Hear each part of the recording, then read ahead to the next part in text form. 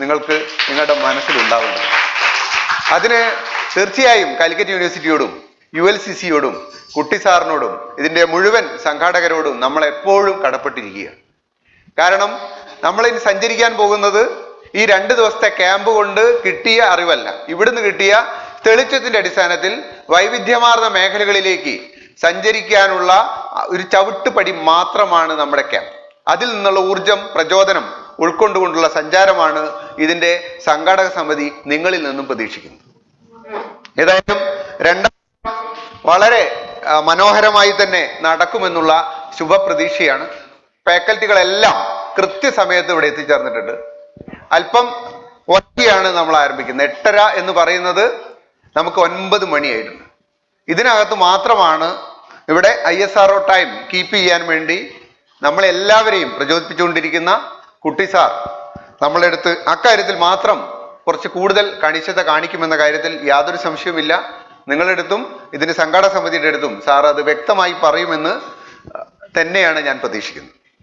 ഇന്നത്തെ first session നമ്മൾ ആരംഭിക്കുന്നത് കെമിസ്ട്രി ഓഫ് മൂൺ. സ്ക്രീനകത്ത് വളരെ വ്യക്തമായിട്ട് അവിടെയുണ്ട്.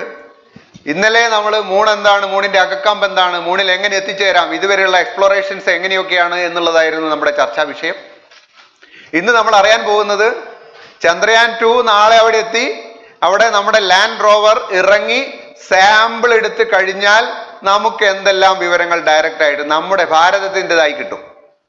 അതിനകത്തേക്കുള്ള ഇൻഫർമേഷൻസിലേക്കുള്ള ഒരു തുടക്കമാണ് ഇത് നിങ്ങൾക്ക് മുമ്പിൽ പ്രസന്റ് ചെയ്യുന്നത്. ബഹുമാന്യനായ doctor A Sujith, department of chemistry, NIT. നിങ്ങളോടൊപ്പം ഇരുന്ന് നിങ്ങളോടൊപ്പം കുട്ടിയായി തോന്നുന്ന ഈ വ്യക്തിത്വം, മനസ്സിൽ ഇന്നും ബാല്യം സൂക്ഷിക്കുന്ന ഈ മഹത് വ്യക്തിത്വം ആരാണെന്ന് കൃത്യമായി നമ്മളൊന്ന് അറിയേണ്ടതുണ്ട്. അദ്ദേഹം, നിങ്ങൾക്ക് അഭിമാനിക്കാം, ഈ കാലിക്കറ്റ് യൂണിവേഴ്സിറ്റിയുടെ ഒരു പ്രോഡക്റ്റാണ്. യൂണിവേഴ്സിറ്റിയിൽ നിന്ന്, ഈ ക്യാമ്പസിൽ നിന്ന് MSc കെമിസ്ട്രി പാസ്സായി അദ്ദേഹം ഇപ്പോൾ ജോലി ചെയ്യുന്ന NIT-യിൽ പോളിമർ സയൻസിൽ PhD എടുത്ത് ഡോക്ടറേറ്റ് നേടിയ വ്യക്തിത്വമാണ്. ആ പോളിമർ സയൻസിലുള്ള ഏരിയ എന്ന് പറയുന്നത് കേരളത്തിന്റെ സമ്പദ് വ്യവസ്ഥയ്ക്ക് താങ്ങും തണലുമായി നിൽക്കുന്ന റബ്ബറാണ്. നാച്ചുറൽ റബ്ബറിനകത്ത് എന്തെല്ലാം മാറ്റങ്ങൾ വരുത്തി അതിനകത്തുള്ള വാല്യൂ ആഡഡ് പ്രോഡക്ട്സ്, അതിൻ്റെ സ്വഭാവങ്ങൾ മാറ്റുന്ന ഒരു പഠനമാണ് അദ്ദേഹം. വളരെ ജനോപകാരപ്രദമായിട്ടുള്ള ഒരു പഠനമാണ് അദ്ദേഹത്തിൻ്റെത് എന്ന കാര്യം ശ്രദ്ധേയമാണ്. കാരണം പലപ്പോഴും പഠനങ്ങൾ, PhD തീസിസുകൾ പൊതുജനങ്ങൾക്ക് എത്ര കണ്ട് പ്രയോജനകരമാണ് എന്ന ചോദ്യം അധികാരികൾ ഉന്നയിക്കുന്ന കാലഘട്ടത്തിൽ കേരളത്തിന് അതിപ്രസക്തമായ ഒരു മേഖലയിൽ പഠനം നടത്തി അത് ഇപ്പോഴും അതിനകത്ത് പ്രവർത്തിച്ചുകൊണ്ടിരിക്കുന്ന വ്യക്തിത്വമാണ്. മറ്റൊരു കാര്യം കൂടി നമുക്ക് പറയാനുള്ളത്, ഇദ്ദേഹത്തിന് PhD മാത്രമല്ല, ഒരു പോസ്റ്റ് ഡോക്ടറൽ ഫെലോഷിപ്പ് കൂടിയുണ്ട്. ആ പഠനം അദ്ദേഹം നടത്തിയിട്ടുള്ളത് AIST ഷിക്കോക്കു ജപ്പാനിൽ വെച്ചാണ്. അവിടെ അദ്ദേഹത്തിന്റെ 2007-2008 കാലഘട്ടത്തിൽ നടത്തിയ ആ പഠനത്തിന്റെ മേഖല തികച്ചും വ്യത്യസ്തമായിരുന്നു. അത് ഇന്ത്യയുടെ അഭിമാനം, ഇന്ത്യക്ക് നോബൽ പ്രൈസ് കൊണ്ടുവന്ന CV രാമന്റെ രാമൻ സ്പെക്ട്രോസ്കോപ്പിയിലാണ് അദ്ദേഹത്തിന്റെ പേപ്പർ എന്നത് അതിലേറെ വൈശിഷ്ട്യമുള്ളതാണ്. കാരണം കെമിസ്ട്രിയിൽ ഇരിക്കുന്ന ഒരു അധ്യാപകൻ നേരെ സഞ്ചരിക്കുന്നത് ഫിസിക്സിലേക്കാണ്. അതോടൊപ്പം നിരവധി 58 പേപ്പറുകൾ രാജ്യത്തിനകത്തും പുറത്തുമായി ഇദ്ദേഹത്തിൻ്റെതായിട്ട് പബ്ലിഷ് ചെയ്യപ്പെട്ടിട്ടുണ്ട്. 58 പേപ്പറുകൾ. അതിലുപരി NIT-യിൽ ഇപ്പോൾ നടക്കുന്ന ഗവേഷണ പ്രവർത്തനങ്ങൾ, നിരവധി ഗവേഷണ വിദ്യാർത്ഥികൾ ഇദ്ദേഹത്തിന്റെ കീഴിൽ ഗവേഷണ പ്രവർത്തനങ്ങളിൽ ഏർപ്പെട്ടു വരുന്നുണ്ട്. അവർക്കിടയിൽ 5 പേർക്ക് PhD അവാർഡ് ചെയ്ത ഗൈഡ് കൂടിയാണ് നമ്മുടെ ബഹുമാനായ സുജിത് സാർ. അപ്പൊ നിങ്ങളെല്ലാവരും, നിങ്ങളിൽ ചിലപ്പോൾ നാളെ NIT-യിൽ PhD ചെയ്യുകയാണെങ്കിൽ ചിലപ്പോൾ അതിന്റെ ഭാഗ്യം കൂടി നിങ്ങൾക്കുണ്ടാകുമെന്നുള്ള പ്രതീക്ഷയാണ് നമുക്കിവിടെ ഉള്ളത്. നിങ്ങളോടൊപ്പം വളരെ വിനയാന്വിതനായിട്ട്, ഞങ്ങളോടൊപ്പം യാതൊരുവിധ ഗ്യാപ്പും ഫീൽ ചെയ്യാതെ നമ്മളെല്ലാം മനസ്സിലാക്കിക്കൊണ്ട് നല്ലൊരു മനുഷ്യ സ്നേഹിയാണ്, നല്ലൊരു പ്രകൃതി സ്നേഹിയാണ്. ലെറ്റ്സ് ലേൺ ഫ്രം നേച്ചർ എന്ന് പറയുന്ന സാറിന്റെ ഒരു പ്രസന്റേഷൻ നിങ്ങളിൽ ചിലരെല്ലാം കാണാൻ ഇടയുണ്ട്. ഞാൻ 3 തവണ കണ്ടിട്ടുണ്ട്. ഇനിയും കാണാൻ സാധ്യതയുണ്ട്. ഞാൻ പറഞ്ഞിട്ടുള്ളത് അത് ഓരോ തവണ കാണുമ്പോഴാണ് അതിനകത്തുള്ള ഡെപ്ത് നമുക്ക് ബോധ്യമാവുന്നത്. തീർച്ചയായും ഒരു പ്രകൃതി ഉപാസകനാണ്. അതിലുപരി നിങ്ങൾ അറിയാൻ പോവുകയാണ് ഇദ്ദേഹം ഒരു സംഗീതോപാസകൻ കൂടിയാണ്. അത് നിങ്ങൾ നേരിട്ട് അറിയാൻ പോവുകയാണ്. ഇന്നലെയും ചെറിയ സൂചനകൾ നിങ്ങൾക്ക് കിട്ടിയിട്ടുണ്ട്. അപ്പോ എല്ലാ മേഖലകളിലും സമസ്ത ഒരു മനുഷ്യനുണ്ടായിരിക്കേണ്ട എല്ലാ മേഖലകളിലും വിജയം കൈവരിച്ച ഒരു വിശിഷ്ട വ്യക്തിയാണ് നമുക്ക് ഇന്നത്തെ ഫസ്റ്റ് സെഷൻ കൈകാര്യം ചെയ്യുന്നത്. അദ്ദേഹത്തെ ആദരപൂർവ്വം കാലിക്കറ്റ് യൂണിവേഴ്സിറ്റിയിലേക്ക് ഈ സെഷനിലേക്ക് സ്വാഗതം ചെയ്യും. നമ്മുടെ ഓരോ സെഷനും ഓരോ വിശിഷ്ട വ്യക്തിയുടെ അധ്യക്ഷതയിലാണ് ചേരുന്നത്. ഇന്നത്തെ ഈ പരിപാടി ചെയർ ചെയ്യുന്നത് നമ്മുടെ പ്രിയങ്കരനായ ആകാശത്തിന്റെ രാജകുമാരൻ, ഒരല്പം കൂടി കടന്നു പറഞ്ഞു കഴിഞ്ഞാൽ ആകാശത്തിന്റെ ഫിലോസഫർ, കേരളത്തിന്റെ അഭിമാനം സുരേന്ദ്രൻ പുന്നശ്ശേരി സാറാണ്. സാറും നമ്മളോടൊപ്പം നിലത്തിറങ്ങി മണ്ണിലെ താരമായി നമ്മളോടൊപ്പമുണ്ട്. അദ്ദേഹത്തെയും ആദരപൂർവ്വം ഈ വേദിയിലേക്ക് സ്വാഗതം ചെയ്യുന്നു. ഈ പ്രോഗ്രാം അധ്യക്ഷത വഹിക്കാൻ വേണ്ടി ബഹുമാനപ്പെട്ട സുരേന്ദ്രൻ പുന്നശ്ശേരി സാറിനോട് അഭ്യർത്ഥിക്കുന്നു.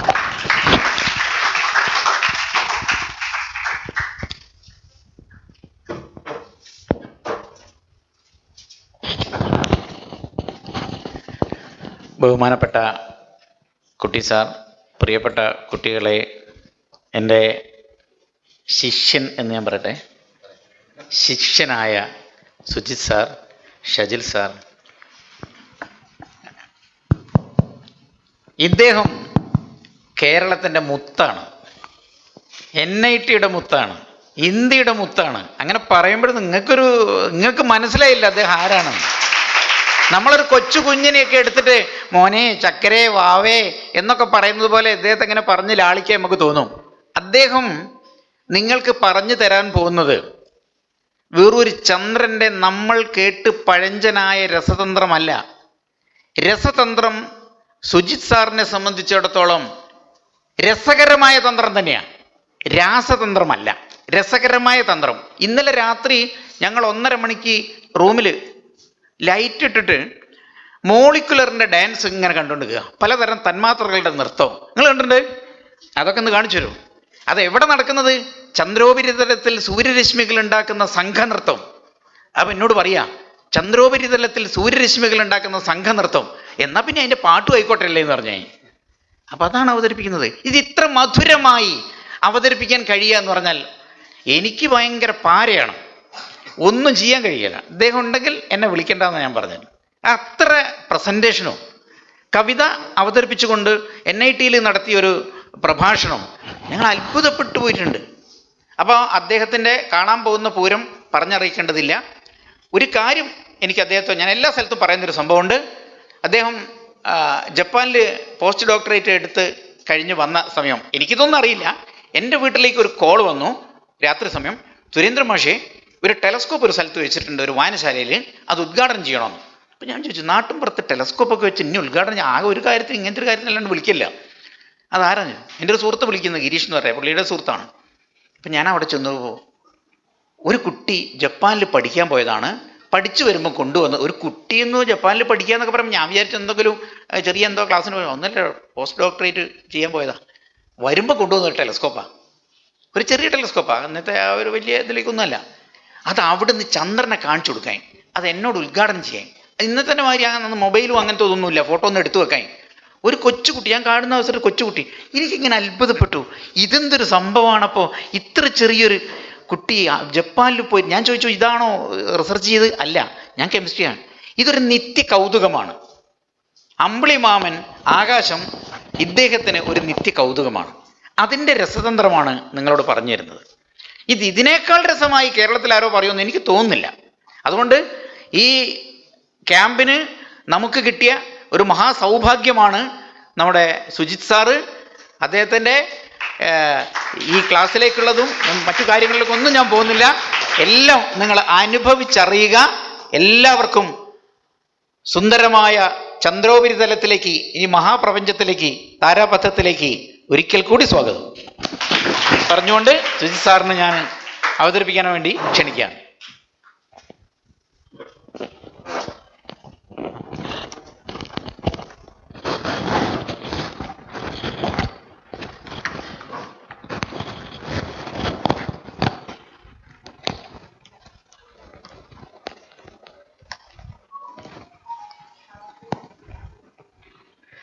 Morning all of U.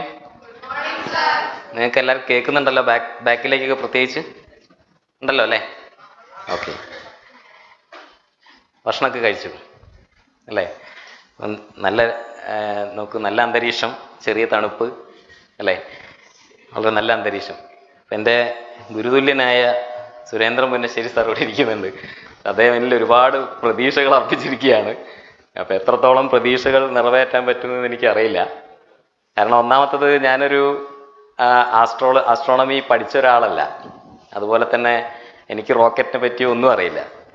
എനിക്ക് അറിയാവുന്നത് കുറച്ച് ചെറിയ സയൻസ്, കുറച്ച് കൗതുകമുള്ള സയൻസ്, അത് കുറച്ചൊക്കെ ചില കാര്യങ്ങളായിട്ട് മിക്സ് ചെയ്ത് നമ്മൾ പറയുന്നു എന്ന് മാത്രമേ ഉള്ളൂ.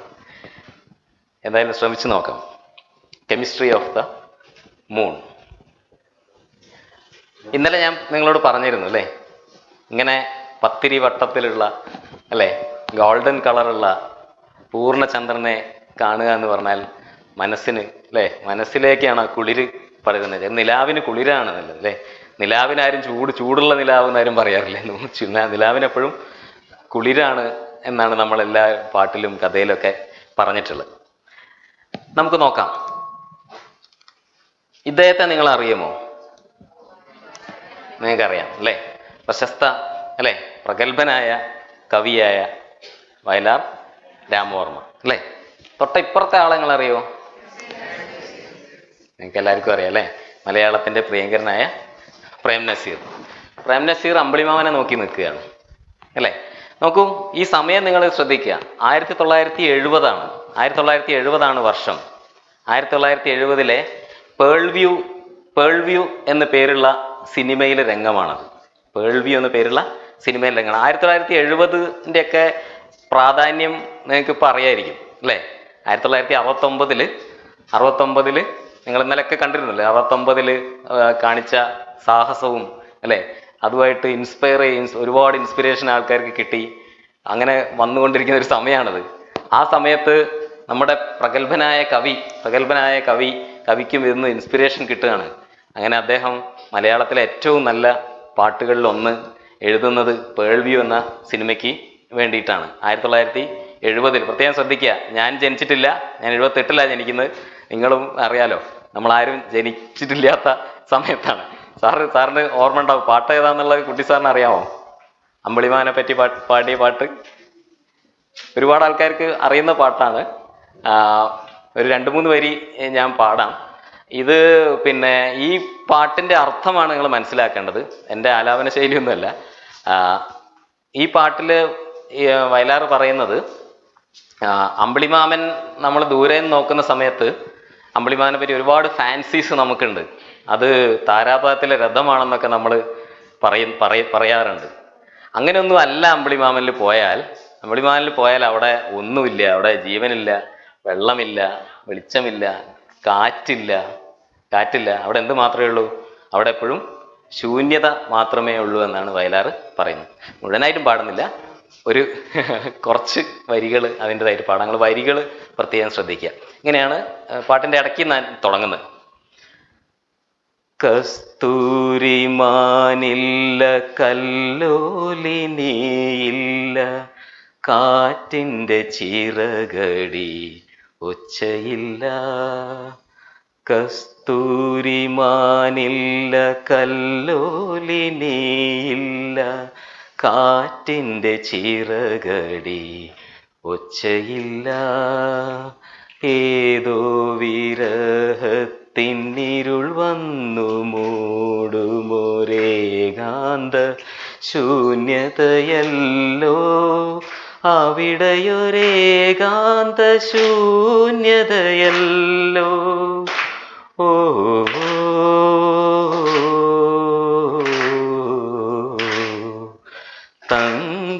തങ്കത്താഴിക കുടമല്ല, താരാപഥത്തിലെ രഥമല്ല, ചന്ദ്രബിംബം കവികൾ പുകഴ്ത്തിയ സ്വർണമയൂരമല്ല, തങ്കത്താഴിക കുടമല്ല. എന്തെങ്കിലും മനസ്സിലായോ? പാട്ടിന്റെ വരികൾ എത്ര അർത്ഥവത്താന്ന് നോക്കൂ. കസ്തൂരിമാനില്ല, കല്ലോലിനിയില്ല, കാറ്റിന്റെ ചിറകടി ഒച്ചയില്ല. അവിടെ ഒന്നുമില്ല. അവിടെ ഏതോ ഒരു വിരഹത്തിന്റെ ശൂന്യത മാത്രമേ ഉള്ളൂ. നോക്കൂ, ഈ ശൂന്യതയിൽ നിന്നാണ് നമുക്ക് തുടങ്ങേണ്ടത്. അവിടെ ശൂന്യതയാണോ, അല്ലെങ്കിൽ നമുക്ക് ഉപകാരമുള്ള എന്തെങ്കിലും ഉണ്ടോ എന്നാണല്ലോ നമ്മൾ എല്ലാ മിഷനിലൂടെ നമ്മൾ ശ്രമിച്ചുകൊണ്ടിരിക്കുന്നത്, നമ്മൾ തേടിക്കൊണ്ടിരിക്കുന്നത്, എന്തൊക്കെയോ തേടിക്കൊണ്ടിരിക്കുകയാണല്ലോ. അവിടെ ശൂന്യത മാത്രമാണോ, നമുക്ക് ആവശ്യമുള്ള എന്തെങ്കിലും ഉണ്ടോ എന്ന് നോക്കാനാണ് നമ്മൾ ആക്ച്വലി ഇന്നിവിടെ കൂടിയിരിക്കുന്നത്. നോക്കൂ, നേരത്തെ പറഞ്ഞ കാര്യങ്ങൾ തന്നെയാണ്. ഇന്നലെ നിങ്ങൾക്കറിയാം, ഗണേഷ് സാറിൻ്റെ ടോക്കിലൊക്കെ ഒരുപാട് കാര്യങ്ങൾ പിന്നെ മൂണിനെ പറ്റി പറഞ്ഞിട്ടുണ്ട്. പ്രത്യേകിച്ച് മൂണിൻ്റെ കെമിസ്ട്രിയിലേക്ക് കുറച്ച് തന്നെ സാറ് കടന്നിട്ടുണ്ട്. എനിക്ക് പറഞ്ഞ പോലെ എനിക്ക് തുടക്കം തന്നെ അങ്ങനെ പറയാതിരിക്കാൻ വയ്യ, സാറ് പറഞ്ഞ കാര്യമാണെങ്കിലും. നമുക്കറിയാം പല ഹൈപ്പോത്തസിസുകൾ ഉണ്ടായിട്ടുണ്ട് മൂൺ ഉണ്ടായത് എങ്ങനെയാണെന്നുള്ളത്. അപ്പോൾ ഒരുപാട് പേര് ആക്സെപ്റ്റ് ചെയ്യുന്ന ഇപ്പോഴത്തെ ഹൈപ്പോത്തസിസ് ആണ് ഈ ഒരു ഹൈപ്പോത്തസിസ്. നിങ്ങൾക്ക് കണ്ടാൽ തന്നെ, ചിത്രം കണ്ടാൽ തന്നെ അറിയായിരിക്കും അല്ലേ. അത് എർത്ത് അല്ലേ 4.5 ബില്യൺ ഇയേഴ്സ് എഗോ ആണ് സംഭവം ആകാശത്ത് വെച്ച്. എർത്ത് അന്ന് നമുക്കറിയാം എർത്ത് ഏതാണ്ട് ഫോം ചെയ്ത സമയമാണ്. പ്രത്യേകം ശ്രദ്ധിക്കുക, എർത്തിൽ വന്നിടിക്കുന്നത് മാർസിന്റെ വലിപ്പമുള്ള ഒരു ഓബ്ജക്റ്റാണ്. മാർസിന്റെ വലിപ്പമുള്ള ഓബ്ജക്റ്റാണ്. നമുക്ക് ഈ കൂട്ടിയിടി അല്ലെങ്കിൽ ഇമ്പാക്റ്റ് ഉണ്ടാക്കിയിട്ടുള്ള പൊടിപടലങ്ങൾ ശ്രദ്ധിക്കുക. ഒരുപാട് പൊടിപടലങ്ങൾ അതിൻ്റെ അന്തരീക്ഷത്തിലേക്ക് അത് ബഹിരാകാശത്തേക്ക് അത് വിസർജിക്കുകയുണ്ടായി. നമുക്ക് ആ സമയത്ത് എന്തുണ്ടായി നമുക്കറിയാം. ഈ ഡീബ്രിസ്, അതായത് ഈ പൊടിപടലങ്ങൾ വെറുതെ നിൽക്കുകയല്ല. ഈ പൊടിപടലങ്ങൾ ഭൂമിയുടെ ആകർഷണ വലയത്തിൽ തന്നെയാണ്. അത് ഭൂമിയെ ചുറ്റാൻ തുടങ്ങി. അങ്ങനെ ചുറ്റി അതിൻ്റെ പ്രത്യേക ഓർബിറ്റ് ഉണ്ടായി. കാലക്രമത്തിൽ അതൊരു ഉപഗ്രഹമായിട്ട് മാറി. അതാണ് നമ്മുടെ മൂൺ. ഓക്കെ, ഇപ്പോൾ പ്രധാനപ്പെട്ട ഒരു കാര്യം ഇന്നലെ സാറ് പ്രത്യേകം പറഞ്ഞിരുന്നു. ഭൂമിയുടെ ഉൾക്കാമ്പിൽ എന്താണുള്ളത് അത് തന്നെയാണ് അമ്പിളിമാമൻ്റെ ഉൾക്കാമ്പിലും ഉള്ളത്. അപ്പം അതിൽ പ്രധാനപ്പെട്ടൊരു കാര്യമുണ്ട്. കാരണം ഭൂമിയും അമ്പിളിമാമനും ഏതാണ്ട് ഒരേ സമയം, നമുക്ക് ഒരേ സമയത്ത് ഉണ്ടായി എന്നുള്ള തരത്തിൽ നമ്മൾ പഠിക്കുകയുണ്ടായി. പക്ഷെ അതിന് ചെറിയൊരു പ്രശ്നമുണ്ട്.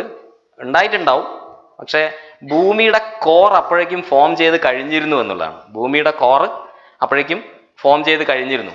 നോക്കൂ, ഈ കോറ് പ്രത്യേകം ശ്രദ്ധിക്കുക. ഈ കോറിൽ എന്തൊക്കെയാ ഉള്ളത്? 2 കോറായാലും നമ്മൾ എർത്തിന്റെ കോർ ഓൾറെഡി പഠിച്ചിട്ടുള്ളതാണ്. അതേപോലെ തന്നെ കോറാണ് അമ്പിളിമാമനുള്ളത്. അതിന്റെ സോളിഡ് ഇന്നർ കോറ്, അയേൺ അടങ്ങിയ കോറ്, അതുപോലെ തന്നെ ഫ്ലൂയിഡ് അടങ്ങിയ കോറ്, പിന്നെ കുറച്ച് പാർഷ്യൽ മെൽറ്റ് ആയിട്ടുള്ള കോറ്, പിന്നെ നമ്മൾ കാണുന്ന മാൻഡിൽ എന്ന ഭാഗം. നോക്കൂ, നമുക്ക് എപ്പോഴും ഇൻട്രസ്റ്റഡ് ആയിട്ടുള്ള ഒരുപാട് കാര്യങ്ങളുണ്ട്. ആദ്യം തന്നെ നോക്കുമ്പോൾ നമ്മൾ മണ്ണാണ് നോക്കാറുള്ളത് അല്ലേ. എർത്തിൽ നമ്മൾ സാധാരണ പറയുന്ന പേര് സോയിൽ എന്നാണ്. നമ്മുടെ സോയിൽ വളരെ ഫെർട്ടൈൽ ആയിട്ടുള്ള സോയിലാണ്. നമുക്കറിയാം നമ്മുടെ എർത്തിന്റെ സോയിലിൽ എന്തൊക്കെ ഉണ്ടെന്ന്. എണ്ണമറ്റ മിനറൽസ്, അതുപോലെ തന്നെ ജീവന് വേണ്ട എല്ലാ സാഹചര്യങ്ങളും, അഗ്രികൾച്ചറിന് വേണ്ട എല്ലാ സാഹചര്യങ്ങളും, ഇതെല്ലാം നമ്മുടെ സോയിലുണ്ട്. നമ്മുടെ സോയിലിൻ്റെ അത്ര ഫെർട്ടൈൽ ആയിട്ടുള്ള സോയിൽ വേറെ എവിടെ ഉണ്ടോയെന്ന് അറിയില്ല. പക്ഷേ ഈ വയലാർ പറഞ്ഞ മാതിരി അവിടം ഒരു ഏകാന്ത ശൂന്യതയല്ലോ എന്ന് പറഞ്ഞ മാതിരി കണ്ടാലും അങ്ങനെ തന്നെ തോന്നും. കണ്ടോ, നമ്മുടെ ഏതാണ്ട് ഒരു മരുഭൂമിയെ അനുസ്മരിപ്പിക്കുന്ന തരത്തിലുള്ള ചന്ദ്രന്റെ അമ്പിളിമാമന്റെ ഉപരിതലം അല്ലേ. അപ്പൊ സോയിലിന് പറയുന്ന പേര് അല്ലേ, നമ്മൾ സാധാരണ എർത്തിന്റെ സോയിൽ എന്നാണ് പറയാറുള്ളത്. എർത്തിൽ നമ്മൾ സോയിൽ എന്നാണ് പറയാറുള്ളത്. പക്ഷെ അമ്പിളിമാമന്റെ മണ്ണിനെ നമ്മൾ പറയുന്ന പേര് എന്താണ്? റിഗോലിത്ത് എന്നാണ് പറയുന്നത്. അത് സോയിലല്ല, അത് റിഗോലിത്താണ്. ഓക്കെ, അപ്പൊ എന്തുകൊണ്ടാണ് അതിന് റിഗോലിത്ത് എന്ന് പറയുന്നത് നമുക്ക് നോക്കാം. സോയിൽ എന്നല്ല നമ്മൾ പറയുന്നത്, കാരണം സോയിലാകുമ്പോൾ ഈ കണ്ടീഷൻസ് ഒന്നും പോരാ. നോക്കൂ, വളരെ ഒരു ഊഷര മരുഭൂമിയെ അനുസ്മരിപ്പിക്കുന്ന അതിൻ്റെ ചിത്രം കണ്ടോ, മനസ്സ് തന്നെ വരണ്ടു പോകും നമ്മളത് കണ്ടു കഴിഞ്ഞാൽ. ഓക്കെ, അത് മാത്രമൊന്നുമല്ല, അതിന് കുറച്ചുകൂടി നമ്മൾ മണ്ണിലെ പരിശോധനയ്ക്ക് പോയാൽ കുറേ അധികം കണ്ണാടി തിളക്കങ്ങൾ നമുക്കതിൽ കാണാൻ പറ്റും. ഈ കണ്ണാടി തിളക്കങ്ങൾക്ക് പല കളറാണ്. കണ്ണാടി എന്ന് പറഞ്ഞാൽ നമ്മുടെ ട്രാൻസ്പെറൻറ്റ് വൈറ്റ് കളറുള്ള ടൈപ്പും ഉണ്ട്, അതുപോലെ തന്നെ ബ്രൗൺ ടൈപ്പും ഉണ്ട്. ഈ 2 ടൈപ്പ് കണ്ണാടി പോലുള്ള രൂപങ്ങളാണ് നമുക്ക് കാണാൻ പറ്റുന്നത്. ഇപ്പം ഇവിടുന്ന് നമ്മളെ കിട്ടുന്ന ഒരു ഇൻഫർമേഷൻ എന്താണ് ശരിക്കും നമ്മുടെ ചില്ലെന്ന് പറഞ്ഞാൽ എന്താണ്? ആരാ പറയാ? കെമിക്കലി എന്താണ് ചില്ലെന്ന് പറഞ്ഞാൽ? സിലിക്കൺ, സിലിക്കൺ അല്ല, സിലിക്ക അല്ലെങ്കിൽ സിലിക്കൺ ഡയോക്സൈഡ്. സിലിക്കൺ ഡയോക്സൈഡിന്റെ കെമിക്കൽ ഫോർമുല എന്താണ്? SiO2. അപ്പൊ ബേസിക്കലി നമ്മുടെ എല്ലാ ചില്ലുകളെല്ലാം SiO2 ആണ്. അപ്പൊ ഇന്നലെ ഞാൻ സാറുമായിട്ട് ചില കാര്യങ്ങൾ ഡിസ്കസ് ചെയ്യായിരുന്നു.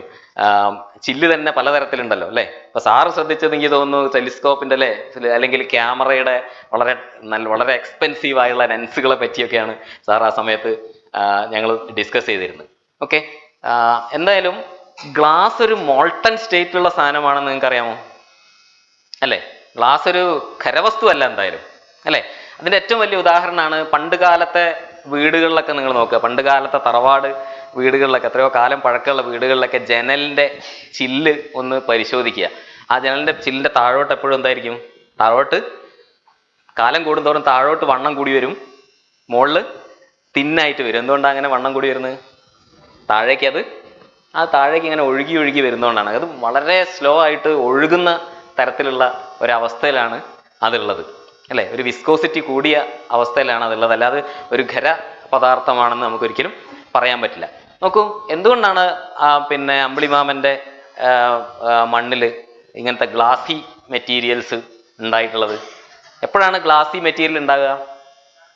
അതൊരു തരത്തിലുള്ള ട്രാൻസ്ഫോർമേഷൻ ആണ്, അല്ലേ? ബേസിക്കലി അത് സിലിക്കൺ ഡയോക്സൈഡ് ആണെങ്കിലും ബേസിക്കലി അതൊരു ട്രാൻസ്ഫോർമേഷൻ മൂലം ഉണ്ടായതാണ്, അല്ലേ? നമുക്കറിയാം, എന്തായാലും അത് മെൽറ്റ് ചെയ്യണം, അല്ലേ? മെൽറ്റ് ചെയ്യുന്ന സമയത്ത് മെൽറ്റ് ചെയ്യുകയും വേണം, പെട്ടെന്ന് തണുക്കുകയും വേണം. ഇങ്ങനെയുള്ള ഒരു അന്തരീക്ഷത്തിലാണ് നമുക്ക് ഇങ്ങനെയുള്ള ഗ്ലാസി ടൈപ്പ് മെറ്റീരിയൽസ് ഉണ്ടാകുന്നത്. അപ്പോൾ one of the main components on the moon's റിഗോലിത്തിലെ ഏറ്റവും പ്രധാനപ്പെട്ട ഒരു കമ്പോണന്റാണ് സിലിക്കൺ ഡയോക്സൈഡ്. അപ്പൊ ഇത്തരം മിന്നിത്തിളക്കങ്ങൾ ഇടയ്ക്കിടക്ക് നിങ്ങൾക്ക് പിന്നെ ചന്ദ്രന്റെ സർഫസിൽ കാണാൻ പറ്റും. അതായത് ബ്രൗൺ കളർ ഉണ്ട്, അതുപോലെ തന്നെ നമ്മൾ സാധാരണ കണ്ണാടിയുടെ രൂപത്തിലുള്ള സ്ട്രക്ചേഴ്സ് ഉണ്ട്. അപ്പോൾ മണ്ണ് പരിശോധിച്ചപ്പോൾ കിട്ടിയ ചിത്രങ്ങളിൽ ഒന്നാണ്, ബ്ലാക്ക് ആൻഡ് വൈറ്റ് ചിത്രമാണ്.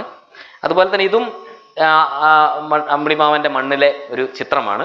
ഇതിലും കാണാം, ഇതിൽ വൈറ്റ് കളറായിട്ട് കാണുന്നത് ഇത്തരം ഗ്ലാസി പാർട്ടിക്കിൾസ് ആണ്. നല്ല റൗണ്ട് ഷേപ്പിലുള്ള ഗ്ലാസി കല്ലുകൾ കിട്ടിയിട്ടുണ്ട് നമുക്ക് ചന്ദ്രനിൽ നിന്ന്, അല്ലേ? അപ്പോൾ ഇതുകൊണ്ടൊക്കെ നമുക്കൊരു കൺക്ലൂഷനിൽ എത്താൻ പറ്റുന്നത് പ്രധാനപ്പെട്ട ഒരു കാര്യം, അതിൻ്റെ ക്രസ്റ്റിൽ, അല്ലേ, അതിൻ്റെ സോയിലിൽ, അതിൻ്റെ റിഗോലിത്തിൽ, സോയിൽ എന്നല്ല പറയാം, അതിൻ്റെ റിഗോലിത്തിൽ ഏറ്റവും ഇമ്പോർട്ടൻ്റ് ആയിട്ടുള്ള ഒരു ഘടകം സിലിക്കൺ ഡയോക്സൈഡ് ആണ്, അല്ലേ? ഇപ്പൊ എലിമെന്റ് ആയിട്ട് പറയുകയാണെങ്കിൽ സിലിക്കൺ എന്ന് പറയാം. പക്ഷെ കോമ്പൗണ്ട് ആയിട്ട് പറയുകയാണെങ്കിൽ സിലിക്കൺ ഡയോക്സൈഡ്, SiO2. പിന്നെ നിങ്ങൾക്ക് അറിയാം, ഇന്നലെ ഇപ്പോൾ സാറ് ഒരുപാട് പാറകളെ പറ്റിയൊക്കെ ഒരുപാട് പറഞ്ഞിരുന്നു. പാറ ഒരിക്കലും പെർഫെക്റ്റ് സിലിക്കൺ ഡയോക്സൈഡ് ഒന്നും അല്ല. നമുക്കറിയാം, അതൊരു മിക്സ് ആണ്. അതിൽ സിലിക്കൺ ഉണ്ട്, മഗ്നീഷ്യം ഉണ്ട്, അതിൻ്റെ ഓക്സൈഡുകളുണ്ട്, അല്ലേ? ഈ മെറ്റലുകളൊക്കെ അധികവും ഓക്സൈഡുകളായിട്ടാണ് സാധാരണ പെട്ടെന്ന് എക്സിസ്റ്റ് ചെയ്യുക. സിലിക്കൺ ഡയോക്സൈഡ് കേട്ടിട്ടുണ്ടാവും, കാൽസ്യം ഓക്സൈഡ്, അല്ലേ? പലപ്പോഴും സിങ്ക് ഓക്സൈഡ് ഒക്കെ. സിങ്ക്, കാൽസ്യം, അലുമിനിയം ഒക്കെ എന്താണ്? മെറ്റൽസ് ആണ്, അല്ലേ? നമ്മൾ പഠിച്ചിട്ടില്ലേ? ഇതൊക്കെ നമ്മൾ പഠിച്ചിട്ടുള്ള കാര്യങ്ങളാണ്, പഠിക്കാത്ത കാര്യങ്ങളൊന്നുമല്ല. ഇതിൽ പലപ്പോഴും ഇത് പെട്ടെന്ന് എന്ത് സ്റ്റേറ്റിലേക്ക് മാറും? ഓക്സൈഡ് സ്റ്റേറ്റിലേക്കാണ് മാറുന്നത്. അത് കുറച്ചുകൂടി സ്റ്റേബിൾ ആയിട്ടുള്ള സ്റ്റേറ്റ് ആണ്, പൗഡർ ഫോമിലാണ് ഉണ്ടാവുന്നത്. ഓക്കെ, പിന്നെ പ്രധാനപ്പെട്ട ഒരു കാര്യം, എർത്തിൽ മൂണിന്റെ സർഫസിൽ കാണുന്ന ചില ക്രൈറ്റേഴ്സ്, അല്ലേ? നിങ്ങൾ ഒരുപാട് ഇന്നലെയൊക്കെ ടോക്കുകളിലൊക്കെ ഒരുപാട് ഈ ചിത്രങ്ങളൊക്കെ വന്നിട്ടുണ്ടാവും, അല്ലേ? കുഴികളെ പറ്റിയിട്ടും മെരിയ എന്ന് പറഞ്ഞ, അല്ലേ, മൂണിന്റെ കടൽ എന്ന് പറയുന്ന സ്ഥലത്തെ പറ്റിയൊക്കെ നിങ്ങൾ കേട്ടിട്ടുണ്ടാവും. ഓക്കെ, ക്രൈറ്റേഴ്സ് വരാനുള്ള കാരണം നിങ്ങൾക്കറിയാം, അല്ലേ? ക്രൈറ്റേഴ്സ് എന്തുകൊണ്ടാണ് വരുന്നത് എന്നുള്ളത്, അല്ലേ? ഇത് ഒരുപാട് മെറ്റിയോറൈറ്റ് ഫോളിങ് ഉണ്ടാകുന്ന ഒരു അറ്റ്മോസ്ഫിയർ ആണ് അമ്പിളിമാമൻ്റെത്, അല്ലേ? അപ്പം ഭൂമിയിൽ ഇല്ല എന്നല്ല, ഭൂമിയിൽ മാത്രമല്ല എല്ലായിടത്തും മെറ്റിയോറൈറ്റ് ഫോളിങ് ഉണ്ട്. പക്ഷെ നമുക്കറിയാം അതെന്തായി പോവും, എന്താ സംഭവിക്കുന്നത്? കത്തിപ്പോവും, അല്ലേ? നമുക്ക് സർഫസിലേക്ക് കാണുന്നില്ല, കൊള്ളിയാൻ ഇങ്ങനെ പോവുകയുള്ളൂ, അല്ലേ? കൊള്ളിയാൻ വീണതായിട്ട് അധികവും കാണാറില്ല. ഓക്കെ, പലപ്പോഴും കാണാറില്ല. പക്ഷെ മൂണിൽ അങ്ങനെയല്ല. മൂണിലെ അറ്റ്മോസ്ഫിയർ നമുക്കറിയാം വളരെ തിന്നായിട്ടുള്ള, അല്ലെങ്കിൽ നോ അറ്റ്മോസ്ഫിയർ എന്നുള്ള ഒരു കണ്ടീഷനിൽ അതെന്തായാലും വീഴും. അപ്പോൾ അമ്പിളിമാമന്റെ സോയിലിൽ മാറ്റങ്ങൾ ഉണ്ടാവുന്നുണ്ടെങ്കിൽ അത് എന്തുകൊണ്ട് മാത്രമാണ്? മെറ്റിയോറൈറ്റ് ഫോളിങ്. മാറ്റം എന്ന് ഉദ്ദേശിച്ചത് അതിൻ്റെ ഘടന മീൻസ് അതിൻ്റെ കാണാനുള്ള സ്ട്രക്ചറിൽ ഉണ്ടാകുന്ന മാറ്റങ്ങൾ ഉണ്ടാകുന്നത് മെറ്റിയോറൈറ്റ് ഫോളിങ് ഉണ്ടാവാം. അതുപോലെ നമ്മൾ പിന്നെ അഗ്നിപർവ്വതങ്ങളുടെ കാര്യവും നമ്മൾ ഇന്നലെ നേരത്തെ പറഞ്ഞിട്ടുണ്ട്. അപ്പം ഇതല്ലാതെ വേറൊരു മാറ്റം അവിടെ ഇല്ല. അപ്പം ഇന്നലെ ഞാൻ സാറ് ഡിസ്കസ് ചെയ്യായിരുന്നു ഫുട് പ്രിന്റ് അല്ലേ, പിന്നെ സയൻറ്റിസ്റ്റിൻ്റെ അല്ലെങ്കിൽ വൈമാനികൻ്റെ ഫുട് പ്രിന്റ് എല്ലാ കാലത്തും അതുപോലെ തന്നെ ഇരിക്കും എന്ന് നമ്മൾ ഡിസ്കസ് ചെയ്യുണ്ടായി. ഓക്കെ, ഇതാണ് ഇതിൻ്റെ ഒരു സ്ട്രക്ചർ. ഓക്കെ, മണ്ണ് നമുക്ക് പരിശോധിക്കണ്ടേ അല്ലേ? മണ്ണ് നമുക്ക് പരിശോധിക്കണം. മണ്ണ് പരിശോധിക്കണമെങ്കിൽ മണ്ണിൻ്റെ സാമ്പിൾ എടുക്കണം. അപ്പം ഇന്നലെ തന്നെ സാറ് പറയണ്ടായി നമ്മൾ കുഴിച്ചു നോക്കി എത്രമാത്രം അമ്പിളിമാമൽ നമുക്ക് കുഴിച്ചു നോക്കാൻ പറ്റും. വളരെ കുറച്ച് മാത്രമേ നമുക്ക് കുഴിക്കാൻ പറ്റുള്ളൂ. കാരണം എന്തുകൊണ്ടാണ്? ഇതിൽ ഇളകിയിരിക്കുന്ന മണ്ണ് കുറവാണ്. ഇളകിയിരിക്കുന്ന മണ്ണ് വളരെ കുറഞ്ഞ കനത്തിൽ മാത്രമേ ഉള്ളൂ. അതായത് ഒരു മീറ്ററിൻ്റെ ഏതാണ്ട് ആ കനത്തിൽ മാത്രമേ ഉള്ളൂ ഇളകിയിരിക്കുന്ന മണ്ണുള്ളൂ. അതിൻ്റെ ഉള്ളിലേക്ക് അത് കഴിഞ്ഞാൽ പിന്നെ വളരെ ഹാർഡായിട്ടുള്ള റോക്കി മെറ്റീരിയൽസ് ആണ്. നമുക്ക് പിന്നെ ഡ്രില്ല് ചെയ്യാൻ പറ്റില്ല. പിന്നെ അതുമല്ല നമ്മൾ ഇത്തരത്തിലുള്ള പര്യവേഷണത്തിലൊക്കെ വളരെ ഇമ്പോർട്ടൻ്റ് ആണ്. ടൈമൊക്കെ വളരെ ഇമ്പോർട്ടൻ്റ് ആണ്. അവിടെ വലിയൊരു ഖനനം നടത്താനൊക്കെ നിന്നുള്ള ചാൻസുകൾ കുറവാണ്. അതുകൊണ്ട് തന്നെ റിഗോലിത്ത് കുറച്ചെടുത്ത് കൊണ്ടുവരിക, റിഗോലിയത്തിൽ ചില പരീക്ഷണങ്ങൾ നടത്തുക, അതിലെ കണ്ടന്റ് എന്താണെന്ന് മനസ്സിലാക്കുക. അതൊക്കെയാണല്ലോ ഇനീഷ്യൽ സ്റ്റേജിൽ നമുക്ക് ചെയ്യാനുള്ളത്. അതുപോലെ തന്നെ സാമ്പിളിങ് എടുക്കുന്ന ചിത്രമാണ് ഇത്. ഓക്കെ, നോക്കൂ, നമുക്ക് എലിമെന്റൽ വൈസ് ആണ് പറയുന്നത്. നിങ്ങൾക്ക് എന്നാൽ എലിമെന്റ് കോമ്പൗണ്ട് എന്നുള്ള വ്യത്യാസം നിങ്ങൾക്ക് അറിയാലോ, നിങ്ങളതൊക്കെ പഠിച്ചിട്ടുള്ള ആൾക്കാരാണ് അല്ലേ? പീരിയോഡിക് ടേബിൾ ഓഫ് എലിമെന്റ്സ് പഠിച്ചിട്ടുണ്ട്. എലിമെന്റ്സ് കമ്പൈൻ ചെയ്തിട്ട് അല്ലേ ആറ്റംസ് കമ്പൈൻ ചെയ്തിട്ടുണ്ടാകുന്ന കോമ്പൗണ്ട്സിനെ പറ്റി നിങ്ങൾ പഠിച്ചിട്ടുണ്ട്. ഓക്കെ, സർഫസിൽ ഉണ്ടാകുന്ന മൂണിന്റെ സർഫസിൽ ഉള്ള, അതായത് പ്രത്യേകിച്ച് ലൂനാർ സോയിൽ കോമ്പോസിഷൻ, റിഗോലിത്ത് എന്ന് വേണേൽ പറയാം. റിഗോലിത്ത് എന്നല്ലേ നമ്മൾ പറയുന്നത്. റിഗോലിത്തിന്റെ കണ്ടന്റ് ആണ് ഇത്. എലിമെന്റൽ കണ്ടന്റ് ആണ് ഞാൻ പറയുന്നത്. അല്ലാതെ ഇപ്പം സിലിക്കൺ ഡയോക്സൈഡ് എന്ന് പറയുന്നില്ല, സിലിക്കൺ എന്നാണ് പറയുന്നത്. കണ്ടോ, സിലിക്കണിന് 21% ഉണ്ട്. കൂടുതലും ഓക്സിജൻ ആണ്, 42%. ഓക്സിജൻ അങ്ങനെ തന്നെ കാണുന്നു എന്നല്ല അതിന്റെ അർത്ഥം.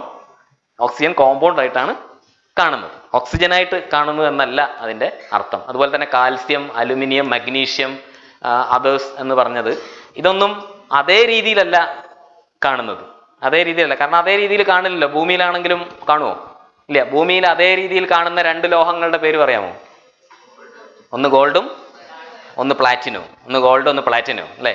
ഗോൾഡും പ്ലാറ്റിനവും വളരെ വിലപിടിപ്പ് ഉള്ളതായതും അതുകൊണ്ടതാണ്. കാരണം ഇറ്റ് ഈസ് ദ പ്യുറസ്റ്റ് ഫോമിൽ നമുക്ക് കാണാൻ പറ്റും. ബാക്കിയുള്ള ഒരു മെറ്റൽസും പ്യുറസ്റ്റ് ഫോമിലില്ല. അതിൻ്റെയൊക്കെ നിങ്ങൾക്കറിയാം, അതൊക്കെ അതിൻ്റെയൊക്കെ ഓർസ് ആയിട്ടാണ് കാണപ്പെടുന്നത്. നോക്കൂ, ഓക്സിജനാണ് കൂടുതലുള്ളത്. ബൗണ്ട് ഓക്സിജനാണ്. നമ്മൾ പിന്നെ ഓക്സിജനായിട്ടല്ല ഉള്ളത്. അതുപോലെ തന്നെ സിലിക്കൺ ആയിട്ടല്ല ഉള്ളത്, അയേൺ ഉണ്ട്. പ്രധാനമായിട്ടും സിലിക്കൺ ബേസ്ഡ് കോമ്പൗണ്ട്സ് ആണ് അമ്പിളിമാമൻ്റെ മണ്ണിൽ ഉള്ളത്. നമുക്കിതൊരു കമ്പാരിസൺ ആണ്. This a comparison of Earth and moon. എർത്തും മൂണും തമ്മിലുള്ള ചെറിയ ഒരു കമ്പാരിസൺ ആണ്. അതിൽ ഓക്സിജന്റെ പ്രസൻസ് ഒക്കെ, അതായത് ചുവപ്പ് കളറിലാണ് എർത്ത് കാണിച്ചിരിക്കുന്നത്. Lunar lowland, highland രണ്ടെണ്ണമായിട്ട് കാറ്റഗറൈസ് ചെയ്തിരിക്കുന്നു. ലൂനാർ എന്ന് ഉപയോഗിക്കുന്നത് എന്തുകൊണ്ടാണ് നിങ്ങൾക്കറിയില്ലേ? അത് അമ്പിളിമാമനെ റെപ്രസെന്റ് ചെയ്തുകൊണ്ട് പറയുന്നതാണ്. ലൂനാർ ലോ ലാൻഡ്, അതായത് അമ്പിളിമാമനാണ് ഇത് രണ്ടും. ഇത് എർത്തിന്റെ. അപ്പൊ സിലിക്കണിന്റെ കണ്ടന്റ് നോക്കുക. ഓക്സിജൻ ആയാലും കണ്ടന്റ് കൂടുതൽ നമുക്കറിയാം എർത്തിലായിരിക്കും ഉണ്ടാകുക. പക്ഷേ അതേപോലെ തന്നെ കണ്ടന്റ് ഉണ്ട്. പക്ഷെ ഓക്സിജൻ അതിൻ്റെതായ ഓക്സിജനായിട്ടല്ല ഉള്ളതെന്ന് മാത്രമേ ഉള്ളൂ. അത് ബൗണ്ട് രൂപത്തിലാണുള്ളത്. അതുപോലെ സിലിക്കണിന്റെ സ്ട്രക്ചർ നോക്കുക, സിലിക്കണിന്റെ എമൗണ്ട് നോക്കുക. കോൺസെൻട്രേഷൻ കൂടുതലാണ് കമ്പയർഡ് ടു എർത്ത്. അതുപോലെ ഓരോന്നും നിങ്ങൾക്ക് നോക്കാം. ബാക്കിയുള്ളതൊക്കെ വളരെ കുറവാണ്. സോഡിയവും പൊട്ടാസ്യവും ഇത് വളരെ പ്രധാനപ്പെട്ട കാര്യം. ഇന്നലെ സാറ് പറഞ്ഞൊരു കാര്യം നിങ്ങൾ കേട്ടിട്ടുണ്ടാവുമെന്ന് വിചാരിക്കുന്നു. ക്രീപ്പ് എന്ന് പറഞ്ഞിട്ട് അല്ലേ? ക്രീപ്പ് എന്ന് പറഞ്ഞൊരു സാധനം അല്ലേ? Creep K for പൊട്ടാസ്യമാണ്. K for potassium, R for rare, REE എന്ന് പറഞ്ഞാൽ rare earth elements, P for phosphorus, KREEP അല്ലേ? ക്രീപ്പ് അത് വളരെ പ്രധാനപ്പെട്ട ഒരു മിക്സറാണ്. അത് ഇവിടെ കാണാം. ഫോസ്ഫറസിന്റെ പേര് ഇതിൽ കാണിച്ചിട്ടില്ലെങ്കിലും സോഡിയവും പൊട്ടാസ്യവും ഉണ്ടെന്നാണ് പറയുന്നത്. അപ്പൊ ചില ഇൻസ്ട്രുമെന്റ്സ് ഉപയോഗിച്ചിട്ട് സോഡിയത്തിന്റെയും പൊട്ടാസ്യത്തിന്റെയും അതിന്റെ ഒരു ഗ്ലോ നമുക്കൊരു ഫോട്ടോഗ്രാഫ് ആയിട്ടൊക്കെ കിട്ടിയിട്ടുണ്ട്. വളരെ കുറഞ്ഞ എമൗണ്ടേ ഉള്ളൂ എന്ന് ആലോചിക്കണം. ട്രേസ് എമൗണ്ട് കണ്ടുപിടിക്കാൻ വേണ്ടിയിട്ട് നമുക്ക് ഒരുപാട് ടെക്നിക്സ് ഉണ്ട്. വളരെ ട്രേസ് ആയിട്ടുള്ള മെറ്റലിന്റെ എമൗണ്ട് കണ്ടുപിടിക്കാൻ വേണ്ടിയിട്ടുള്ള ഒരു ടെക്നിക്കാണ് ന്യൂട്രോൺ ആക്ടിവേഷൻ അനാലിസിസ്. കേട്ടിട്ടുണ്ടോ? ന്യൂട്രോൺ ആക്ടിവേഷൻ അനാലിസിസ് എന്ന് പറഞ്ഞ ടെക്നിക്ക്. നേരത്തെ നിങ്ങളോടൊക്കെ പറഞ്ഞിട്ടുള്ള കാര്യങ്ങളാണ്. ഞാൻ എൻ്റെ ക്ലാസ്സിൽ ഇരുന്നവരാണെങ്കിൽ നെപ്പോളിയൻ മരിച്ചത് എങ്ങനെയാണെന്ന് നമുക്ക് അറിയില്ലായിരുന്നു. നെപ്പോളിയൻ്റെ തലമുടി പരിശോധിച്ചപ്പോഴാണ് അറിയാൻ പറ്റിയത്. That is due to arsenic poison. അപ്പോൾ ആർസനിക് സ്ഥിരമായിട്ട് കഴിച്ചുകൊണ്ടിരിക്കുന്ന ഒരാൾക്ക് എന്തിലുണ്ടാവും? മുടിയിലും ആർസനിക് വളരെ ട്രേസ് ആയിട്ടേ ഉണ്ടാവുള്ളൂ. ട്രേസ് എലിമെന്റ്സിനെ അനലൈസ് ചെയ്യാൻ നമുക്കിന്ന് ഒരുപാട് ഇൻസ്ട്രുമെന്റ്സ് ഉണ്ട്. അതിൽ പ്രധാനപ്പെട്ട ഒരു ടെക്നിക്കാണ് ന്യൂട്രോൺ ആക്ടിവേഷൻ അനാലിസിസ്. അപ്പോൾ അതുകൊണ്ട് ഈ പഠനങ്ങൾക്കൊന്നും ഇൻസ്ട്രുമെന്റ്സിന് പഞ്ഞമൊന്നുമില്ല. നമ്മളെ സംബന്ധിച്ചിടത്തോളം ഒരുപാട് നല്ല ഇൻസ്ട്രുമെന്റ്സ് നമുക്കിത് പഠിക്കാൻ വേണ്ടിയിട്ട് നിലവിലുണ്ട്. ഓക്കെ, പ്രത്യേകം ശ്രദ്ധിക്കുക. ഞാൻ കുറച്ച് കെമിസ്ട്രിയിലേക്കാണ് പോകുന്നത്. പ്രത്യേകിച്ചൊന്നും അറിയേണ്ട കാര്യമില്ല. ഹൈഡ്രജനെയും ഓക്സിജനെയും പറ്റി മാത്രം അറിഞ്ഞാൽ മതി. ഹൈഡ്രജനെ നമ്മൾ H എന്നാണ് എഴുതുന്നത്, ഓക്സിജനെ O എന്നാണ് എഴുതുന്നത്. ഹൈഡ്രജന്റെ ഇലക്ട്രോണുകളുടെ എണ്ണം നിങ്ങൾക്കറിയാം അല്ലേ? ഹൈഡ്രജനിൽ എത്ര ഇലക്ട്രോൺ ഉണ്ട്? H എന്ന് പറഞ്ഞ സ്ട്രക്ചർ നിങ്ങൾ ആലോചിക്കുക. നിങ്ങൾ ലോവർ ക്ലാസ്സിലെ കുട്ടികളാണെങ്കിൽ ഇതൊക്കെ അറിയായിരിക്കും. പണ്ടൊന്നും നമ്മൾ 8ാം ക്ലാസ്സിലൊന്നും ശരിക്കും ഇതൊന്നും കെമിസ്ട്രി ഒന്നും ആയിട്ട് പഠിച്ചു തുടങ്ങുന്നേ ഉള്ളൂ അല്ലേ? അപ്പോൾ ലോവർ ക്ലാസ്സിലുള്ള കുട്ടികളും ഒന്ന് ആലോചിക്കുക. ഞാൻ പറയുന്നത് വളരെ സിമ്പിൾ ആയിട്ടുള്ള കാര്യമാണ്. Hydrogen and oxygen. വാട്ടറിന്റെ കെമിക്കൽ കോമ്പോസിഷൻ H2O എന്നാണ്. H2O എന്നാണ് വാട്ടറിന്റെ കെമിക്കൽ ഫോർമുല. പ്രത്യേകം ശ്രദ്ധിക്കുക.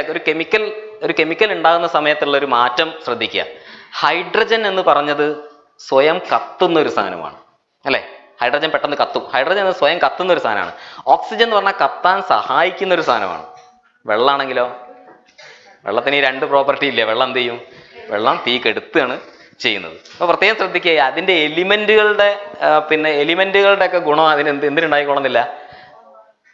കോമ്പൗണ്ടിന് ഉണ്ടായിക്കോളുന്നില്ല. അത് കെമിസ്ട്രിയുടെ ഒരു വളരെ പ്രധാനപ്പെട്ട, കെമിക്കൽ കോമ്പൗണ്ട്സിന്റെ കേസിലുള്ള ഏറ്റവും പ്രധാനപ്പെട്ട ഒരു ഫാക്റ്റാണ് അല്ലേ? അപ്പം നമുക്ക് മൂണിന്റെ സർഫസിൽ നടക്കുന്ന ചില കെമിക്കൽ റിയാക്ഷൻസ് നോക്കാം. അതിൽ നിങ്ങൾ ആ ടൈറ്റിൽ വായിക്കാം, moon A chemical factory of water. Recently NASA പറഞ്ഞിരിക്കുന്ന ഏറ്റവും പ്രധാനപ്പെട്ട ഒരു കെമിക്കൽ റിയാക്ഷൻ ആണത്. അതിനും പേര് കൊടുത്തിരിക്കുന്നത് എങ്ങനെ തന്നെയാണ്, കെമിക്കൽ ഫാക്ടറി ഓഫ് വാട്ടർ. അമ്പിളിമാമൻ എന്നത് വാട്ടർ പ്രൊഡ്യൂസ് ചെയ്യാൻ പറ്റുന്ന ഒരു കെമിക്കൽ ഫാക്ടറി ആണെന്നാണ് പറഞ്ഞിരിക്കുന്നത്. എങ്ങനെയാണ് വാട്ടർ പ്രൊഡ്യൂസ് ചെയ്യാൻ പറ്റുന്നതെന്ന് നമുക്ക് നോക്കാം. നോക്കൂ, അമ്പിളിമാമനിൽ ഏറ്റവും കൂടുതൽ എപ്പോഴും ഉണ്ടാകുന്ന ഒരു കാര്യമാണ് സോളാർ വിൻഡുകൾ. സോളാർ വിൻഡ് എന്ന് പറഞ്ഞാൽ കാറ്റ് എന്നാണ് പറയുക. വിൻഡ് എന്ന് പറഞ്ഞാൽ കാറ്റ് എന്നാണ് അർത്ഥം. സോളാർ വിൻഡുകൾ എന്ന് പറഞ്ഞാൽ എന്താണ്? സോളാർ വിൻഡ് എന്ന് പറഞ്ഞാൽ ചൂട് കാറ്റ് എന്ന് ശരിക്കും പറഞ്ഞാൽ വിൻഡ് എന്ന് പറഞ്ഞാൽ കാറ്റ് എന്ന അർത്ഥമെങ്കിലും ഇതൊരു പറഞ്ഞോളൂ. യെസ് പേരെന്തായിരുന്നു? നിങ്ങളെ പേരെന്തായിരുന്നു? അർജുൻ പറഞ്ഞത് വളരെ കറക്റ്റാണ്. എന്താണ് പറഞ്ഞത്? ഹൈ എനർജി പാർട്ടിക്കിൾസ് ആണ്. ഹൈ എനർജി പാർട്ടിക്കിൾസ് സോയിലിലേക്ക് ഇങ്ങനെ എപ്പോഴും ഇങ്ങനെ വന്നുകൊണ്ടിരിക്കുകയാണ്. ഈ സോളാർ വിൻഡ് നമ്മുടെ ഭൂമിയിൽ വരുന്നുണ്ടോ? വരുന്നില്ല എന്നൊന്നും പറയാൻ പറ്റില്ല. വരുന്നുണ്ടാവും, പക്ഷെ നമുക്കത് അനുഭവപ്പെടുന്നില്ല. കാരണം എന്താണ്? സോളാർ വിൻഡ് എല്ലായിടത്തേക്കും വരുന്നുണ്ട്. കണ്ടോ? ഇതാണ് നമ്മുടെ എർത്ത്. ഇതാണ് നമ്മുടെ മൂൺ. ഇവിടെ എവിടെ ഉണ്ടായിരുന്നതാ മൂൺ? ഇതാണ് മൂണ്. കണ്ടോ? ഇതാണ് നമ്മുടെ മൂണ്. ഇത് എർത്ത്. ഇവിടെ എല്ലാത്തിലേക്കും, കാരണം സൂര്യൻ അത്രയും ഇഫക്റ്റ് ഉണ്ടല്ലോ. സൂര്യൻ എല്ലായിടത്തേക്കും അതിന്റെ particles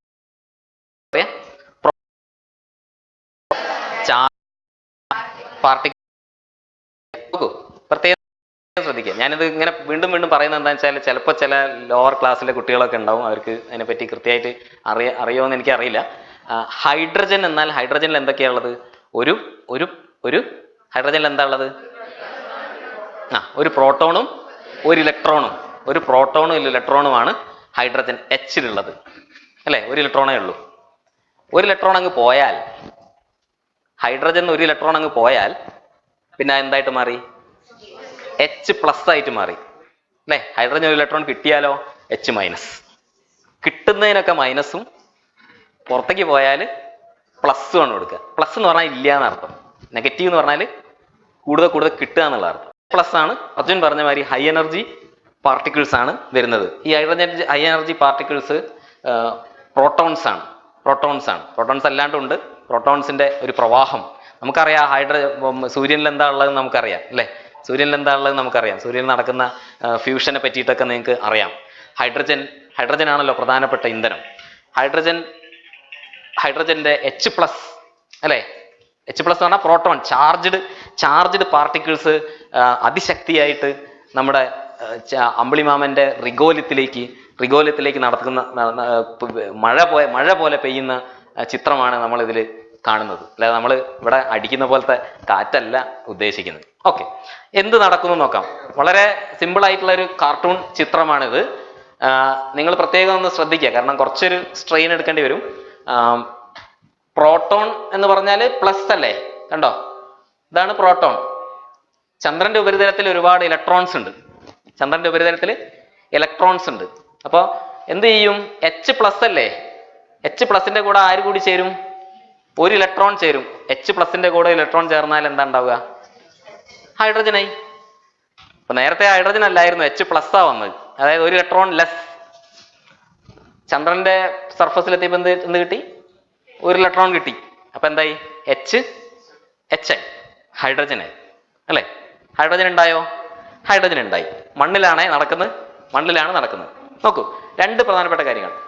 the solar wind also breaks the എന്താ പറയാ down bonds in silica molecules. Silica എന്ന് പറഞ്ഞാൽ എന്താ, SiO2. സോളാർ വിൻഡ് ഒരു കാര്യം കൂടി ചെയ്യും. എന്താ ചെയ്യുന്നത്, SiO2ലെ, അതായത് സിലിക്കൺ ഡയോക്സൈഡ്, SiO2 ഇതൊക്കെ ഓക്സിജൻ ആണ്. SiO ബോണ്ടിനെ ബ്രേക്ക് ചെയ്യും. അങ്ങനെ ബ്രേക്ക് ചെയ്താൽ ആരാ റിലീസ് ചെയ്യുക, ഓക്സിജൻ റിലീസ് ആവും. നമുക്ക് രണ്ട് സാധനം ഇപ്പോൾ കിട്ടി. ഒന്ന് എന്തൊക്കെയാ, സോളാർ വിൻഡ് കൊണ്ട് നമുക്ക് രണ്ട് സാധനങ്ങൾ, ഒന്ന് ഹൈഡ്രജനും ഒന്ന് ഓക്സിജനും. ഞാൻ ചോദിക്കട്ടെ, ഹൈഡ്രജനും ഓക്സിജനും നമുക്കൊരു ബീക്കറിലെടുത്തു, വെള്ളം ഉണ്ടാവുമോ, ഇല്ല. എന്തുകൊണ്ട്,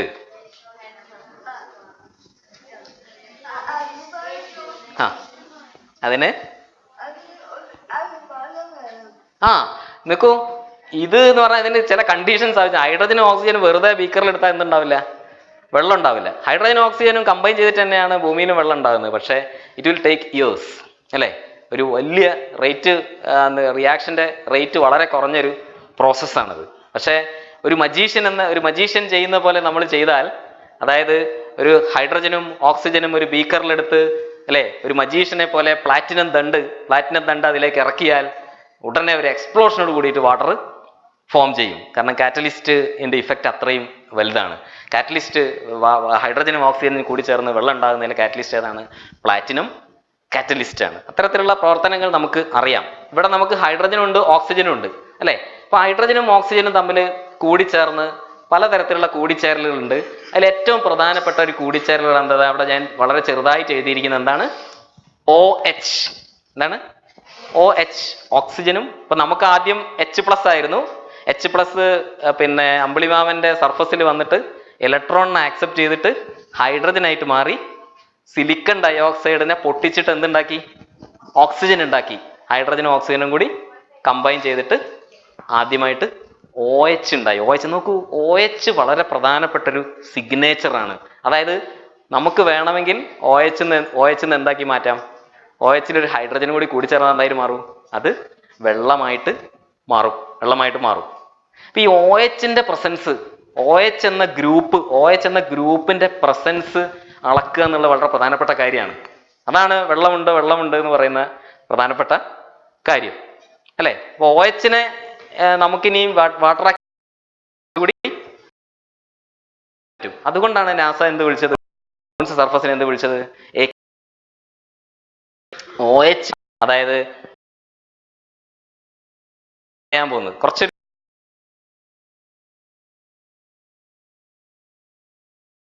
അല്ലേ. ഓക്കെ, ഇത് മനസ്സിലായി.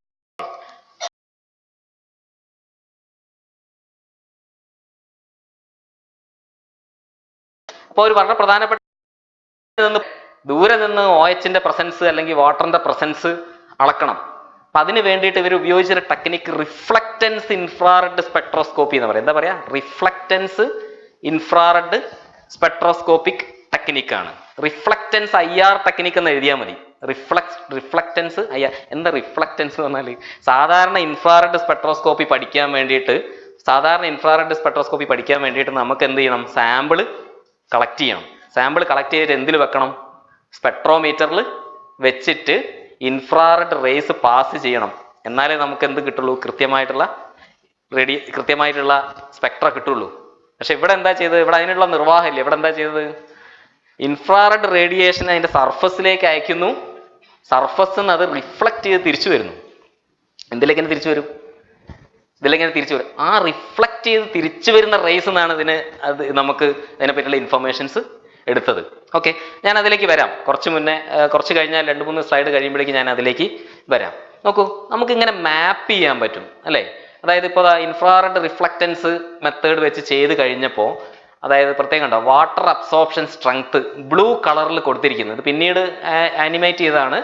ബ്ലൂ കളറിൽ കൊടുത്തിരിക്കുന്ന ഭാഗത്ത് വെള്ളത്തിന്റെ സാന്നിധ്യം എന്ന് പറഞ്ഞുകൊണ്ടാണ് പറഞ്ഞത്. ഇത് മൂൺ മിനറോളജി മാപ്പറാണ് ഉപയോഗിച്ചിരിക്കുന്ന ടെക്നിക്ക് ഇൻഫ്രാറെഡ് റിഫ്ലക്റ്റൻസ് ടെക്നിക്ക്. എങ്ങനെ മാപ്പ് ചെയ്യുന്നത്? ഈ മാപ്പിംഗ് എങ്ങനെയാ ചെയ്യുന്നത്? ഞാൻ വെറുതെ വേറൊരു എക്സാമ്പിൾ പറയാം. ഇതുമായിട്ട് ബന്ധപ്പെട്ടതല്ല, വെറുതെ മാപ്പ് ചെയ്യുന്നത് എങ്ങനെയാന്ന് പറയാൻ വേണ്ടിയിട്ടാ. ഒരു സെല്ല് ഉണ്ടെന്ന് വിചാരിച്ചോ. ഈ സെല്ലിനെ നമ്മൾ മാപ്പ് ചെയ്യുന്നത് എങ്ങനെയാണ്? സെല്ലിന്റെ മൊത്തം ഏരിയ കമ്പ്യൂട്ടറിൽ സെലക്ട് ചെയ്യും അല്ലേ? അങ്ങനെയല്ലേ നമ്മൾ സ്കാൻ ചെയ്യുന്നത്? സ്കാനിങ് ഉള്ള പ്രോസസ്സാണ്. സെല്ലിന്റെ മൊത്തം ഏരിയ നമ്മൾ കമ്പ്യൂട്ടറിൽ സെലക്ട് ചെയ്തിട്ട് അതിലൂടെ നമ്മൾ ഇൻസ്ട്രുമെന്റിന്റെ പ്രോബ് ഓടിക്കും അല്ലേ? അപ്പൊ നിങ്ങൾ നോക്കൂ, ഇതൊരു വേറൊരു എക്സാമ്പിൾ ആണ്. അതുമായിട്ട് വലിയ ബന്ധമൊന്നുമില്ല. കണ്ടോ, ചില വെളിച്ചങ്ങൾ കണ്ടോ ഇവിടെയൊക്കെ? ഈ വെളിച്ചത്തിനൊക്കെ നമുക്ക് സ്പെക്ട്ര ഉണ്ടാവുന്നുണ്ട് അല്ലേ? എന്തോ ഒരു പ്രത്യേക സാധനം അതിന്റെ മുകളിൽ കണ്ടുപിടിക്കാൻ വേണ്ടിയിട്ടാണ് ഈ ടെക്നിക്ക് ഉപയോഗിച്ചത് അല്ലേ? അപ്പൊ നിങ്ങൾക്ക് ഒരുപാട് ഇൻഫർമേഷൻസ് കിട്ടും. അത് നമുക്ക് എന്ത് ഇൻഫർമേഷൻ മാത്രമേ ഇപ്പോൾ ആവശ്യമുള്ളൂ? H2O അല്ലെങ്കിൽ OHന്റെ ഇൻഫർമേഷൻ മാത്രമേ നമുക്കിപ്പോൾ ആവശ്യമുള്ളൂ. അപ്പൊ അത് മാത്രമാണ് അതിൽ രേഖപ്പെടുത്തിയിരിക്കുന്നത്. ബാക്കി ഒരുപാട് ഇൻഫർമേഷൻസ് ഉണ്ടാവും. കാരണം ഇൻഫ്രാറെഡ് സ്പെക്ട്രോസ്കോപ്പി ഒരുപാട് ഇൻഫർമേഷൻ നമുക്ക് തരുന്ന ടെക്നിക്കാണ്. ഇപ്പൊ നമ്മളത് നോക്കുന്നില്ല. നമ്മളത് വെള്ളത്തിന്റെ ഇതിന്റെ മാത്രം എടുത്ത് വരച്ചിരുന്ന സ്ട്രക്ചറാണ്. നമുക്ക് നല്ല ഭംഗിയായിട്ട് ഇങ്ങനെ മാപ്പ് ചെയ്യാൻ പറ്റും. നമുക്കിതുപോലെ ഇതൊക്കെ പിന്നീട് ചെയ്യുന്നതാണ്. നമുക്ക് അതിന്റെ പ്രസൻസ് ചില ഭാഗങ്ങൾ കിട്ടിക്കഴിഞ്ഞാൽ അവിടെ അത് നമ്മൾ കളർ ചെയ്ത് കാണിക്കുന്നതാണ്. ഞാൻ പറഞ്ഞത് എന്താണ്? മാപ്പിംഗ് എന്ന് പറഞ്ഞാൽ നമ്മളൊരു ഏരിയ സെലക്ട് ചെയ്യുന്നു, ആ ഏരിയയിൽ മൊത്തത്തിൽ സ്കാൻ ചെയ്യുന്നു. അതിന്റെ പ്രോബ് അല്ലെങ്കിൽ അതിന്റെ ലൈറ്റ് ഇങ്ങനെ മൂവ് ചെയ്യുന്നത്, അതിനാണ് സ്കാനിങ് എന്ന് പറയുന്നത്. അപ്പൊ ഈ സ്കാനിങ്ങിലൂടെയാണ് നമ്മൾ മാപ്പിംഗ് ചെയ്യുന്നത്. ഇതാണ് ഇൻസ്ട്രുമെന്റ്. ഇൻഫ്രാറെഡ് ഒന്നും കാണാനൊന്നുമില്ല, ഒരു പെട്ടി മാത്രമേ ഉള്ളൂ. പെട്ടി പോലുള്ള ഇൻസ്ട്രുമെന്റേ ഉള്ളൂ. ഞാൻ അതിന്റെ കമ്പോണൻസ് എന്തൊക്കെയാന്ന് പറയാം. ഇതിലാകെ ശരിക്കും പറഞ്ഞാൽ 3 കമ്പോണൻസേ ഉള്ളൂ പഠിക്കാനുള്ളൂ. ഒന്ന് ലൈറ്റിന്റെ സോഴ്സ്. ലൈറ്റ് എന്ന് പറഞ്ഞാൽ ഇലക്ട്രോ മാഗ്നറ്റിക് റേഡിയേഷൻ, ഇൻഫ്രാറെഡിന്റെ ഇൻഫ്രാറെഡ് സോഴ്സ്. ഇതൊന്നും നിങ്ങൾ അത്ര കാര്യമാക്കണ്ട. അതൊക്കെ അതിന്റെ മിററുകളും ഇന്റർഫെറോമീറ്റർ എന്നൊക്കെ പറഞ്ഞ സാധനമാണ്. അത്ര കോംപ്ലിക്കേറ്റഡ് ആണ്. തിരിച്ചു വന്നിട്ട് സാമ്പിളിലേക്ക് വരും. സാമ്പിളിലേക്ക് വന്നിട്ട് അവസാനം എന്തിലേക്ക് പോകും?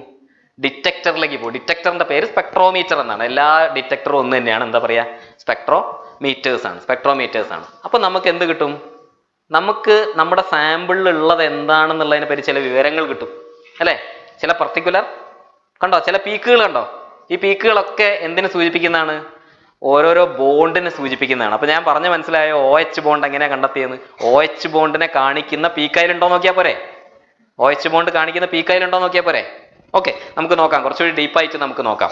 അത് പഠിക്കണമെങ്കിൽ നമ്മൾ ഒരു പ്രധാനപ്പെട്ട കാര്യം കവർ ചെയ്യേണ്ടതുണ്ട്. ഏറ്റവും ഫണ്ടമെന്റൽ ആയിട്ടുള്ള കാര്യമാണ്. ഇതിന്റെ പേര്, ഈ ടെക്നിക്കിന്റെ പേരെന്താണ്? മോളിക്കുലാർ സ്പെക്ട്രോസ്കോപ്പി എന്ന ടെക്നിക്കാണ്. Molecular spectroscopy. ഞാൻ ഇൻഫ്രാറെഡ് സ്പെക്ട്രോസ്കോപ്പിനെ പറ്റിയാണ് പറയുന്നത്. ഫണ്ടമെന്റൽ ആയിട്ടുള്ള കാര്യം പറഞ്ഞു തുടങ്ങുന്നേ ഉള്ളൂ. Molecular spectroscopy. നോക്കൂ, നമ്മുടെ മോളിക്യൂളിനെ എങ്ങനെ വിചാരിക്കുക? മോളിക്യൂൾ ഉരുണ്ടിട്ടാവണമെന്നില്ല, നമ്മൾ തൽക്കാലം ഉരുണ്ടിട്ട് കാണിക്കുക. മോളിക്യൂളിലേക്ക് ലൈറ്റ് വരുന്നു. നിങ്ങൾ ഇൻഫ്രാറെഡോ മൈക്രോവേവോ എന്ത് വേണേൽ എടുക്കാം. ലൈറ്റ് വരുന്നു. മോളിക്യൂളിലേക്ക് ലൈറ്റ് അടിക്കുമ്പോൾ എന്താ സംഭവിക്കുന്നത്? 2 തരത്തിലുള്ള കാര്യങ്ങൾ സംഭവിക്കുക. ഒന്ന് എന്താണ്? ലൈറ്റിനെ ആര് അബ്സോർബ് ചെയ്യും? ഈ മോളിക്യൂൾ അബ്സോർബ് ചെയ്യും. മോളിക്യൂൾ ലൈറ്റിനെ അബ്സോർബ് ചെയ്താൽ അതിന്റെ എനർജി കൂടി. അതെങ്ങോട്ട് പോകും? മുകളിലേക്ക് പോകും. മുകളിലേക്ക് പോകും എന്ന് പറഞ്ഞാൽ ലിറ്ററലി ഇങ്ങനെ മുകളിലേക്ക് പോവുകയല്ല, അതിന്റെ എനർജി കൂടുന്നേ അർത്ഥമുള്ളൂ. 2 സ്റ്റേറ്റ് ആണത്. അതായത് നമുക്ക് വലിയ സന്തോഷം വരുമ്പോൾ നമ്മൾ എന്താ ചെയ്യുക? ചിരിക്കുക മാത്രമല്ല, ചിലപ്പോൾ തുള്ളിച്ചാടുകയും ചെയ്യും അല്ലേ? നമുക്ക് വലിയ ഒരു ബോറടിക്കുന്ന അല്ലെങ്കിൽ നമുക്ക് വലിയ ദുഃഖമുള്ള കണ്ടീഷനാണ് നമ്മൾ എന്ത് ചെയ്യും? നമ്മളിങ്ങനെ വളരെ ആക്റ്റീവ് അല്ലാതെ ഇരിക്കും. 2 കണ്ടീഷൻ ഉണ്ട് അല്ലേ? ഇപ്പോൾ ഞാൻ ഒരു കാര്യം ചോദിക്കട്ടെ, നിങ്ങൾക്ക് സന്തോഷം വരുന്ന സമയത്ത് നിങ്ങളല്ലാതാവുന്നുണ്ടോ? ഉണ്ടോ? അർജുന് സന്തോഷം വരുന്ന സമയത്ത് അർജുൻ വേറൊരാളും, അർജുന് ദുഃഖം വരുന്ന സമയത്ത് അർജുൻ വേറൊരാളും അല്ലല്ലോ. രണ്ടും ആര് തന്നെയാണ്? ഒരാൾ തന്നെയാണ്. അപ്പൊ ചാടുക എന്നുള്ളത് വലിയ അർത്ഥമില്ല. വെള്ളത്തിന് എനർജി കൂടിയാലും കുറഞ്ഞാലും വെള്ളം തന്നെയാണ് അല്ലേ? ചാടുക എന്നുള്ളത് എന്തിനു മാത്രമേ കാണിക്കുന്നുള്ളൂ? നമ്മൾ ഇങ്ങനെ ചിത്രങ്ങളിൽ മാത്രമേ കാണിക്കാൻ പറ്റുള്ളൂ അല്ലേ? അപ്പൊ ഇതിന്റെ എനർജി ലെവൽ കൂടുതലാണെന്നാണ് അർത്ഥം.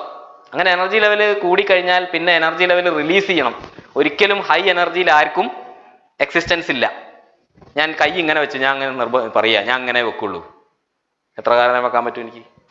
അതിൻ്റെ ഒരു വാശി, ഞാൻ അങ്ങനെ വെക്കുള്ളൂ. എത്ര നേരം വെക്കാൻ പറ്റും? നമുക്ക് അങ്ങനെ വെക്കാൻ പറ്റില്ല. കാരണം ഇതൊരു ഹൈ എനർജി സ്റ്റേറ്റ് ആണ്. ഇതിന് എനർജി വേണം. അപ്പൊ ഞാൻ എപ്പോഴും പ്രിഫർ ചെയ്ത് എങ്ങനെയാ കുറച്ചുകൂടി കഴിഞ്ഞാൽ ഇരിക്കാം ഞാൻ പ്രിഫർ ചെയ്യും, കുറച്ചുകൂടി കഴിഞ്ഞാൽ കിടക്കാനും പ്രിഫർ ചെയ്യും. കാരണം നമുക്ക് എനർജി കുറയ്ക്കണം എപ്പോഴും. അപ്പൊ അതുകൊണ്ട് എനർജി കുറയ്ക്കാൻ വേണ്ടിയിട്ട് മോളിക്യൂൾസ് ആ കിട്ടിയ എനർജീനെ പുറത്തു വിടും അല്ലേ? ആ പുറത്തു വിടുന്ന സാധനം കണ്ട HNU എന്ന് പറഞ്ഞ സാധനം, അത് പുറത്തു വിടുന്ന സാധനമാണ്. അത് പുറത്തു വിട്ടാൽ നമുക്ക് അതിനെ ഡിറ്റക്ട് അതിൻ്റെ ഉള്ളിൽ നിന്ന് പുറത്തേക്ക് വന്നതെന്ന്. അത് എങ്ങനെ റെക്കോർഡ് ചെയ്യാം? നമുക്കിങ്ങനെ റെക്കോർഡ് ചെയ്ത് കഴിഞ്ഞാൽ മോളിക്യൂളിനെ പറ്റി അല്ലെങ്കിൽ ബോണ്ടിനെ പറ്റിയുള്ള ഇൻഫർമേഷൻസ് നമുക്ക് കിട്ടും. ഈ ടെക്നിക്കിനെ എന്ത് പറയാ? മോളിക്കുലാർ സ്പെക്ട്രോസ്കോപ്പി എന്ന് പറയാം. പ്രത്യേകം ശ്രദ്ധിക്കുക, മോളിക്കുലാർ സ്പെക്ട്രോസ്കോപ്പിയാണ്. കാരണം മോളിക്യൂൾസ് ആണ് ഈ എനർജി കൂടുതലായിട്ട് മുകളിലേക്കും താഴേക്കും വരുന്നത്.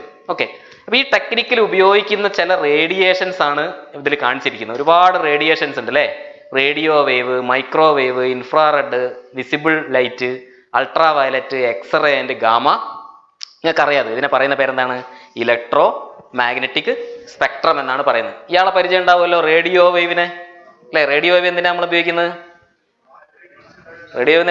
റേഡിയോ വേവിന് തരംഗദൈർഘ്യം വളരെ കൂടുതലല്ലേ? എന്തിനാ ഉപയോഗിക്കുന്നത്? കമ്മ്യൂണിക്കേഷനാണ് ഉപയോഗിക്കുന്നത്. തൊട്ടടുത്ത് മൈക്രോവേവ് ഉണ്ട്, മൈക്രോവേവ് കുക്കിംഗ് അല്ലേ? അത് കഴിഞ്ഞാൽ ഇൻഫ്രാറെഡ് ഉണ്ട്. നമുക്ക് ഇപ്പോൾ ഇൻട്രസ്റ്റ് ആയിട്ടുള്ള സാധനം എന്താണ്? ഇൻഫ്രാറെഡ് ആണ്. അപ്പൊ ഇൻഫ്രാറെഡ് ഈ റീജിയനിൽ നിങ്ങൾക്ക് കാണാൻ പറ്റും. ഇവിടെ എല്ലാം ഒക്കെ ഉണ്ട്, എല്ലായിടത്തും ഈ വേവുകളൊക്കെ എല്ലായിടത്തും ഉണ്ട്. ഓക്കെ, നമുക്കതിന് ഇൻഫ്രാറെഡിനെ സെലക്ട് ചെയ്യാം. എന്താണ് സംഭവിക്കുന്നത് നോക്കുക. ഇൻഫ്രാറെഡ് റേ ഇതാണ് വാട്ടർ മോളിക്യൂൾ, ഒരു ഓക്സിജനും 2 ഹൈഡ്രജനും. ഇൻഫ്രാറെഡ് റേസ് വാട്ടർ മോളിക്യൂളിന്റെ മുകളിൽ ഫോൾ ചെയ്യുന്നു. ഉണ്ടാകുന്ന ഇഫക്റ്റ് എന്താണ്? Water will vibrate. Water will be actually in A molecular dance. Molecule dance ചെയ്യാൻ പോകുന്നു. ഒരു കാര്യം കൂടി ഞാൻ പറയാം. ഈ പറയുന്ന സമയത്ത് ഇൻഫ്രാറെഡ് വാട്ടർ മോളിക്യൂളിന്റെ മേലെ വീണാൽ അത് വൈബ്രേറ്റ് ചെയ്യും. മൈക്രോവേവ് ആണ് വീഴുന്നെങ്കിൽ അത് വൈബ്രേറ്റ് ചെയ്യല്ല ചെയ്യുക. എന്താ ചെയ്യുക? അത് റൊട്ടേറ്റ് ചെയ്യുക.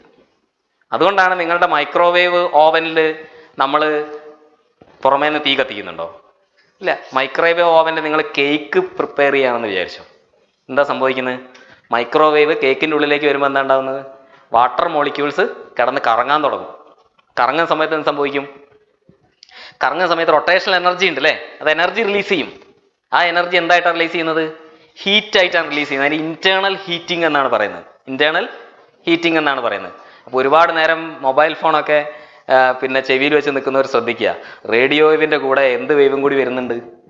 കുറച്ച് മൈക്രോ വേവും കൂടി വരുന്നത്. അതാണ് നമ്മൾ റേഡിയേഷൻ മൈക്രോ വേവും കൂടി വരുന്നുണ്ട്. മൈക്രോവേവ് ഇവിടെ വന്നാലുള്ള കാര്യം നിങ്ങൾക്ക് അറിയാം. ഇവിടെയൊക്കെ എന്തായിട്ട് മാറും? ഇവിടുത്തെ സെല്ലൊക്കെ കുക്കഡപ്പായി മാറും, കുക്ക് ചെയ്ത മാതിരിയായിട്ട് മാറും. കാരണം അതിൻ്റെ ഉള്ളിലുള്ള വാട്ടർ കിടന്ന് കറങ്ങും. അതുകൊണ്ടാണ്. ഓക്കെ, അത് പോട്ടെ, നമുക്കത് ഇപ്പം അത്ര ഇൻട്രസ്റ്റഡ് അല്ല. നമുക്ക് ഇൻഫ്രാറെഡ് റേസിന് നോക്കാം. നോക്കൂ, ഇൻസ്ട്രുമെന്റ് വളരെ സിമ്പിൾ ആയിട്ട് ഇത്രയേ ഉള്ളൂ. ഒരു ലൈറ്റ് ഉണ്ട്, സോഴ്സ് ഓഫ് ലൈറ്റ്, അത് ഇൻഫ്രാറെഡ് ആണ്. നിങ്ങളെ സാമ്പിള് വെള്ളം ഇവിടെ വെക്കുക. ഇത് നിങ്ങളുടെ ഡിറ്റക്ടർ. അങ്ങനെ വെച്ച് കഴിഞ്ഞാൽ വെള്ളമുണ്ടെങ്കിൽ വെള്ളത്തിന് മാത്രം 1, 2, 3 കണ്ടോ? 3 പീക്കുകൾ കണ്ടോ? 1, 2, 3 പീക്കുകൾ എന്തിനു കിട്ടും? വെള്ളത്തിന് കിട്ടും. പ്രപഞ്ചത്തിൽ എവിടെ വെള്ളമുണ്ടെങ്കിലും ഇൻഫ്രാറെഡ് സ്പെക്ട്രോസ്കോപ്പി ഉപയോഗിച്ച് സാമ്പിൾ ടെസ്റ്റ് ചെയ്താൽ വെള്ളത്തിന് എപ്പോഴും എത്ര കിട്ടും? 3 പീക്കുകൾ. പ്രത്യേകം കാണുന്നുണ്ടോ? എത്ര ഒരു വിസിബിൾ ഒന്നുകൂടി കാണിക്കാം. ഞാൻ കാണിക്കാം ഒന്നുകൂടി. 3 പീക്കുകൾ, 1, 2, 3. ആ 3 പീക്കും ഓരോരോ റേഞ്ചിലാണ് കണ്ടോ? ഇവിടെ വേവ് നമ്പർ എഴുതിയിട്ടുണ്ട്. ഞാൻ അതിന്റെ അത്ര ഒരു സയൻസിലേക്കൊന്നും കടക്കുന്നില്ല. എന്നാലും ഓരോ നമ്പറുകൾ ഉണ്ട് ഇതിന് പ്രത്യേകം. ആ നമ്പറിന്റെ കൂടെ തന്നെ വരുള്ളൂ. ഓരോ ഫ്രീക്വൻസിക്ക് അതേ കറക്റ്റ്. കാരണം വൈബ്രേഷൻ എന്ന് പറഞ്ഞാൽ എന്താണ്? വൈബ്രേഷൻ എന്ന് പറഞ്ഞാൽ അതിന്റെ ഇതിന്റെ ഇഫക്റ്റ് എങ്ങനെയാ പഠിക്കുക? ഫ്രീക്വൻസിയാണ് അല്ലേ? നമ്മൾ ഗിറ്റാർ പ്ലേ ചെയ്യുമ്പോഴും വൈബ്രേറ്റ് ചെയ്യുകയാണ് ചെയ്യുന്നത്. ഗിറ്റാർ പ്ലേ ചെയ്യിക്കുമ്പോൾ അതിനൊരു ഫ്രീക്വൻസി ഇല്ലേ? അതിനൊരു ഫ്രീക്വൻസി ഉണ്ട്. ഇതേ സെയിം സാധനം തന്നെയാണ്. സിമ്പിൾ പെൻഡുലം, നിങ്ങൾ പഠിച്ചിട്ടുള്ള സിമ്പിൾ പെൻഡുലം വൈബ്രേഷൻ എക്സാമ്പിളാണ്. നമുക്ക് നോക്കാം എങ്ങനെയാണ് ഈ 3 പീക്ക് നമുക്ക് കിട്ടുന്നതെന്ന്. നമുക്ക് കുറച്ച് തിയറിറ്റിക്കലായിട്ട് നമുക്ക് നോക്കാം. പ്രത്യേകം ശ്രദ്ധിക്കണം, രാവിലെ ആയതുകൊണ്ട് അല്ലേ? ബോറടിക്കുന്നില്ലല്ലോ? ഉണ്ടോ? പ്രത്യേകം ശ്രദ്ധിക്കുക. ആദ്യം മുതൽ തുടങ്ങാം. ഫിസിക്സ് ആദ്യം മുതൽ തുടങ്ങാം. ഞാൻ ഇവിടെയാണ് നിൽക്കുന്നത് എന്നെനിക്ക് പറയണമെങ്കിൽ എന്തിന്റെ സഹായം വേണം? ഞാൻ ഇവിടെയാണ് നിൽക്കുന്നത്. ഇവിടെ എന്ന് പറഞ്ഞാൽ ഇപ്പൊ സ്റ്റേജിന്റെ മുകളിലാണ് നിങ്ങൾ പറയുക. അങ്ങനെയല്ല, ഞാൻ ഈ പൊസിഷനിലാണ് നിൽക്കുന്നതെന്ന് പറയണമെങ്കിൽ, എനിക്ക് കൃത്യമായി പറയണമെങ്കിൽ എന്ത് വേണം? ഏതാ? ഡയമെൻഷൻസിന്റെ ഫണ്ടമെന്റൽ ആയിട്ട് നമുക്ക് എന്ത് വേണം? XYZ പറയണം അല്ലേ? XYZ പറയണം അല്ലേ? അപ്പൊ പൊസിഷൻ കോർഡിനേറ്റ് അതിന് പറയാം. എന്താ പറയാ? Position coordinate XYZ. ഓക്കെ. അപ്പൊ എന്റെ മോഷൻ എന്തിനനുസരിച്ചിരിക്കുന്നു? ഇതിനെ ഡിപ്പെൻഡ് ചെയ്തിരിക്കുന്നു എന്റെ മോഷൻ അല്ലേ? എന്റെ ടോട്ടൽ മോഷൻ എന്ന് പറഞ്ഞാൽ എന്തൊക്കെ ടൈപ്പ് മോഷൻസ് എനിക്കുള്ളത്? എന്റെ ടോട്ടൽ മോഷൻ എന്തോ ആയിക്കോട്ടെ, അതിനെ വേണമെങ്കിൽ എനിക്ക് ഒരു കാര്യം കൂടി വിളിക്കാം, ഡിഗ്രി ഓഫ് ഫ്രീഡം. എന്താ പറയാ? Degree of freedom. എനിക്ക് എങ്ങോട്ട് പോവാം, അങ്ങോട്ട് പോവാം, കൈ ഇങ്ങനെ ആക്കാം. ഇതൊക്കെ എന്റെ ഡിഗ്രി ഓഫ് ഫ്രീഡം ആണ്. അതുപോലെ മോളിക്യൂളിന് എന്തുണ്ട്? ഡിഗ്രി ഓഫ് ഫ്രീഡം ഉണ്ട്. കിടന്ന് കറങ്ങാം അല്ലേ? എനിക്ക് വൈബ്രേറ്റ് ചെയ്യാം, എനിക്ക് ഇങ്ങനെ നടക്കാം, ഇങ്ങോട്ട് നടക്കാം, വീണു. ഇതൊക്കെ എൻ്റെ എന്താണ്? ഒക്കെ ഡിഗ്രി ഓഫ് ഫ്രീഡം ആണ്. എൻ്റെ ഡിഗ്രി ഓഫ് ഫ്രീഡം കണ്ടുപിടിക്കണമെങ്കിൽ അത് 3 എണ്ണത്തിന്റെ സമ്മാണ്. ഒന്ന് എന്താണ്? Translational motion, rotational motion and vibrational motion. 3 തരത്തിലുള്ള മോഷനാണ് നമുക്ക് ഉള്ളത്. ഞാൻ കാണിക്കാം 3 തരത്തിലുള്ള മോഷൻ എങ്ങനെയാണ് കാണുന്നത്. അപ്പൊ എൻ്റെ ടോട്ടൽ ഡിഗ്രി ഓഫ് ഫ്രീഡം ഞാൻ എഴുതുന്നത് എങ്ങനെയാ? 3 × n എന്നാണ്. 3 × n എന്നാണ്. 3 എന്ന് പറഞ്ഞാൽ ഇത്രയേ ഉള്ളൂ. 3 എന്ന് പറഞ്ഞാൽ എന്താണ്? XYZ, Cartesian coordinate XYZ. n എന്ന് പറഞ്ഞാൽ എന്താണ്? എൻ്റെ കൈകളുടെ ഫ്രീഡം ആണ് എനിക്ക് പറയേണ്ടതെങ്കിൽ ആ n എത്രയായിരിക്കും? n is 2. എനിക്ക് 2 കൈയുണ്ട്, 2. ഒരു മോളിക്യൂളിന്റെ ഡിഗ്രി ഓഫ് ഫ്രീഡം ആണ് എനിക്ക് പറയേണ്ടതെങ്കിൽ ഞാൻ n എന്ന് പറഞ്ഞാൽ എന്തെടുക്കും? എത്ര ആറ്റം ഉണ്ട്? വളരെ കറക്റ്റ് അല്ലേ? എത്ര ആറ്റം ഉണ്ട്? H2O എത്ര ആറ്റം ഉണ്ട്? 3 ആറ്റം ഉണ്ട്. അപ്പൊ 3n എന്ന് പറഞ്ഞാല് വാട്ടറിന്റെ ടോട്ടൽ ഡിഗ്രി ഓഫ് ഫ്രീഡം എത്രയാ? 3 × 3 9 ആണ്. വാട്ടറിന് 9 തരത്തില് ഡിഗ്രി ഓഫ് ഫ്രീഡം ഉണ്ട്. 3 × 3 മനസ്സിലാക്കുക. ഓക്കെ, നമുക്ക് കുറച്ചുകൂടി എളുപ്പമാണ്. 3n എന്നുള്ള കാര്യം മനസ്സിലെപ്പോഴും ആലോചിക്കുക. ഞാൻ പറയാൻ പോകുന്ന നെക്സ്റ്റ് കാര്യം. ഓക്കെ, നമുക്ക് 3 തരത്തിലുള്ള മോഷൻ ഉണ്ടെന്ന് ഞാൻ പറഞ്ഞു. Rotational, translational motion and vibrational motion. ഞാൻ കുറച്ചുകൂടി അതിനെപ്പറ്റി ഡീറ്റെയിൽ ആയിട്ട് പറയാം. ഇതാണ് നമ്മുടെ വൈബ്രേഷണൽ മോഷൻ എന്ന് പറഞ്ഞാൽ. കണ്ടോ, വൈബ്രേഷണൽ മോഷൻ എന്ന് പറഞ്ഞാൽ നമ്മൾ ഗിറ്റാർ കമ്പനം ചെയ്യിക്കുക ചെയ്യുന്നത് അല്ലേ? അതിന്റെ ഫ്രീക്വൻസി ഉണ്ട്, അത് വൈബ്രേഷൻ ആണ്. അതേപോലെ തന്നെ ഇങ്ങനെ ഒരു ഡംബൽ ഷേപ്പിലുള്ള ഒരു സാധനം നമ്മൾ എടുത്തു എന്ന് വിചാരിച്ചോ. ഈ 2 മാസിനെ നമ്മളൊരു സ്പ്രിങ്ങുമായിട്ട് ബന്ധിപ്പിച്ചു. നിങ്ങൾക്ക് ഇപ്പൊ തന്നെ മനസ്സിലാക്കാം, OH എന്ന് മനസ്സിലാക്കാം. ഒരറ്റത്ത് ഓക്സിജനും ഒരറ്റത്ത് ഹൈഡ്രജനും. അതിനെ ഞാൻ സ്പ്രിങ് കൊണ്ട് ബന്ധിപ്പിക്കാന്ന് വിചാരിച്ചോ. എങ്ങനെയാ അത് വൈബ്രേറ്റ് ചെയ്യുക? അതെങ്ങനെ വൈബ്രേറ്റ് ചെയ്യുക? Yes, correct. ഇങ്ങനെയാണ് വൈബ്രേറ്റ് ചെയ്യുക അല്ലേ? ഇങ്ങനെയാണ് വൈബ്രേറ്റ്. വേറെ രീതിയിൽ വൈബ്രേറ്റ് ചെയ്യാൻ ഇങ്ങനെയാണ് വൈബ്രേറ്റ് ചെയ്യുക. ഒറ്റ വൈബ്രേഷൻ മാത്രമേ അതിനുള്ളൂ. എങ്ങനെയാണ് സ്പ്രിങ് വൈബ്രേറ്റ് ചെയ്യുന്നത്? എങ്ങനെയാണല്ലോ അല്ലേ? അപ്പോൾ ഇതൊക്കെ പലതരത്തിലുള്ള വൈബ്രേഷൻസ് ആണ്. ഇതും ഒരു തരത്തിലുള്ള വൈബ്രേഷൻ ആണ്. പയ്യൻ ചെയ്യുന്നത് കണ്ടോ? അങ്ങനെ രാവിലെ നിങ്ങൾ എക്സസൈസ് ചെയ്യുന്നത് ഇങ്ങോട്ട് അല്ലേ? ഇതൊക്കെ എന്താണ്? ഇത് ഒരു തരത്തിലുള്ള വൈബ്രേഷൻ ആണ്. അപ്പൊ ശരിക്കും പറഞ്ഞാൽ നമ്മൾ ഡാൻസ് ചെയ്യുന്നു എന്ന് പറഞ്ഞാൽ dance is a type of vibration. Dance type vibration അതിരി കൂടിയ പ്രശ്നമാണ്. മറ്റേ കണ്ടില്ലേ നിങ്ങൾ ചില പോപ്പ് മ്യൂസിക്കിലൊക്കെ ഹരം കയറിയിട്ട് നമ്മൾ ചെയ്യുന്ന കാര്യം. അപ്പൊ അങ്ങനെ കൂടിക്കഴിഞ്ഞാൽ വൈബ്രേഷൻ കൂടുതലാണ്. എന്തായാലും എല്ലാ ഡാൻസുകളും വൈബ്രേഷൻ എന്ന് പറഞ്ഞ കാറ്റഗറിയിൽ പെടുന്നതാണ്. ഞാൻ ട്രാൻസ്ലേഷൻ മോഷൻ എന്താന്ന് പറയാം. വളരെ ചുരുങ്ങിയ സമയം കൊണ്ട് ട്രാൻസ്ലേഷണൽ മോഷൻ എന്താണെന്ന് പറയാം. 3 ടൈപ്പ് ട്രാൻസ്ലേഷണൽ, 3 എണ്ണം ഉണ്ട് അല്ലേ? 3 ടൈപ്പ് മോഷൻ ഉണ്ട്. നമ്മളൊരു 3 ഡയമെൻഷണൽ വേൾഡിലാണ് ജീവിക്കുന്നത്. 3 ഡയമെൻഷണൽ വേൾഡ്. ഡയമെൻഷൻ മനസ്സിലാക്കാനാണ് ഞാൻ പറയുന്നത്. മുതിർന്ന കുട്ടികൾക്ക് ഇത് അറിയായിരിക്കും, എന്നാലും ചെറിയ ചില കുട്ടികൾ അതിലുണ്ടെങ്കിൽ അവർക്ക് വേണ്ടി ഉണ്ടാക്കിയ സ്ലൈഡാണ്. ട്രാൻസ്ലേഷൻ മോഷൻ 3 എണ്ണം ഉണ്ട് ഒരു മോളിക്യൂളിന്. ഏതൊക്കെയാ അത്? ഒന്ന് one dimensional motion. One dimensional മോഷന്റെ എക്സാമ്പിൾ ആണ് അവിടെ കാണിച്ചിരിക്കുന്നത്. ഒരു ഉറുമ്പ് കണ്ടില്ലേ? ഉറുമ്പ് അയലിന്റെ മുകളിൽ കൂടി പോകുന്നത് കണ്ടില്ലേ? ഉറുമ്പിന് അങ്ങോട്ടും ഇങ്ങോട്ടൊന്നും മൂവ് ചെയ്യാൻ പറ്റില്ല. ഉറുമ്പിന് എങ്ങനെ മാത്രമേ മൂവ് ചെയ്യാൻ പറ്റുള്ളൂ? ഒന്നുകിൽ ഉറുമ്പിന് ഇങ്ങനെ പോവാം, അല്ലെങ്കിൽ ഉറുമ്പിന് ഇത്രയേ ഉള്ളൂ. കാരണം അങ്ങോട്ടോ പോകാൻ പറ്റില്ല. ഒരു നല്ല നൂല് കെട്ടിയിട്ട് അതിലൂടെ ഉറുമ്പിനെ നടത്തിച്ച് നോക്കുക. ഒന്നുകൂടി ഇങ്ങോട്ടും നടക്കും. അതാണ് എന്ത്? വൺ ഡയമെൻഷണൽ മോഷൻ എന്ന് പറഞ്ഞാൽ. വൺ ഡയമെൻഷണൽ മോഷൻ എന്ന് പറഞ്ഞാൽ ഒരു ഉറുമ്പിനെ പിടിച്ച് നിങ്ങൾ പിന്നെ ഒരു A4 പേപ്പറിൽ വെക്കുക. ഉറുമ്പിന് 2 ഡയറക്ഷനിലേക്ക് മൂവ് ചെയ്യാൻ പറ്റുള്ളൂ. എങ്ങനെയാ? ഒന്നിങ്ങനെ അല്ലേ? ഉറുമ്പിന് 2 ഡയറക്ഷനിൽ മൂവ് ചെയ്യാൻ. ഒന്ന് ഉറുമ്പിന് വേണം ഇങ്ങനെ പോവാം, അല്ലെങ്കിൽ ഇങ്ങനെ പോവാം. അങ്ങനെ പോവാം. അതും ഇത് തന്നെയാണ്, ശരിയാണ്. പക്ഷെ ഒരിക്കലും ഇങ്ങനെ പോകാൻ പറ്റില്ല. പേപ്പറിന് ഔട്ടിലേക്ക് പോകാൻ പറ്റില്ല. നിങ്ങൾ അങ്ങനെ പോയാലും XY ആക്സിസ് തന്നെയാണ് അതിനെ ഗൈഡ് ചെയ്യുന്നത്. നിങ്ങൾ എങ്ങനെ പോയാലും പേപ്പറിൽ ഇങ്ങനെയല്ലേ പോകുള്ളൂ. X ആൻഡ് Y ഡയറക്ഷനിൽ മാത്രമേ അതിന്, Xഉം Yയും മാത്രമേ അതിന് ആക്സസ് ഉള്ളൂ. ഈ സെറ്റ് വേണമെങ്കിൽ എങ്ങനെ വേണം? അത് പേപ്പറിന്റെ ഔട്ടിലേക്ക് ഇറങ്ങി വരണം. അങ്ങനെ പറ്റില്ല. അതിന് ഔട്ടിലേക്ക് പറഞ്ഞാൽ പേപ്പറിന്റെ അറ്റത്തൂടി പുറത്തേക്കല്ല, പേപ്പറിൽ നിന്ന് ഇങ്ങനെ പോകണം. അങ്ങനെ പോകാൻ പറ്റില്ല. ഈ മോഷനാണെന്ന് പറയുന്നത് 2 ഡയമെൻഷനൽ. നിങ്ങളെ സിനിമയൊക്കെ 2 ഡയമെൻഷനൽ സിനിമകളുണ്ട് അല്ലേ?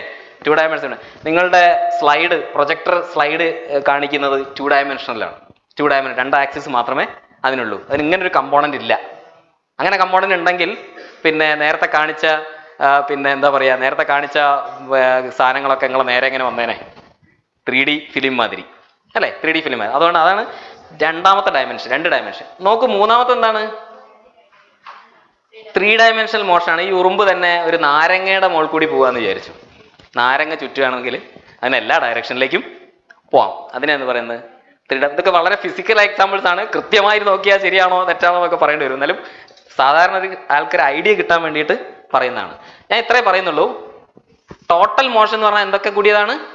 Translation, rotation and vibration. അതിൽ ട്രാൻസ്ലേഷനിൽ 3 എണ്ണം ഉണ്ട്. പ്രത്യേകം മനസ്സിലാക്കിക്കുക. ട്രാൻസ്ലേഷനിൽ 3 എണ്ണം. റൊട്ടേഷണൽ ആണെങ്കിലോ? റൊട്ടേഷണൽ 3 എണ്ണം ഉണ്ട് അല്ലേ? റൊട്ടേഷനാണ്. ഞാൻ ഇങ്ങനെ ഒരു സാധനം എടുക്കുകയാണ്, ഇങ്ങനെ ഒരു സിലിണ്ടർ എന്തെങ്കിലും ഒരു സാധനം എടുക്കുകയാണ്.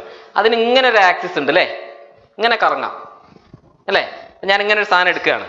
ഇതെങ്ങനെ ഇത് റൊട്ടേറ്റ് ചെയ്യുക? ഏതൊക്കെ ടൈപ്പ് റൊട്ടേഷൻ ഉണ്ട്? ഇങ്ങനെ ഒരു ആക്സിസിൽ റൊട്ടേറ്റ് ചെയ്യുക. ഇങ്ങനെ ആക്സിസ് റൊട്ടേറ്റ് ചെയ്യുമ്പോൾ ഇങ്ങനെ കറങ്ങുന്നത് അല്ലേ? ഇങ്ങനെ കറങ്ങും. രണ്ടാമത് ഒരു ആക്സിസ് കാണിച്ചിരിക്കുന്നുണ്ടോ? ഇങ്ങനെയാണ്. മനസ്സിലാകുന്നുണ്ടോ? ചിത്രം കൂടി നോക്കണം. ഇങ്ങനെയാണ്. അപ്പൊ എങ്ങനെ കറങ്ങും? അല്ലേ? ഇങ്ങനെ കറങ്ങും. മൂന്നാമതൊരു ആക്സിസ് കൂടി ഉണ്ടോ? അതിന് ഉണ്ട്. അതെങ്ങനെയാ? ഇങ്ങനെ കറങ്ങും. 3 ടൈപ്പ് കറക്കങ്ങളുണ്ട്. ശരിക്കും പറഞ്ഞാൽ ഇങ്ങനെ ഒരു ലീനിയർ ടൈപ്പ് സ്ട്രക്ചറിന് ശരിക്കും 2 ടൈപ്പ് കറക്കേ ഉള്ളൂ എന്നാ പറയാ. അതാണ് ഇതും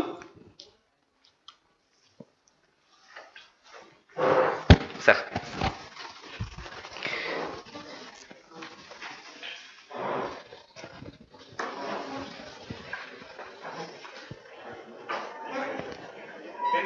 ഓക്കെ, 3 ടൈപ്പ് കറക്കമുണ്ടല്ലോ അല്ലെ? 3 ആക്സിസിൽ. നമ്മൾ വെള്ളത്തിനെ നോക്കാം, നമ്മുടെ വാട്ടറിനെ നോക്കാം. കണ്ടോ? വാട്ടർ റൊട്ടേറ്റ് ചെയ്യുന്നത് കണ്ടോ? വാട്ടർ ഏതൊക്കെ ആക്സിസിൽ റൊട്ടേറ്റ് ചെയ്യും? H2O ആണ്. ഇത് ഓക്സിജൻ, 2 ഹൈഡ്രജൻ. ഇങ്ങനെ ആക്സിസിൽ റൊട്ടേറ്റ് ചെയ്യാം. കണ്ടോ റൊട്ടേഷൻ കാണിച്ചിരിക്കുന്നത്? എങ്ങനെ റൊട്ടേറ്റ് ചെയ്യാം? ഇങ്ങനെ റൊട്ടേറ്റ് ചെയ്യാം. പിന്നെ ഇങ്ങനെ ഒരു ആക്സിസ് ഉണ്ടായി ഇങ്ങനെ റൊട്ടേറ്റ് ചെയ്യാം. എത്ര റൊട്ടേഷൻ ഉണ്ട്?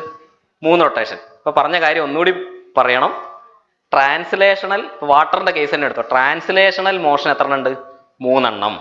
റൊട്ടേഷണൽ മോഷൻ 3 എണ്ണം. ഇനി ഒരാളും കൂടി ബാക്കിയുണ്ട്. അതാരാ? വൈബ്രേഷൻ ആണ്. അതിനെപ്പറ്റി പറയാൻ ഇപ്പം ബുദ്ധിമുട്ടുണ്ട്. അത് കണ്ടുപിടിക്കാൻ വേണ്ടിയിട്ടാണ് നമ്മൾ ശ്രമിച്ചുകൊണ്ടിരിക്കുന്നത്. വാട്ടറിന് എത്ര വൈബ്രേഷൻ ഉണ്ടെന്ന് കണ്ടുപിടിക്കാൻ വേണ്ടിയിട്ടാണ് നമ്മൾ ശ്രമിച്ചുകൊണ്ടിരിക്കുന്നത്. നമുക്ക് 2 ഇൻഫർമേഷൻ മാത്രമേ ഉള്ളൂ. Translational 3, rotational 3. 3 + 3 6. ഇനി ഒരാളും കൂടി കിട്ടാനുണ്ട്. അതാരാണ്? വൈബ്രേഷൻ. നോക്കാം നമുക്ക് എങ്ങനെ കിട്ടും. നമുക്ക് ടോട്ടൽ എത്രയാണ്? ടോട്ടൽ ഡിഗ്രി ഓഫ് ഫ്രീഡം 9 ആണ്. അതായത് 3 × n 3n അല്ലേ? അപ്പൊ ടോട്ടൽ എത്രയാണ് നോക്കുക. നമ്പർ ഓഫ് വൈബ്രേഷൻസ് കിട്ടണമെങ്കിൽ എന്ത് ചെയ്യണം? ടോട്ടല് 3n ആണ്. അതായത് 3 എന്ന് പറഞ്ഞാൽ കാർട്ടീഷ്യൻ കോർഡിനേറ്റ്സ്, n എന്ന് പറഞ്ഞാൽ നമ്പർ ഓഫ് ആറ്റംസ്. എത്രയാ വാട്ടറിൽ? 3 എണ്ണം. 3 × 3 എത്രയാ? 9. അതാണ് ടോട്ടല്. നമുക്ക് എന്തൊക്കെ അറിയാം? റൊട്ടേഷൻ, അതായത് 3 ട്രാൻസ്ലേഷൻ ഉണ്ടെന്ന് അറിയാം, 3 റൊട്ടേഷൻ ഉണ്ടെന്ന് അറിയാം. നമുക്ക് എന്ത് അറിയാനുള്ളത് എന്താണ്? വൈബ്രേഷൻ. എങ്ങനെ കണ്ടാ പോരെ അല്ലേ? വൈബ്രേഷൻ കാണണമെങ്കിൽ എന്ത് ചെയ്യണം? ടോട്ടലിൽ നിന്ന് എന്ത് കുറയ്ക്കണം? ടോട്ടൽ എന്ന് പറയാൻ 3 ട്രാൻസ്ലേഷൻ + 3 റൊട്ടേഷൻ, അത് എത്രയാണ്? 6. അപ്പം വെള്ളത്തിന് എത്ര ടൈപ്പ് വൈബ്രേഷൻ ഉണ്ടാവും? 9 - 6 = 3. നോക്കൂ, സ്ട്രക്ചർ വെച്ചിട്ടാണ് നമ്മൾ പറയുന്നത്. നേരത്തെ നമ്മൾ പറഞ്ഞ എന്ത് വെച്ചിട്ടാ? ഇൻഫ്രാറെഡ് സ്പെക്ട്രോമീറ്റർ വെച്ചിട്ടാ. അപ്പൊ ഇൻഫ്രാറെഡ് സ്പെക്ട്രോമീറ്ററിൽ എന്താണോ കാണുന്നത് അതേപോലെ തന്നെ. ഇനി നമുക്ക് നോക്കാം വാട്ടർ 3 രീതിയിൽ എങ്ങനെയാണ് വൈബ്രേറ്റ് ചെയ്യുന്നതെന്ന് അല്ലേ? അതിന് എനിക്കൊരാളെ വേണം. ആരെങ്കിലും ഒരാൾ സ്റ്റേജിലേക്ക് വരിക. ആര് വരും? ആരായാലും വന്നോളൂ. വാട്ടർ 3 രീതിയിൽ എങ്ങനെയാ വൈബ്രേറ്റ് ചെയ്യുന്നത് ഇൻഫ്രാറെഡ് അടിക്കുമ്പോൾ?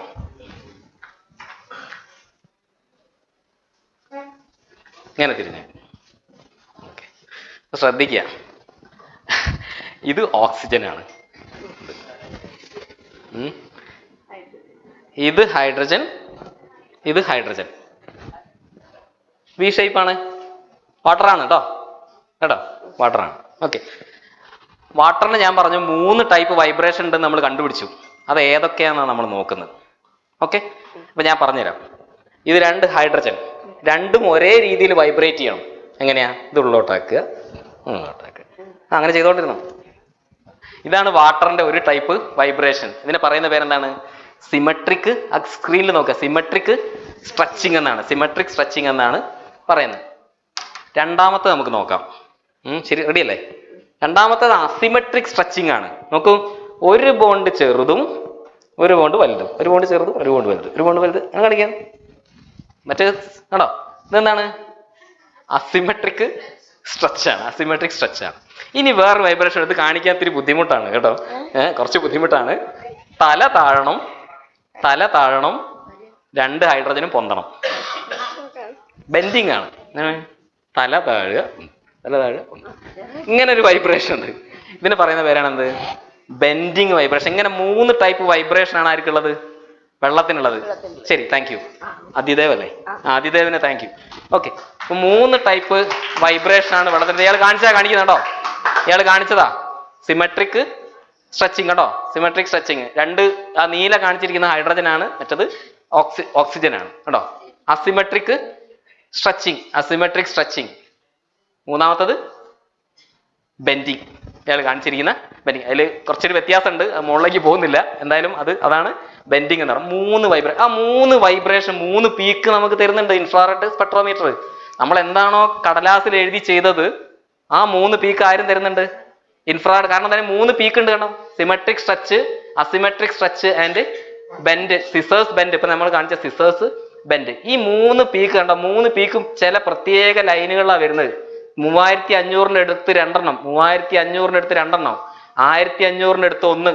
ഇങ്ങനെ കിട്ടിയാൽ പ്രപഞ്ചത്തിൽ എവിടെയും ഒരു സാമ്പിൾ എടുത്ത് നിങ്ങൾ പരിശോധിച്ചോ, ഇങ്ങനെ ഒരു പീക്ക് കിട്ടിയാൽ അത് എന്തിന്റെ ആയിരിക്കും? വെള്ളത്തിന്റെ ആയിരിക്കും. ഇനി പ്രത്യേകം ശ്രദ്ധിക്കുക, ഞാൻ പ്രത്യേകം പറഞ്ഞ എപ്പോഴും വെള്ളം തന്നെ വെള്ളമായിരിക്കണമെന്നില്ല. എന്ത് രൂപത്തിലും കാണാം. OH രൂപത്തിൽ, അതായത് ഹൈഡ്രോക്സിൽ രൂപത്തിൽ കാണാം. അത് വെള്ളം ഉണ്ടാകാനുള്ള ചാൻസ് കൂടുതലാണ് എന്ന് പറയാൻ വേണ്ടിയിട്ടാണ്. OH മാത്രവും നമുക്ക് ടെസ്റ്റ് ചെയ്യാം. നമുക്ക് കിട്ടുന്നത് എങ്ങനെയായിരിക്കും? നോക്കൂ, ഇതൊക്കെ ഓരോ കെമിക്കൽ ബോണ്ടുകളുടെ ഫ്രീക്വൻസിയാണ്. ഏതൊക്കെ അളവിൽ അത് വൈബ്രേറ്റ് ചെയ്യുന്നു എന്നുള്ളതാണ്. OH വൈബ്രേറ്റ് ചെയ്യുന്ന ഏതാണ്ട് ഇവിടെയാണ്. ഏതാണ്? 3000 കഴിഞ്ഞിട്ട് ഏതാണ്ട് ഒരു 3500 അടുത്ത്. അതായത് 3500 അടുത്ത് നിങ്ങൾക്ക് ഒരു പീക്ക് കിട്ടിയാൽ അതിന്റെ അർത്ഥം എന്താണ്? അവിടെ OH ഉണ്ട് എന്നുള്ളതാണ്. OH ഉണ്ട് കണ്ടോ, OHന്റെ പീക്ക് കണ്ടോ. OH സ്ട്രെച്ച് എന്ന് പറഞ്ഞ ഈ ഭാഗം വരുന്നത് ഏതാണ്ട് 3500 അടുത്താണ്. 3500, 3600 ചെറിയ വ്യത്യാസം ഉണ്ടാവും. ഈ ഭാഗത്ത് ഇങ്ങനെ കിട്ടിയാൽ അവിടെ OH ഉണ്ടെന്നാണ് അർത്ഥം. നോക്കൂ, ഇങ്ങനെയാണ് നമ്മൾ വാട്ടറിനെ അനലൈസ് ചെയ്യുന്നത്. വാട്ടർ ഉണ്ടോ എന്ന് ഡിറ്റക്ട് ചെയ്യുന്നത് ഇങ്ങനെയാണ് അല്ലേ? എന്തൊക്കെ നോക്കിയിട്ടാണ്? വാട്ടറിന്റെ 3 വൈബ്രേഷൻസ്, അതുപോലെ തന്നെ OHന്റെ വൈബ്രേഷൻസ്. സോ ഇതാണ് എനിക്ക് നിങ്ങളോട് ശരിക്കും സത്യം പറഞ്ഞാൽ പറയാനുള്ളത്. ഓക്കെ, അപ്പൊ ഇപ്പൊ ഞാൻ പറഞ്ഞ റിപ്പീറ്റ് ചെയ്യണല്ലോ, ഒന്നുകൂടി നിങ്ങൾക്ക് മനസ്സിലായല്ലോ അല്ലേ? 3n-6 മനസ്സിലായല്ലോ അല്ലേ? 3n-6 നിങ്ങൾക്ക് ഇതുപോലെ എല്ലാ മോളിക്യൂളിനും അപ്ലൈ ചെയ്യാതെ. പക്ഷേ ഇതിന് ചെറിയ കണ്ടീഷൻ ഉണ്ട്. വാട്ടർ ഒരു non linear molecule. Non linear എന്ന് പറഞ്ഞാൽ എന്താ? ഇങ്ങനെ വി ഷേപ്പാണ് അല്ലേ? ഇങ്ങനെയുള്ള മോളിക്യൂൾ ഉണ്ട് നേരെയുള്ള. അതൊക്കെയാ കാർബൺ, 2 ഓക്സിജൻ. അതാരാണ്? Carbon dioxide. Carbon dioxide linear അല്ലേ? ലീനിയറിന് ചെറിയൊരു വ്യത്യാസമുണ്ട്. 3n-6 അല്ല, 3n-5 ആണ്. എന്താണ്? 3-5 ആണ്. എന്തുകൊണ്ടാ 5 വരാൻ കാരണം? 5 വരാൻ കാരണം ഞാൻ നേരത്തെ കാണിച്ച ചിത്രമാണ്. കണ്ടോ? ഇതിന് ഈ റൊട്ടേഷൻ ചേഞ്ച് ഉണ്ടാക്കും, ഈ റൊട്ടേഷൻ ചേഞ്ച് ഉണ്ടാക്കും, പക്ഷേ ഈ റൊട്ടേഷൻ ഒരു ചേഞ്ചും ഉണ്ടാക്കില്ല. അപ്പൊ അതിന് ടോട്ടൽ എത്ര റൊട്ടേഷനേ ഉള്ളൂ? ലീനിയർ ആയിട്ടുള്ള ആൾക്കാർക്ക് എത്രയേ ഉള്ളൂ? 2 റൊട്ടേഷനേ ഉള്ളൂ. ട്രാൻസ്ലേഷൻ എത്ര ഉണ്ട്? 3 3 + 2 5. അപ്പൊ 3n-5. പക്ഷേ വാട്ടറിന്റെ കേസിൽ അങ്ങനെയല്ല, 3n-6. അത് നിങ്ങൾക്ക് എങ്ങനെ വേണമെങ്കിൽ കാൽക്കുലേറ്റ് ചെയ്ത് നോക്കിയാൽ കൃത്യമായിട്ട് കാണാൻ പറ്റും. ഓക്കെ, നമുക്കിനി മറ്റുള്ള കാര്യങ്ങളിലേക്ക് പോകാം. പെട്ടെന്ന് അവസാനിപ്പിക്കാം. സർ സമയം കുറച്ച്. ഓക്കെ ഓക്കെ അല്ല, ഒരു 10 to 15 minutes സർ. ഓക്കെ, ഇത് ഈ കാര്യം സത്യം പറഞ്ഞാൽ ഞാൻ പറഞ്ഞല്ലോ, ഒരു കെമിസ്റ്റ് എന്ന നിലയിലുള്ള നമ്മൾ ഇൻട്രസ്റ്റ് ആണ് ഈ ഇതിൻ്റെ അറ്റ്മോസ്ഫിയറിലും അതിൻ്റെ ഇതിലൊക്കെ നമ്മളെ എത്തിക്കുന്നത്. ഓക്കെ, ഇതിൻ്റെ ഒരു അറ്റ്മോസ്ഫിയറിക് കെമിസ്ട്രി, മൂണിൻ്റെ അറ്റ്മോസ്ഫിയർ നമുക്കറിയാം. നമ്മൾ നോ അറ്റ്മോസ്ഫിയർ എന്നാണ് പറയാറുള്ളത്. അതായത് ഇതിൻ്റെ ഒരു പ്രശ്നം എന്താണെന്ന് വെച്ചാൽ ഗ്രാവിറ്റേഷണൽ ഫോഴ്സ് നിങ്ങൾക്കറിയാം, ഗ്രാവിറ്റേഷണൽ ഫോഴ്സ് കുറവായതുകൊണ്ട് അതിൻ്റെ സർഫസിൽ ഈ ഗ്യാസിനൊന്നും ഹോൾഡ് ചെയ്ത് നിർത്താൻ അതിനാവുന്നില്ല. അതിൽ ഗ്യാസ് ഫോം ചെയ്യുന്നുണ്ട്. ആ ഗ്യാസൊക്കെ എപ്പോഴും പെട്ടെന്ന് തന്നെ എസ്കേപ്പ് ചെയ്തു പോകും, പുറത്തേക്ക് പെട്ടെന്ന് എസ്കേപ്പ് ചെയ്തു പോകും. അറിയാലോ, ഇപ്പം ഗ്യാസ് ഫോം ചെയ്യുന്നത്, ഇപ്പം പല പുസ്തകങ്ങൾ നമ്മൾ വായിക്കും, ഗ്യാസ് ഫോം ചെയ്യുന്നത് എല്ലാം ഈ മൂണിൻ്റെ ക്രസ്റ്റ് നിന്നാണ്, അല്ലെങ്കിൽ മൂണിൻ്റെ സർഫസിൽ നിന്ന്, അല്ലെങ്കിൽ മൂണിൻ്റെ മണ്ണിൽ നിന്നാണ് ഈ ഇത്തരത്തിലുള്ള ഗ്യാസുകളെല്ലാം ഫോം ചെയ്യുന്നത്. പക്ഷെ അത് ഫോം ചെയ്ത ഉടനെ തന്നെ എന്തായിട്ട് പോകും? അധികവും അത് ഗ്രാവിറ്റേഷണൽ ഫോഴ്സ് ഇല്ലാത്തതുകൊണ്ട് അതെല്ലാം പുറത്തേക്ക് പോയി പോകും. അതിൽ പ്രധാനമായിട്ടുള്ള സാധനങ്ങളുള്ളത് നിങ്ങൾ കണ്ടോ? Argon, helium, neon, sodium, potassium, hydrogen. കണ്ടോ? പ്രത്യേകം ശ്രദ്ധിക്കുക, ആർഗൺ, ഹീലിയം, നിയോൺ അല്ലേ? ഹീലിയം, ആർഗൺ അല്ലേ? പണ്ട് ഞങ്ങളെ സ്കൂളിൽ പിന്നെ സയൻസിന്റെ മാഷ് പഠിപ്പിച്ച ഒരു പാട്ടുണ്ട്. അതിങ്ങനെയാണ് പറയുന്നത്: ഹീലിയം, ആർഗോൺ, ക്രിപ്റ്റോൺ, പിന്നെ നിയോണും അപൂർവ വാതകമാണല്ലോ, അധികമെടുക്കാനില്ലല്ലോ. കേട്ടിട്ടുണ്ടാവില്ല, ആ മാഷ് ഉണ്ടാക്കിയ കവിതയാണത്. ഹീലിയം, ആർഗോൺ, ക്രിപ്റ്റോൺ, പിന്നെ നിയോണും അപൂർവ വാതകമാണല്ലോ. അപൂർവവാതകമാണ് അതിന്റെ അർത്ഥം എന്താ? അധികമെടുക്കാനില്ലല്ലോ. അതായത് നമ്മുടെ ഭൂമിയിലെ അവസ്ഥയാ പറയുന്നത്. ഹീലിയം, ആർഗോണും, ക്രിപ്റ്റോണും, നിയോണൊക്കെ എന്താണ്? അപൂർവവാതകങ്ങളാണ്, കുറച്ചേ എടുക്കാനുള്ളൂ. പക്ഷെ അങ്ങനല്ല. അവിടെ നമ്മൾ ഒരു ക്യൂബിക് മീറ്റർ നോക്കിക്കഴിഞ്ഞാൽ ഇത്രയും ആറ്റംസ് ആർഗണിലും ഹീലിയത്തിലും നിയോണിന്റെ ഒക്കെ ഏതാണ്ട് ഇത്രയും ആറ്റംസ് അവിടെ ഉണ്ട്. ഓക്കെ, അവിടെ ഉണ്ട്, അപൂർവവാതകങ്ങളാണ്. അതുപോലെ തന്നെ സോഡിയത്തിന്റെയും പൊട്ടാസ്യത്തിന്റെയും, ഞാൻ പറഞ്ഞ പൊട്ടാസ്യത്തിന്റെയും സോഡിയത്തിന്റെ ഗ്ലോ പലപ്പോഴും നമുക്ക് ഫീൽ ചെയ്തിട്ടുണ്ട്. അമ്പിളിമാമന്റെ ടെമ്പറേച്ചർ ഡേ ടൈമിലും അതുപോലെ നൈറ്റിലും ഉള്ള ടെമ്പറേച്ചർ, ഈ ടെമ്പറേച്ചറിന് വരെ പ്രശ്നമാണ്. കാരണം ആലോചിച്ച് നോക്കൂ, അവിടെ ഇൻസുലേഷൻ ഇല്ല എന്നുള്ളതാണ്. കാരണം തണുപ്പ് എന്തുകൊണ്ട് അത്രയധികം തണുപ്പ് അനുഭവപ്പെടുന്നത്? നമുക്ക് തണുപ്പ് കുറയുന്നത് എന്തുകൊണ്ടാ? അതെ, നമ്മൾ ഇപ്പോൾ പിന്നെ ഒരു അടച്ചിട്ട മുറിയിൽ ഇരിക്കുകയാണെങ്കിൽ നമുക്ക് പുറത്ത് തണുപ്പാണെങ്കിലും ഉള്ളിൽ ചൂടായിരിക്കും അല്ലേ? ഉള്ളിൽ ചൂടായിരിക്കും. അങ്ങനെയുള്ളൊരു അറ്റ്മോസ്ഫിയർ അവിടെ ഇല്ല അല്ലേ? അപ്പൊ ചൂടിന് വരെ അവിടെ പിടിച്ചു നിൽക്കാൻ പറ്റുന്നില്ല എന്നുള്ളൊരു കണ്ടീഷനാണുള്ളത്. ഓക്കെ, നിങ്ങൾക്ക് ഇന്നലെ ചോദിച്ച കുറെ ക്വസ്റ്റ്യൻസിനൊക്കെ പറയുന്നുണ്ടാവും അല്ലേ? ഇതിൽ പ്രധാനപ്പെട്ട ഇതൊക്കെ പോട്ടെ, ഇതൊക്കെ എന്ന് പറഞ്ഞാൽ ബേസിക് ആയിട്ടുള്ള ഐസോടോപ്സ് ആണ്, നിങ്ങൾക്ക് അറിയാം അല്ലേ? ഇതിൽ പ്രധാനമായിട്ടുള്ള സാധനങ്ങളാണ് ഹീലിയം 3 ഹീലിയം 4 എന്നുള്ളത് അല്ലേ? അപ്പൊ നേരത്തെ നമ്മൾ അന്വേഷിച്ചു കൊണ്ടിരിക്കുന്ന, ശരിക്കും പറഞ്ഞാൽ ഇതൊന്നും മൊത്തത്തിൽ ശരിക്കും പറഞ്ഞാൽ നന്നായിട്ട് എക്സ്പ്ലോർഡ് ആയിട്ടില്ല. ചിലപ്പോൾ നമുക്ക് ഈ മിഷനോട് കൂടിയിട്ട് ഒരുപാട് കാര്യങ്ങൾ പുറത്തേക്ക് വരുമെന്ന് വിശ്വസിക്കപ്പെടുന്നു. ഒരുപാട് ഇൻഫർമേഷൻ ഞാൻ ഇന്നലെ സാറുമായി ഡിസ്കസ് ചെയ്യായിരുന്നു. ഒരുപാട് ഇൻഫർമേഷൻസ് ഇന്റർനെറ്റിൽ അവിടെ എവിടെയൊക്കെ ആയിട്ടുണ്ട്. സാറിനോട് പറയായിരുന്നു, അവിടെ എവിടെയുള്ള ഇൻഫർമേഷൻസ് കൃത്യമായിട്ട് കൂട്ടി യോജിപ്പിച്ച് മാറ്റുമ്പോൾ ശരിക്കുള്ള ഇൻഫർമേഷൻ ആവുന്നുള്ളൂ. ഓക്കെ, അപ്പൊ അതിന്റെ ഒരു പ്രശ്നം ഇതിലുണ്ട്. ഇപ്പൊ ഹീലിയം 3 അന്വേഷിച്ചിട്ടാണ് നമ്മൾ പോകുന്നതെന്നാണ് പറയുന്നത്. ഹീലിയം 3. അപ്പം ബേസിക്കലി അതിന്റെ കെമിക്കൽ പാർട്ടാണ് ഞാൻ പറയുന്നത്. കാരണം ഹീലിയം 3 എത്രത്തോളം അവിടെ ഉണ്ടെന്നോ അത് എവിടെ കാണപ്പെടുമെന്നോ ഒന്നും എനിക്കറിയില്ല. എന്നാലും ഹീലിയം 3 എന്ന് പറഞ്ഞാൽ എന്താണ്? ഹീലിയം എന്ന് പറഞ്ഞാൽ ഹീലിയത്തിൽ എത്ര ഉണ്ട് ശരിക്കും? ആരൊക്കെയാ ഉള്ളത് ഹീലിയത്തിൽ? അതെ, സാധാരണ ഉള്ള, അതായത് HE എന്ന് പറഞ്ഞാൽ അല്ലേ, HE2 ഒക്കെ പോസിബിൾ അല്ല എന്നൊക്കെ നിങ്ങൾ മറ്റേ ഡയഗ്രം ഒക്കെ വരച്ചിട്ട് ഹയർ സെക്കൻഡറിക്കാരൊക്കെ പഠിക്കുന്നുണ്ടാവും. എന്തേ പോട്ടെ. ഹീലിയം എന്ന് പറഞ്ഞാൽ 2 പ്രോട്ടോണും ഇതെന്താണ്, ന്യൂട്രോൺ ആണ് അല്ലെ, ന്യൂട്രോൺ ചാർജ് ഇല്ല. 2 പ്രോട്ടോണും 1 ന്യൂട്രോണും പിന്നെ 2 ഇലക്ട്രോണും. സ്റ്റേബിൾ ആണോ? സ്റ്റേബിൾ ആണോ? ആണോ? സ്റ്റേബിൾ ആണ്. എന്തുകൊണ്ട് സ്റ്റേബിളാ? 2 പോസിറ്റീവ് ചാർജ് ഉണ്ട്, 2 നെഗറ്റീവ് ചാർജ് ഉണ്ട്, സ്റ്റേബിൾ ആണ്. HE2 സ്റ്റേബിൾ ആണോ? അല്ല. HE3 സ്റ്റേബിൾ ആണ്. ഇതിന് പ്രധാനപ്പെട്ട പ്രത്യേകത ഉണ്ട്. HE2 സ്റ്റേബിൾ ആയതുകൊണ്ട് ഇതിന് എന്തില്ല, ഇതിന് റേഡിയോ ആക്ടിവിറ്റി ഇല്ല. റേഡിയോ ആക്ടിവിറ്റി ഇല്ല. പ്രത്യേകം ശ്രദ്ധിക്കുക. നമ്മുടെ പ്രധാനപ്പെട്ട നമ്മൾ ഉപയോഗിക്കുന്ന ഫ്യൂവൽസ്, യുറാനിയം അല്ലെ, യുറാനിയം, തോറിയം, ഇതൊക്കെ നമ്മൾ പിന്നെ ആണവ റിയാക്ടറിൽ ഉപയോഗിക്കുമ്പോൾ ഇതൊക്കെ റേഡിയോ ആക്ടിവിറ്റി ഉള്ളതാണ്. അതിനൊക്കെ എന്ത് പുറത്തേക്ക് വരും? വികിരണങ്ങൾ പുറത്തേക്ക് വരും. ആൽഫ, ബീറ്റ, ഗാമ നിങ്ങൾ പഠിച്ചിട്ടുണ്ടാവും. വികിരണങ്ങൾ പുറത്തേക്ക് വരും. ഇവിടെ അങ്ങനെ ഉണ്ടാവില്ല. ഒന്ന്. രണ്ടാമത്തത്, ഇതിന് വേസ്റ്റ് ഇല്ല. എന്താണ് ഇവിടെ നടക്കുന്നത്? ഇവിടെ നടക്കാൻ പോകുന്ന പ്രോസസ്സ്, അല്ലെങ്കിൽ ഇവിടെ നടക്കുമെന്ന് നമ്മൾ എക്സ്പെക്ട് ചെയ്യുന്ന പ്രോസസ്സ് എന്താണ്? 2 ഹീലിയം-3 തന്മാത്രകൾ കൂടി ചേർന്നിട്ട് എന്തുണ്ടാവും? ഒരു ഹീലിയം-4 ഉണ്ടാവുക എന്നുള്ളതാണ്. ഒരു ഹീലിയം-4. 2 ഹീലിയം തന്മാത്രകൾ എന്ന് പറഞ്ഞാൽ 2 പ്രോട്ടോണും 1 ന്യൂട്രോണും. 2 പ്രോട്ടോണും 1 ന്യൂട്രോണും കൂടി, ന്യൂക്ലിയസ് ആണ്, ന്യൂക്ലിയർ ഫ്യൂഷൻ ആണ്. കൂടി ചേർന്ന് കഴിഞ്ഞാൽ 2 ഇങ്ങനെയുള്ളൊരു സ്ട്രക്ചർ അല്ലേ.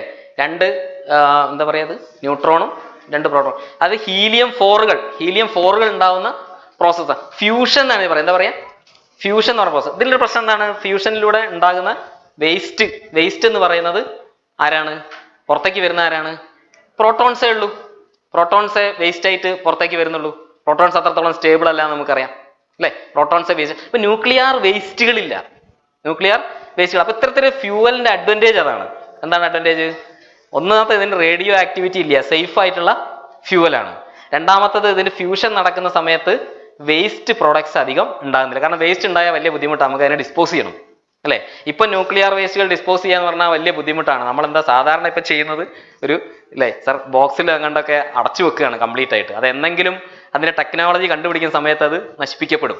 പക്ഷെ എന്തായാലും ഇതൊക്കെ വലിയ ബുദ്ധിമുട്ടുള്ള കാര്യങ്ങൾ തന്നെയാണ്. പക്ഷെ ഈ ഒരു കോണ്ടെക്സ്റ്റിലാണ് ഹീലിയം-3 വളരെ ഇമ്പോർട്ടൻ്റ് ആവുന്നത്. ഹീലിയം-3 വളരെ, അതായത് ക്ലീൻ എനർജി എന്നുള്ള കൺസെപ്റ്റിലേക്ക് പോകാൻ വേണ്ടിയിട്ടാണ് നമ്മളത് സെർച്ച് ചെയ്തുകൊണ്ടിരിക്കുന്നത്. ഓക്കെ, നമുക്കത് കണ്ടെത്തുമെന്ന് പ്രതീക്ഷിക്കാം. ഓക്കെ, സോ അറ്റ്മോസ്ഫിയറിലാണെങ്കിലും നമുക്കറിയാം നമ്മുടെ എർത്തിന്റെ അറ്റ്മോസ്ഫിയർ എത്ര മനോഹരമാണ് അല്ലേ. എർത്തിന്റെ അറ്റ്മോസ്ഫിയറിനെ എത്ര മനോഹരമാക്കുന്നത് എന്തൊക്കെയാണ്? അതിന്റെ നീല നിറം അല്ലെ. രണ്ടാമത്തത് ക്ലൗഡിന്റെ വെള്ള നിറം അല്ലെ. ആകാശത്തിന് പല കളറുകളുണ്ട് നമുക്കറിയാം അല്ലെ. ആകാശത്തിന് രാവിലെയുള്ള കളറല്ല വൈകുന്നേരം ഉള്ളത് അല്ലെ. എത്ര മനോഹരമാണ് നമ്മുടെ ഭൂമി എന്ന് നോക്കൂ. എന്തുകൊണ്ടാണ് ഈ കളർ ഉണ്ടാവുന്നത്? സ്കാറ്ററിങ് ഓഫ് ലൈറ്റിനെ പറ്റി 2 പേര് പഠിച്ചിട്ടുണ്ട്. അതിൽ ഏറ്റവും പ്രധാനമായിട്ട് ഫസ്റ്റ് പഠിച്ചത് റെലെ എന്ന ഫിസിസിസ്റ്റ് ആണ്. റെലെ എന്താ പറഞ്ഞത്? സൂര്യപ്രകാശം കണികകളിൽ തട്ടുമ്പോൾ ഇലാസ്റ്റിക് കൊളീഷൻ നടക്കുന്നു. ഇലാസ്റ്റിക് കൊളീഷൻ എന്ന് പറഞ്ഞാൽ എന്താ? Energy before collision is equal to energy after collision. കൂട്ടിമുട്ടുന്നതിന് മുമ്പുള്ള എനർജിയും കൂട്ടിമുട്ടി കഴിഞ്ഞാലുള്ള എനർജിയും ഈക്വൽ ആവുന്ന കണ്ടീഷൻ, അതാണ് പ്രോമിനന്റ് ആയി നടക്കുന്നത്. ആ സ്കാറ്ററിംഗ് ആണ് നമ്മൾ നീല നിറത്തിൽ എവിടെ കാണുന്നത്? ആകാശത്ത് കാണുന്നത്. വൈകുന്നേരം ആകുമ്പോൾ ചുവപ്പിലേക്ക് പോകും. അതെനിക്ക് അറിയാം അല്ലേ. വൈകുന്നേരം ആകുമ്പോൾ ചുവപ്പിലേക്ക് പോകാൻ, ചുവപ്പ് നിറത്തിന് തരംഗദൈർഘ്യം കൂടുതലാണ്. കാരണം നീല നിറമൊക്കെ അപ്പോഴേക്കും സ്കാറ്റർ ചെയ്ത് പോയിട്ടുണ്ടാവും. അവസാനം എന്ത് നിറം മാത്രമേ ഉണ്ടാവുള്ളൂ? ചുവപ്പ് നിറം മാത്രമേ. വളരെ ബ്യൂട്ടിഫുൾ ആയിട്ട്. പക്ഷേ ഈ ഒരു പ്രോസസ്സ് നടക്കാനൊന്നും ഇല്ലല്ലോ അവിടെ അല്ലേ. ഈ ഒരു പ്രോസസ്സ് നടക്കാനുള്ള അറ്റ്മോസ്ഫിയർ അവിടെ ഇല്ല, അവിടെ പാർട്ടിക്കിൾസ് ഇല്ല. കാരണം അപ്പൊ സൺലൈറ്റ് ഉണ്ടോയെന്ന് ചോദിച്ചാൽ സണ്ണിന്റെ ഇഫക്റ്റ് ഉണ്ട്, സൺലൈറ്റ് ഉണ്ട്. നിങ്ങൾക്ക് സോളാർ പാനൽ വെച്ചാൽ വർക്ക് ചെയ്യും. പക്ഷെ മൊത്തം വിടമുരേകാന്ത ശൂന്യതയല്ലോ അല്ലേ. ഓക്കെ, നോക്കൂ. ചന്ദ്രനിൽ നിന്നുള്ള മണ്ണിൽ കൃഷി ചെയ്യാൻ പറ്റുമോ? ഒരുപാട് ആൾക്കാർ നടത്തിയ പരീക്ഷണമുണ്ട്. അതായത് മൂണിൽ നിന്ന് കൊണ്ടുവന്ന് വന്ന മണ്ണിൽ കൃഷി ചെയ്യാൻ പറ്റും. പ്രത്യേകം ശ്രദ്ധിക്കുക. ഇന്നലെ സാറ് പറഞ്ഞു മൂന്നിന്ന് വളരെ കുറച്ച് മണ്ണേ കൊണ്ടുവന്നിട്ടുള്ളൂ, നിങ്ങൾ റിസർച്ച് ചെയ്യാൻ വേണ്ടിയിട്ട് പോയി ചോദിച്ചു കഴിഞ്ഞാൽ ആരും തരില്ല. അപ്പൊ എന്താ ചെയ്തത്? ശരിക്കും പറഞ്ഞാൽ അതിനെ നമ്മൾ മിമിക് ചെയ്യുക ചെയ്തത്. അതായത് ഒരു പ്രത്യേക സ്ഥലങ്ങളിലുള്ള മണ്ണെടുത്തിട്ട് പിന്നെ മാർസിന്റെയും അതുപോലെ തന്നെ മൂണിന്റെ ഒക്കെ സോയിലിനെ നമ്മൾ ഇമിറ്റേറ്റ് ചെയ്യുക ചെയ്യുന്നത്. അതുപോലുള്ള കോമ്പോസിഷൻ, അതല്ലേ പറ്റുള്ളൂ നമുക്ക്. ആർട്ടിഫിഷ്യൽ ആയിട്ടുള്ള കോമ്പോസിഷൻസ് ആണ് നമ്മൾ ഇതിനു വേണ്ടി പരീക്ഷിക്കുന്നത്. അപ്പോൾ പല പഠനങ്ങളുണ്ട്, ഒരുപാട് പഠനങ്ങൾ. ഒരു പഠനത്തിൽ പറയുന്നത് ഏതാണ്ട് ഒരു 50 ദിവസം വരെ ചെടി വളർന്നെന്നും പിന്നെ അത് പോയിന്ന്. കാരണം ഇതിന് ന്യൂട്രിയൻസ് ഇല്ല. അപ്പൊ നമ്മൾ എന്ത് ചെയ്യേണ്ടി വരും? ഇതിനെ സ്റ്റിമുലേറ്റ് ചെയ്യേണ്ടി വരും. നമ്മൾ മണ്ണ് വെറുതെ എടുത്ത് ഇത്തരം മണ്ണിൽ കൃഷി ചെയ്ത് കഴിഞ്ഞാൽ നമുക്ക് പ്രോഡക്റ്റ് ഒന്നും കിട്ടില്ല. എന്ത് ചെയ്യേണ്ടി വരും? നമ്മളതിനെ സ്റ്റിമുലേറ്റ് ചെയ്യേണ്ടി വരും. സ്റ്റിമുലേറ്റ് ചെയ്യാന്ന് പറഞ്ഞാൽ നമ്മളതിൽ ന്യൂട്രിയൻസ് ആഡ് ചെയ്യേണ്ടി വരും. അങ്ങനെ ന്യൂട്രിയൻസ് ആഡ് ചെയ്തിട്ട് ഒരുപാട് പ്ലാന്റ്സ് ഒക്കെ വളർത്തിയതായിട്ടുള്ള സ്റ്റഡീസ് ഒക്കെ ഉണ്ട്. പക്ഷെ നമുക്കൊരു കൺട്രോൾഡ് അറ്റ്മോസ്ഫിയറിൽ കൃഷി ചെയ്യാൻ പറ്റുമോ എന്നാണ്. സ്പേസിലായാലും മൂണിലായാലും ഒരു കൺട്രോൾഡ് അറ്റ്മോസ്ഫിയറിൽ നമുക്ക് കൃഷി ചെയ്യാൻ പറ്റുമോ എന്നുള്ളതാണ്. വളരെ ചെലവ് പിടിച്ച കാര്യങ്ങളാണ്. കാരണം ഈയിടെ ഒരുപാട് സ്റ്റഡീസ് വന്നിട്ടുണ്ട് LED ലൈറ്റിൽ കൃഷി ചെയ്യാമെന്നുള്ളത്. LED ലൈറ്റ് കൃഷി ചെയ്യാം. പക്ഷെ അതിനുള്ള അറ്റ്മോസ്ഫിയർ നമ്മൾ വളരെ പ്രധാനമാണ്, വളരെ എക്സ്പെൻസീവ് ആണ് ഇങ്ങനെയുള്ള കാര്യങ്ങൾ ഒരുക്കുന്നതിൽ. സ്പേസിൽ കൃഷി ചെയ്യാനുള്ള ഒരുപാട് സ്റ്റഡീസ് ഇപ്പോൾ നടന്നു വരുന്നുണ്ട്. ഇതൊക്കെ ഒരു സ്വപ്നങ്ങളാണ് ഇതൊക്കെ. അപ്പം ഇങ്ങനെയുള്ള പിന്നെ ചില ചേംബറുകളിലൊക്കെ കൃഷി ചെയ്യാം, അല്ലെങ്കിൽ നമുക്ക് ഉരുളക്കിഴങ്ങ് പ്രൊഡ്യൂസ് ചെയ്യാം എന്നൊക്കെയുള്ള സ്റ്റഡീസൊക്കെ ഒരുപാട് നടക്കുന്നുണ്ട്. പിന്നെ പ്രധാനപ്പെട്ട ഒരു കാര്യം, നമ്മൾ സയൻസിന്റെ ബേസിലെടുത്താൽ നമുക്ക് ഒരുപാട് എക്സ്പെരിമെന്റ് നടത്താൻ പറ്റും. കാരണം മൈക്രോ ഗ്രാവിറ്റി എക്സ്പെരിമെന്റ്സ് എന്താണ്? ഗ്രാവിറ്റി കുറഞ്ഞ സ്ഥലത്ത് ചെടി വളരുമോ? ഗ്രാവിറ്റി കുറഞ്ഞ സ്ഥലത്ത് നമ്മളുടെ ഫിസിക്കൽ ചേഞ്ചുകൾ എന്തൊക്കെയായിരിക്കും? നമ്മളുടെ മറ്റ് മൃഗങ്ങളുടെ ഫിസിക്കൽ ചേഞ്ചസ് എന്തൊക്കെയായിരിക്കും? ബാക്ടീരിയക്ക് എന്ത് ചേഞ്ച് സംഭവിക്കും? വൈറസിന് എന്ത് ചേഞ്ച് സംഭവിക്കും? ഒക്കെ എവിടെ നമുക്ക് നടത്താമാണെങ്കിൽ സ്പേസിലും അല്ലെങ്കിൽ മൂണിലും ഒക്കെ ഈ പരീക്ഷണങ്ങൾ നമുക്ക് നടത്താം. കാരണം അവിടെ മൈക്രോ ഗ്രാവിറ്റി ഒറിജിനലായിട്ട് ഫീൽ ചെയ്യുന്ന സ്ഥലമാണ്. ഞാൻ പറഞ്ഞ കുറച്ച് അഡ്വാൻറ്റേജുകളാണ് ഞാൻ പറയുന്നത്. ഡിസ്അഡ്വാൻറ്റേജ് ഒരുപാടുണ്ട്. പിന്നെ വാക്വം എക്സ്പെരിമെന്റ്സ്. വാക്വം എന്ന് പറയുന്നതാണ് എയർ ഇല്ലാത്ത അവസ്ഥ. നമ്മൾ ഇവിടെ ആണെങ്കിൽ ഉണ്ടാക്കണം അല്ലെ? ഉണ്ടാക്കിയിട്ട് അതിൻ്റെ ഉള്ളിൽ ചെയ്യാൻ പറ്റുള്ളൂ. സ്പേസിലോ അല്ലെങ്കിൽ നമ്മൾ പിന്നെ പ്രത്യേകിച്ച് മൂണിലൊക്കെ പോയി കഴിഞ്ഞാൽ അവിടെ നടത്തുന്ന എക്സ്പെരിമെന്റ്സ് എല്ലാം വാക്വത്തിലാണ് നടത്തുന്നത്. അപ്പോൾ വാക്വം ടൈപ്പ് എക്സ്പെരിമെന്റ്സ് നമുക്ക് നടത്താൻ പറ്റും. അതുപോലെ ഏറ്റവും കൂടുതൽ ഇത് കോൺട്രിബ്യൂട്ട് ചെയ്യുന്ന പാർട്ടിക്കിൾ ഫിസിക്സിന്റെ സ്റ്റഡീസിലേക്കാണ്. പാർട്ടിക്കിൾ ഫിസിക്സിൽ നമുക്കറിയാം 2 ബെമ്പാർഡ്മെന്റ് അല്ലേ? നമ്മുടെ പിന്നെ കണികകളെ കൂട്ടിമുട്ടിച്ചുകൊണ്ടുള്ള പരീക്ഷണം, സേണിലൊക്കെ പരീക്ഷണം നിങ്ങൾ കണ്ടിട്ടുണ്ടാവും അല്ലേ? അപ്പൊ അതൊക്കെ എല്ലാവരും പറയുന്നുണ്ട് ഇവിടെ നമുക്ക് ഒരുപാട് ബുദ്ധിമുട്ടുണ്ടാക്കും അല്ലെ? പൊല്യൂഷൻ പ്രശ്നങ്ങൾ നമുക്ക് ബുദ്ധിമുട്ടുണ്ടാക്കും എന്നൊക്കെ പറയുന്നുണ്ട്. അപ്പൊ ആംബ്ലിമാനിൽ വെച്ച് നടത്തിയാൽ ഒരു കുഴപ്പവും ഇല്ല. അവിടുത്തെ കണ്ടീഷൻസ് ഒക്കെ ഓക്കെയാണ്. പാർട്ടിക്കിൾ ആക്സിലറേറ്റേഴ്സ് പോലുള്ള സ്റ്റഡീസ് ഒക്കെ അത്തരം സിസ്റ്റത്തിലൊക്കെ വെച്ച് നടത്താൻ വളരെ യൂസ്ഫുൾ ആണ്. അതുപോലെ തന്നെ സ്റ്റെറൈൽ എൻവയോൺമെന്റ്, അവിടെ ബാക്ടീരിയ ഒന്നുമില്ല. നിങ്ങൾക്ക് വേണമെങ്കിൽ ബയോളജിക്കൽ എക്സ്പെരിമെന്റ് ഒരു കൺട്രോൾഡ് അറ്റ്മോസ്ഫിയറിൽ അവിടെ നടത്തിയാൽ നിങ്ങൾ ഗ്ലൗസ് ഇടണ്ട, അതേപോലെ തന്നെ നിങ്ങളുടെ കയ്യിൽ എഥനോൾ പുരട്ടണ്ട അല്ലേ? നമ്മളിവിടെയൊക്കെ അതൊക്കെ പുരട്ടിയിട്ടാണ് ചെയ്യുന്നത്. നമ്മൾ വളരെ കണ്ടീഷൻഡ് ആയിട്ടുള്ള ഇതിലാണ് ചെയ്യുന്നത്. പക്ഷെ അവിടെ അങ്ങനെയുള്ള സ്റ്റെറൈൽ എൻവയോൺമെന്റ് ഉള്ളത് കൊണ്ട് നമുക്ക് അത്തരം എക്സ്പെരിമെന്റുകൾ നടത്താൻ പറ്റും. ഇതൊക്കെ ചില സ്വപ്നങ്ങളാണ്. ഞാൻ നിങ്ങളോട് ഞാൻ എൻ്റെ ടോക്ക് നിർത്താൻ പോവാണ്. ചില സ്വപ്നങ്ങൾ കൂടി പങ്കുവെച്ചിട്ടാണ് നിർത്തുന്നത്. സ്വപ്നങ്ങൾ നിങ്ങൾക്ക് പലതരത്തിലും കാണാം അല്ലേ? സ്വപ്നങ്ങൾ വേണമെങ്കിൽ കളറിൽ കാണാം, ബ്ലാക്ക് ആൻഡ് വൈറ്റിലും കാണാം. തൽക്കാലം ബ്ലാക്ക് ആൻഡ് വൈറ്റിലാണ് ഞാൻ കാണിക്കാൻ പോകുന്നത്. കുറച്ച് സ്വപ്നങ്ങൾ ഷെയർ ചെയ്യാൻ വേണ്ടി, നാളത്തേക്കുള്ള കുറേ സ്വപ്നങ്ങൾ ഷെയർ ചെയ്യുന്നത് അല്ലേ? ഇതിലുള്ള ചിത്രം ശ്രദ്ധിക്കുക. ഇതൊക്കെ എന്ന് പറഞ്ഞാൽ ഒരിക്കലും ഇപ്പം നടക്കുമെന്ന് ഒരിക്കലും വിചാരിക്കാൻ പറ്റാത്ത കാര്യങ്ങളാണ്.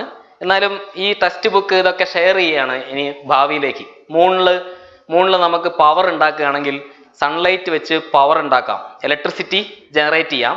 ആ ഇലക്ട്രിസിറ്റിയെ നിങ്ങൾക്ക് മൈക്രോവേവ് തരംഗങ്ങളാക്കി മാറ്റാൻ പറ്റിയാൽ ആ മൈക്രോവേവ് തരംഗങ്ങളെ ഞങ്ങൾക്ക് എങ്ങോട്ട് അയക്കാൻ പറ്റും?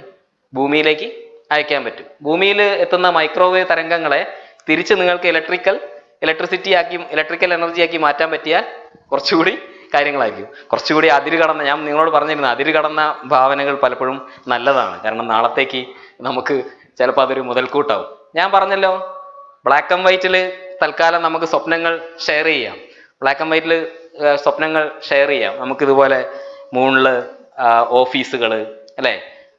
അതുപോലെ ചാർജിങ്, ബാറ്ററി ചാർജ് ചെയ്യാനുള്ള ഡിവൈസുകൾ, അതുപോലെ തന്നെ നിങ്ങൾക്ക് റെയിൽ സംവിധാനങ്ങൾ നല്ല അല്ലേ? കണ്ടോ ഇത്രയും. പിന്നെ നമുക്ക് വളരെ ഇങ്ങനത്തെ സ്പേസിൽ ഇതൊക്കെ ചിത്രകാരന്റെ ഭാവനകളാണ്, വെറുതെ നിങ്ങളോട് ഷെയർ ചെയ്യാൻ തമാശ മാത്രമാണ്. ഇപ്പോൾ നമുക്കിതുപോലുള്ള നല്ല ഗാർഡൻസ് അല്ലേ, കണ്ടോ, ഇതൊക്കെ വെറുതെ തമാശകളാണ്. പക്ഷെ എപ്പോഴും നമ്മൾ ആലോചിക്കുക, ജീവന്റെ കയ്യൊപ്പ് എന്ന് വിളിക്കുന്ന, ജീവന്റെ കയ്യൊപ്പ് എന്നാണ്, ഭൂമിയിൽ ജനിക്കാൻ സിദ്ധിച്ച നമ്മളെല്ലാവരും ഭാഗ്യവാന്മാരാണ് അല്ലേ അല്ലേ.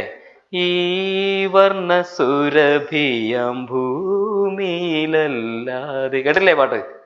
ഭൂമിയിലല്ലാതെ എന്തെങ്കിലും ഉണ്ടോ എന്നുള്ള, ഭൂമിയിലല്ലാതെ, കാരണം അത്ര മനോഹരമാണ് നമ്മുടെ ഭൂമി അല്ലേ. നമ്മുടെ ജീവന്റെ സിഗ്നേച്ചറായ DNA ഇത് കണ്ടെത്താനുള്ള ശ്രമം നമ്മൾ എപ്പോഴും ഇങ്ങനെ നടത്തിക്കൊണ്ടിരിക്കുകയാണ്. ഇത് കണ്ടെത്താനുള്ള ശ്രമം വേറെ എവിടെയെങ്കിലും ഉണ്ടോ എന്നുള്ളത് അല്ലേ. ഒരുപാട് നമ്മൾ പ്രതീക്ഷിച്ചുകൊണ്ടിരിക്കുകയാണ്. നമ്മൾ ഒരുപാട് അറ്റംപ്റ്റ് അതുമായിട്ട് ബന്ധപ്പെട്ട് നടത്തുന്നുണ്ട്. റേഡിയോ ഫ്രീക്വൻസി പിടിച്ചെടുക്കാൻ വേണ്ടിയിട്ട് നമ്മൾ ഒരുപാട് സെൻസറുകൾ വെച്ചിട്ടുണ്ട്. നമ്മൾ റേഡിയോ ഫ്രീക്വൻസി അയക്കുന്നുണ്ട്. എപ്പോഴും നമ്മളുടെ മറ്റൊരു സുഹൃത്തിനെ അല്ലേ, ഈ പ്ലാനറ്റ് സമൂഹത്തിൽ മറ്റൊരു സുഹൃത്തിനെ തേടാനുള്ള ഒരു സ്വപ്നങ്ങൾ അല്ലേ. ഇപ്പം സ്വപ്നങ്ങളാണ്, എപ്പോഴും നമ്മളെ ജന്മത്തിൽ തന്നെ നടക്കണമെന്നില്ല. ഏതെങ്കിലും ജന്മത്തിൽ എപ്പോഴെങ്കിലും അങ്ങനെ നടന്നു കഴിഞ്ഞാൽ നമ്മൾ അറിയാനും പോകുന്നില്ല. പക്ഷെ നമുക്കറിയാമല്ലോ, സയൻസ് എയിം ചെയ്യുന്നത് തലമുറകൾക്ക് വേണ്ടിയാണ്. നമ്മുടെ കാലത്ത് തന്നെ അതിൻ്റെ ബെനിഫിറ്റ് കിട്ടണമെന്നില്ല, തലമുറകൾക്ക് വേണ്ടിയാണ്. അല്ലെങ്കിൽ എത്രയോ കാലം കഴിഞ്ഞ്, അതാണ് ഞാൻ നിങ്ങളോട് പറഞ്ഞല്ലോ, ഒരു 500, 600 അല്ലെങ്കിൽ 1000 കൊല്ലോ കഴിഞ്ഞ് നമ്മളെ നേരെ വരുന്ന ഒരു ഉൽക്കയെ പൊട്ടിക്കാൻ വേണ്ടി നമ്മൾ ഇന്ന് തന്നെ മിസൈൽ അയക്കുന്നു. പക്ഷേ പ്രത്യേകം ശ്രദ്ധിക്കുക, 1000, 500, 1000 കൊല്ലം കഴിഞ്ഞാൽ നമ്മുടെ മക്കളോ ജീവിച്ചിരിക്കില്ല. പക്ഷെ നമുക്കൊരു കർത്തവ്യമുണ്ട്, നമ്മൾ ഇന്നത്തെ തലമുറ ചെയ്യേണ്ട കർത്തവ്യം. അതിനുവേണ്ടി നമ്മൾ എപ്പോഴും നിരന്തരം ശ്രമിച്ചുകൊണ്ടേയിരിക്കുന്നു. നമ്മുടെ അന്വേഷണങ്ങൾ നമ്മൾ തുടർന്നുകൊണ്ടേയിരിക്കുന്നു അല്ലേ, നമ്മൾ തുടർന്നുകൊണ്ടേയിരിക്കുന്നു. എന്തൊക്കെ കവി പാടിയാലും നമ്മൾ ഇനിയും അത്തരം അന്വേഷണങ്ങൾ തുടർന്നുകൊണ്ടേയിരിക്കും. പിന്നെ അടുത്ത സ്റ്റാൻസയിൽ കവി പാടുന്നത് എങ്ങനെയാണ്? കർപ്പൂരശിലയില്ല, കദളീവനമില്ല, കൽപ്പക തളിർമര തണലില്ല, ഏതോ പ്രണയത്തിനിരുൾ വന്നു മൂടുമൊരേകാന്ത മൂകതയല്ലോ, അവിടെയൊരേകാന്ത മൂകതയല്ലോ. മൂകതയും ശൂന്യതയൊക്കെ ആണെങ്കിലും നമ്മളെപ്പോഴും അവിടെ റിയലി മൂകതയും ശൂന്യതയാണ് നമ്മളെപ്പോഴും അന്വേഷിച്ചുകൊണ്ടിരിക്കും. Thank you very much.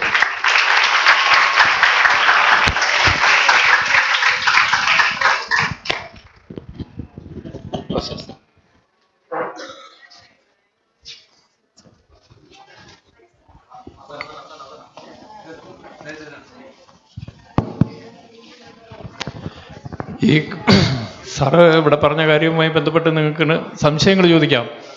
പെട്ടെന്ന് സംശയങ്ങൾ ചോദിക്കണം.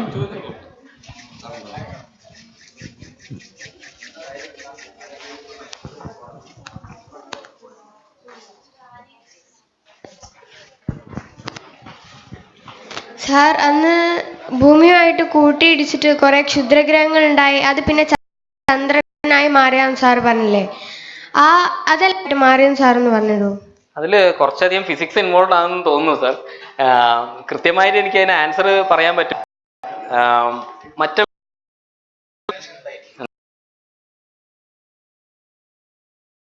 100% ഏറ്റവും പുതിയതും മറ്റുള്ളതുമായിട്ട് കമ്പയർ ചെയ്യുമ്പോഴും വിശ്വസിക്കാൻ പറ്റുന്ന ഒരു കാര്യമാണ്. ഭൂമി മോൾട്ടൻ്റ് കണ്ടീഷനിലായിരിക്കുന്ന അവസരത്തിൽ ചൊവ്വയോളം വരുന്ന ഒരു പ്ലാനറ്റ് അത് വന്ന് ഭൂമിയിൽ ഇങ്ങനെ തട്ടിത്തെറിപ്പിച്ച്, നമ്മൾ ചളിയൊക്കെ ഉള്ള സാധനത്തിൽ നമ്മളിങ്ങനെ കാലുകൊണ്ട് അടിച്ച് തെറിപ്പിക്കുന്നില്ലേ, അങ്ങനെ തെറിച്ചുണ്ടായ ഒരു വസ്തുവാണ് ചന്ദ്രൻ എന്നുള്ള ഒരു സിദ്ധാന്തം ഉണ്ട്. അതാണ് സാറുടെ എക്സ്പ്ലെയിൻ ചെയ്യാൻ വന്നത്. അതായത് പ്ലാനറ്റിസിമൽസിൽ നിന്ന് ഉണ്ടായ ആ ഒരു പ്ലാനറ്റ് ആണ് എന്നുള്ള സങ്കല്പം അല്ല, അത് ഭൂമിയിൽ നിന്ന് ഉണ്ടായ അതിൻ്റെ മേജർ ഏരിയ, അല്ലാതെ പ്ലാനറ്റിസിമൽസിൽ നിന്ന് ഉണ്ടായ പ്ലാനറ്റിൻ്റെ ആ ഒരു സിദ്ധാന്തം ഇതും തമ്മിൽ ചെറിയൊരു വ്യത്യാസമുണ്ട്. Okay, thank you sir. Sir പറഞ്ഞില്ലേ പ്ലാറ്റിനം കാറ്റലിസ്റ്റ് ഉപയോഗിച്ച് ഹൈഡ്രജൻ ഓക്സിജൻ ഒക്കെ ചേർത്ത് ജലം ഉണ്ടാക്കാം, എന്താ ചന്ദ്രനിൽ നടക്കാത്ത?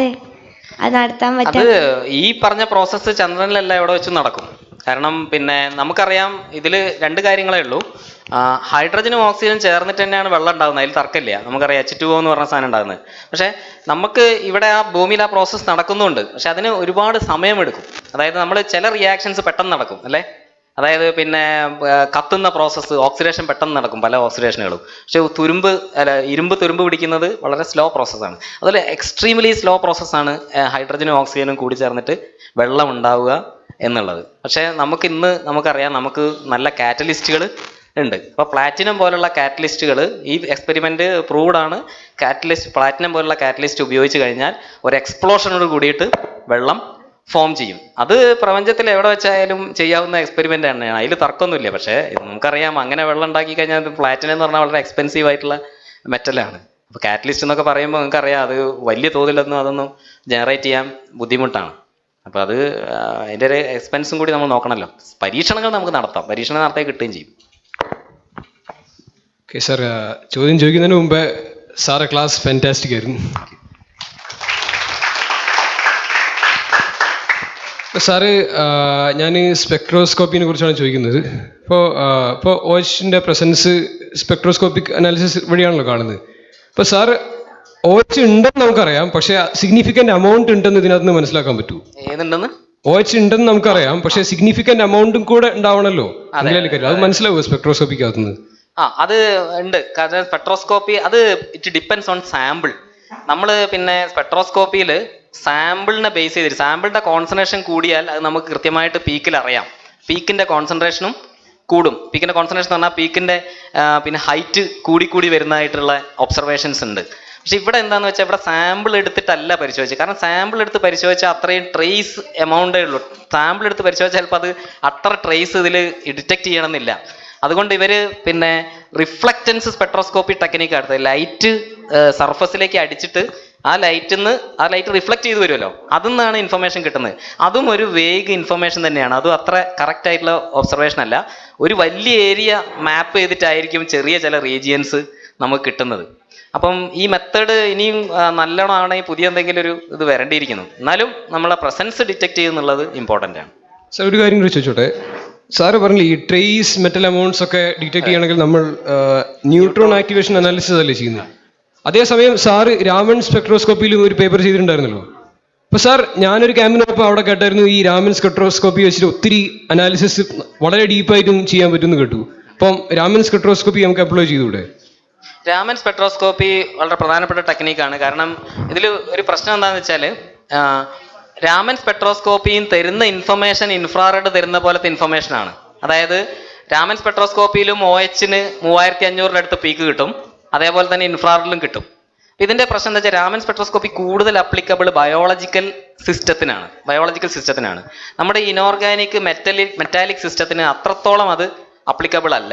കാരണം പ്രത്യേകിച്ച് ട്രേസ് കണ്ടുപിടിക്കാൻ അത്ര ഒരു കഴിവ് രാമൻ സ്പെക്ട്രോസ്കോപ്പിക്ക് ഇല്ല. അതിന് സാമ്പിള് കുറച്ച് വേണം. ട്രേസ് സാമ്പിൾസിൽ ബുദ്ധിമുട്ടാണ്. പക്ഷെ ഇപ്പോൾ പുതിയ ടെക്നിക്സ് വരുന്നുണ്ട്. അതിൻ്റെ പറയുന്ന പേര് നിങ്ങൾക്ക് വേണമെങ്കിൽ നോട്ട് ചെയ്യാം. സർഫസ് എൻഹാൻസ്ഡ് രാമൻ സ്പെക്ട്രോസ്കോപ്പി എന്ന് പറഞ്ഞിട്ടൊരു ടെക്നിക്ക് ഉണ്ട്. സർഫസ് എൻഹാൻസ്ഡ് SERS അടിച്ചാൽ മതി. SERS, surface enhanced Raman spectroscopy. Nano particle ഉപയോഗിച്ച് വളരെ ട്രേസ് ആയിട്ടുള്ള സാധനത്തിനെ കണ്ടെത്താനുള്ള ടെക്നിക്കാണ്. ഇപ്പോൾ അത് ഡെവലപ്പ് ചെയ്ത് വരുന്നൊരു ഫീൽഡാണ് SERS. ഈ സോളാർ വിൻഡിലെ ഹൈ എനർജി പാർട്ടിക്കിൾസ് ഏതൊക്കെയാണ് വരുന്നത്? കൃത്യമായിട്ട് അത് എനിക്കും ഉത്തരം പറയാൻ അറിയില്ല. പ്രോട്ടോൺസ് ഉണ്ടെന്ന് ഡിറ്റക്ട് ചെയ്തിട്ടുണ്ട്. ബാക്കി കൃത്യമായിട്ട് എനിക്ക് പറയാറ്, ഞാനത് റെഫർ ചെയ്തിട്ടില്ല എന്നുള്ളതാണ് വാസ്തവം. അത് ഞാൻ വേണമെങ്കിൽ നമുക്കൊന്ന് തന്നെ നോക്കാം. സാറ് പറഞ്ഞ് ഈ ഒരു മാസം കൊണ്ടുവന്ന മണ്ണ് പോലത്തെ സിമിലർ ആയിട്ടുള്ള സാധനങ്ങളിൽ വേറെ കെമിക്കൽസ് ആഡ് ചെയ്ത് ചെടികൾ വളർത്തുക. അപ്പോൾ അത് ഭൂമിയിലെ മണ്ണിൽ യൂസ് ചെയ്യുന്ന അതേപോലത്തെ സിമിലർ കെമിക്കൽസ് ആണോ യൂസ് ചെയ്യേണ്ടി വരിക, അതോ അതിൽ ലിമ്പിൾ വേറെ എന്തെങ്കിലും മാറ്റങ്ങൾ വരുത്തേണ്ടത്? അത് ഭൂമിയിലെ കണ്ടീഷൻ തന്നെയാണ്. കാരണം നമുക്കറിയാം, ഭൂമിയിൽ അഗ്രികൾച്ചറിന് വേണ്ടിയുള്ള കണ്ടീഷൻ ഒന്ന് pH നമ്മൾ നോക്കാറുണ്ട്. pH ആണ് പ്രധാനപ്പെട്ട ഒരു കണ്ടീഷൻ. പിന്നെയുള്ള കണ്ടീഷൻസ് ന്യൂട്രിയൻസ് വേണം, അല്ലേ? നൈട്രജൻ വേണം. കാരണം നൈട്രജൻ ഇല്ല എന്ന് പറയാൻ പറ്റില്ല അവിടെ. പക്ഷേ നൈട്രജൻ സൈക്കിൾ നടക്കില്ല. ഇവിടെ നൈട്രജൻ സൈക്കിൾ നടക്കുന്നതുകൊണ്ടാണ് അഗ്രികൾച്ചറിന് ബൂസ്റ്റ് ചെയ്ത്. പക്ഷേ നമുക്ക് രാസവളങ്ങളുണ്ട്, NPK പോലുള്ള രാസവളങ്ങളുണ്ട്. ന്യൂട്രിയൻസ് ആഡ് ചെയ്യുക എന്ന് പറഞ്ഞാൽ വളം ആഡ് ചെയ്യുക എന്നുള്ള തന്നെ അർത്ഥം. ന്യൂട്രിയൻസ് വേണ്ടത് കൊടുക്കുക. അതിപ്പം വെള്ളത്തിലായാലും കൃഷി നടക്കുമല്ലോ. വെള്ളത്തിൽ നിങ്ങൾ യൂറിയ ആഡ് ചെയ്താലും കൃഷി നടക്കും. അപ്പോൾ നമ്മൾ ഇപ്പോൾ ആഡ് ചെയ്ത് അപ്പോൾ അത് മാക്സിമം ഒരു എത്ര ദിവസത്തേക്ക് അത് എക്സ്റ്റെൻഡ് ചെയ്യാൻ ചാൻസ് ഉണ്ട്? ഞാൻ ഒരുപാട് സ്റ്റഡീസ് നോക്കിയില്ല. ഒരു സ്റ്റഡി ഇപ്പോൾ ഡച്ചിൻ്റെ ഒരു ലാബ് എന്നുള്ളൊരു സ്റ്റഡി ഉണ്ടായിരുന്നു. അതിൽ പറയുന്നത് ന്യൂട്രിയൻസ് ഒന്നും ഇല്ലാതെ കുറച്ച് ദിവസം വളരുന്നുണ്ട് എന്നാണ് പറയുന്നത്. ചില ചെടികൾ ഏതൊരു ചെടി 50 ദിവസം വളർന്നു എന്നൊക്കെ പറയുന്നുണ്ട്. വളർന്നില്ല, അത് നിലനിന്നു എന്ന് പറയുന്നുണ്ട്. പക്ഷെ അതിൽ കൂടുതലായി ഒരിക്കലും നിൽക്കാൻ പറ്റില്ല. ന്യൂട്രിയൻസ് എന്തായാലും വേണം, അല്ലെങ്കിൽ പറ്റില്ല. സാറ് പറഞ്ഞിപ്പോൾ ഒരു ക്ഷുദ്രഗ്രഹം ഭൂമിയിൽ വന്ന് ഇടിച്ചിട്ട് അത് ചെതറി കാലക്രമേണ ഒന്നായിട്ടാണ് ചന്ദ്രൻ ഉണ്ടായത്. പക്ഷേ വേറൊരു ക്ലാസ്സിൽ ഞാൻ കേട്ടിട്ടുണ്ട്, ഭൂമിയിൽ നിന്നും അടർന്നു മാറിയ ഒരു പാർട്ടാണ് ചന്ദ്രൻ, അത് കാലക്രമേണ ഭൂമിയുടെ ഉപഗ്രഹമായി മാറിയതാണ്. ഓക്കെ, ഇതിന് ഇത്ര നേരത്തെ പുന്നശ്ശേരി സാറ് പറഞ്ഞു കഴിഞ്ഞിട്ടുണ്ട്. എന്നാലും ഞാൻ ഒന്നുകൂടി പറയാം. നമ്മൾ ഇതൊക്കെ എന്ന് പറഞ്ഞാൽ ചില ഹൈപ്പോത്തസിസുകളാണ്. നമുക്കത് പ്രൂവ് ചെയ്യാൻ മാർഗങ്ങൾ വളരെ കുറവാണ്. കാരണം ഒരു കാര്യത്തിൽ മാത്രമേ ഉറപ്പുള്ളൂ, ഭൂമിയിൽ കാണുന്ന, അതായത് ഭൂമിയുടെ കോറും അതിൻ്റെ പിന്നെ സ്ട്രക്ചറും എടുത്തു കഴിഞ്ഞാൽ അതേ സ്ട്രക്ചർ തന്നെയാണ് മൂണിനുള്ളത്. അപ്പം അതുകൊണ്ട് അസംഷൻ എന്താണെന്ന് വെച്ചാൽ ഭൂമിയുടെ ഒരു പാർട്ട് തന്നെയാണ് മൂണെന്നുള്ളത്. അത് എങ്ങനെയാണെന്നുള്ളത് മോസ്റ്റ് ആക്സെപ്റ്റബിൾ ആയിട്ടുള്ളതാണ് ഇപ്പം പറയുന്നത്.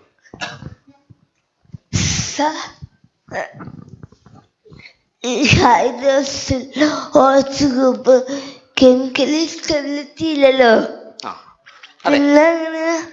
അത് ശരി. പിന്നെ ആര്യ അല്ലേ? ആര്യ പറഞ്ഞത് പിന്നെ വളരെ പ്രധാനപ്പെട്ട കാര്യമാണ്. OH മാത്രമായിട്ട് സ്റ്റെബിലിറ്റി ഉണ്ടോ എന്നാണ് ചോദിച്ചത്. ശരിയാണ്, OH മാത്രമായിട്ട് സ്റ്റെബിലിറ്റി ഒന്നുമില്ല. കാരണം OH മാത്രമായിട്ട് നിൽക്കാൻ വലിയ ബുദ്ധിമുട്ടാണ്. അത് സ്റ്റേബിൾ ആണെങ്കിലും വളരെ കുറച്ച് സമയം മാത്രമേ അത് നിലനിൽക്കുള്ളൂ. അത് മറ്റുള്ള കോമ്പൗണ്ടുമായിട്ട് എന്തെങ്കിലും ഒരു അഡീഷൻ പെട്ടെന്ന് തന്നെ നടക്കും. അപ്പം അതുകൊണ്ട് പിന്നെ ഇത് ഈ ടെക്നിക്ക് എന്ന് പറഞ്ഞാൽ ഞങ്ങൾക്ക് അറിയാമല്ലോ, അത് റിഫ്ലക്റ്റൻസ് ടെക്നിക്കാണ്. നമ്മൾ സാമ്പിൾ എടുത്തു കൊണ്ടുപോയി ടെസ്റ്റ് ചെയ്യല്ല. സാമ്പിൾ എടുത്തു കൊണ്ടുപോയി ടെസ്റ്റ് ചെയ്താൽ ചിലപ്പോൾ OH പ്രസൻസ് കിട്ടാൻ ബുദ്ധിമുട്ടായിരിക്കും. അപ്പം സ്റ്റെബിലിറ്റി കുറവാണ്. സ്റ്റെബിലിറ്റി കുറഞ്ഞ കണ്ടീഷൻ തന്നെയാണ് മെഷർമെന്റ് നടത്തിയത്.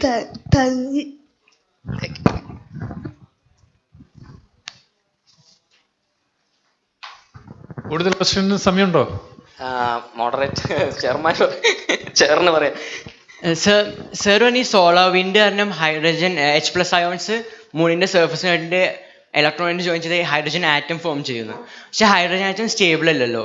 അപ്പോൾ ഈ പ്രോസസ്സ് കണ്ടിന്യൂസ് ആയി നടക്കല്ല. അപ്പോൾ വീണ്ടും ഹൈഡ്രജൻ ആറ്റം ഫോം ചെയ്യും. അപ്പോൾ 2 ഹൈഡ്രജൻ ആറ്റം ചേർന്നിട്ട് ഡൈഹൈഡ്രജൻ ഫോം ചെയ്തിട്ട് പിന്നെ മൂണിൽ ഗ്രാവിറ്റേഷൻ അറ്റ്മോസ്ഫിയർ ഒന്നും അതുകൊണ്ട് അത് ഫ്ലോട്ട് ചെയ്ത് പോകില്ലേ?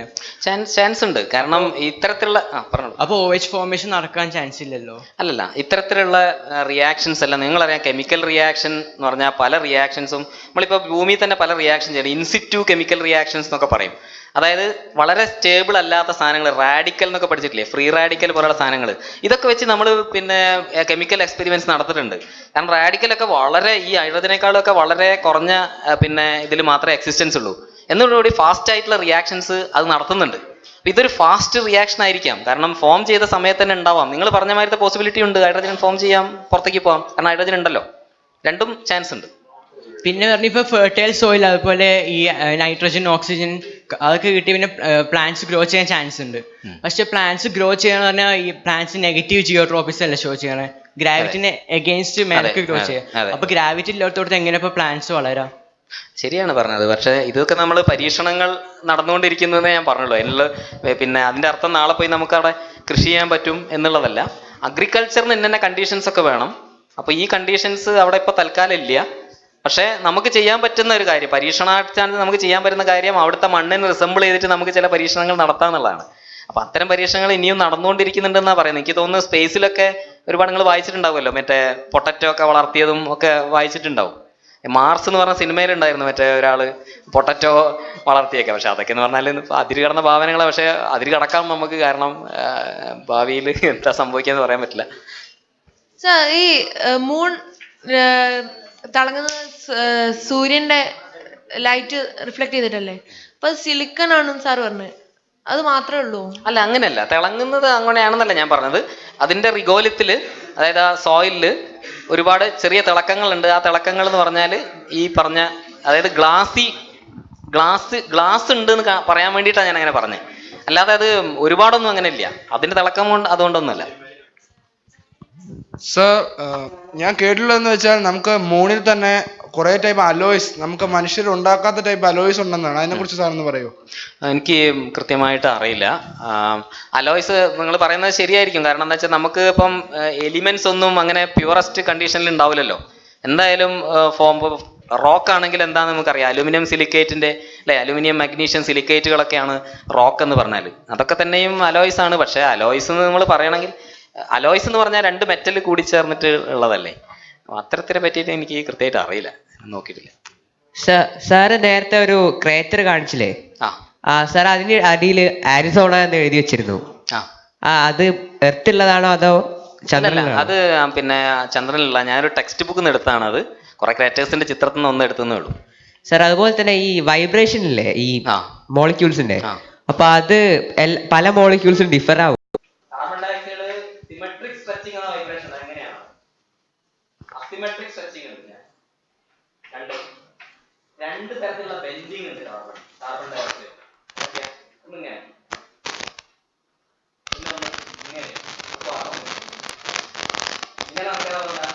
ഔട്ട് ഓഫ് പ്ലെയിൻ ബെൻഡിങ് ആണ്. ആ 4 എന്നുള്ള അക്ഷരം എന്നുള്ള അക്കം നിങ്ങൾക്ക് കിട്ടുന്നത് 3n-5 ചെയ്ത് നോക്കിയാണ്. 3 × 3 9 -5 4. അങ്ങനെ ഓരോ മോളിക്യൂളും കണ്ടുപിടിക്കാം. സാർ ഈ മൂണിന്റെ സർഫസില് ഫ്രോസൺ വാട്ടർ കണ്ടുപിടിച്ചെന്ന് പറഞ്ഞത് അതിനെ കുറിച്ച് ഒന്ന് പറഞ്ഞു. അത് പറയുന്നത് ഈ ബേസിലാണ്. നമ്മളിപ്പം പലപ്പോഴും വെള്ളം കണ്ടുപിടിച്ചു എന്ന് പറയുമ്പോൾ ഉള്ളൊരു പ്രശ്നം അതാണ്. നമ്മളതിൻ്റെ പ്രസൻസ്, അതായത് OH ഉണ്ടെങ്കിൽ, ഇപ്പോൾ പുതിയ കൺസെപ്റ്റ് പറഞ്ഞത് it's A chemical factory of water എന്നാണ്. അതായത് വെള്ളമുണ്ട് എന്ന് ഡയറക്റ്റ് ആയിട്ട് പറയാൻ പറ്റുമോ അറിയില്ല.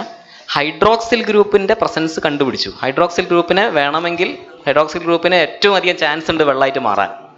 അത്രേ പറയാൻ പറ്റും. സാറ് പറഞ്ഞില്ലേ ഈ ചന്ദ്രന്റെ മുകൾ ഭാഗത്ത് ഇലക്ട്രോണാ കൂടുതൽ ഉണ്ടെന്ന, അപ്പൊ ചന്ദ്രന്റെ പ്രോട്ടോൺ ഉണ്ടാവില്ല? വളരെ നല്ല രസമുള്ള ക്വസ്റ്റ്യനാണ്. ചന്ദ്രന്റെ നമ്മളിപ്പോൾ പറഞ്ഞല്ലോ, ഇതിപ്പം ഇതെല്ലാം മെറ്റീരിയൽസ് ആണ്. നമ്മളിപ്പോൾ ഭൂമിയിലായാലും അമ്പിളിമാമനിലായാലും ബേസിക്കലി എല്ലാം മെറ്റീരിയൽസ് ആണ്. ഈ മെറ്റീരിയൽസിലെല്ലാം ഇലക്ട്രോണും പ്രോട്ടോണും ഒക്കെ ഉണ്ട്. ഇലക്ട്രോണും പ്രോട്ടോണും ഒക്കെ ഉണ്ട്, എല്ലാത്തിലും ഉണ്ട്. ഇപ്പോൾ എർത്തിൽ തന്നെ ഉണ്ടല്ലോ ഇലക്ട്രോൺ. നമ്മൾ വല്ല എർത്ത് എന്ന് പറഞ്ഞാൽ നല്ലൊരു ഇലക്ട്രോൺ ആക്സെപ്റ്റർ ആണ്. അതേപോലെ തന്നെ ഉള്ളൂ, അതിൽ ഇലക്ട്രോണും പ്രോട്ടോണും ഒക്കെ ഉണ്ട്. ഇലക്ട്രോൺ ആക്സെപ്റ്റ് ചെയ്തിട്ട് ഈ റിയാക്ഷൻ നടക്കുന്നേ പറയുന്നുള്ളൂ. ചോദിച്ചോ.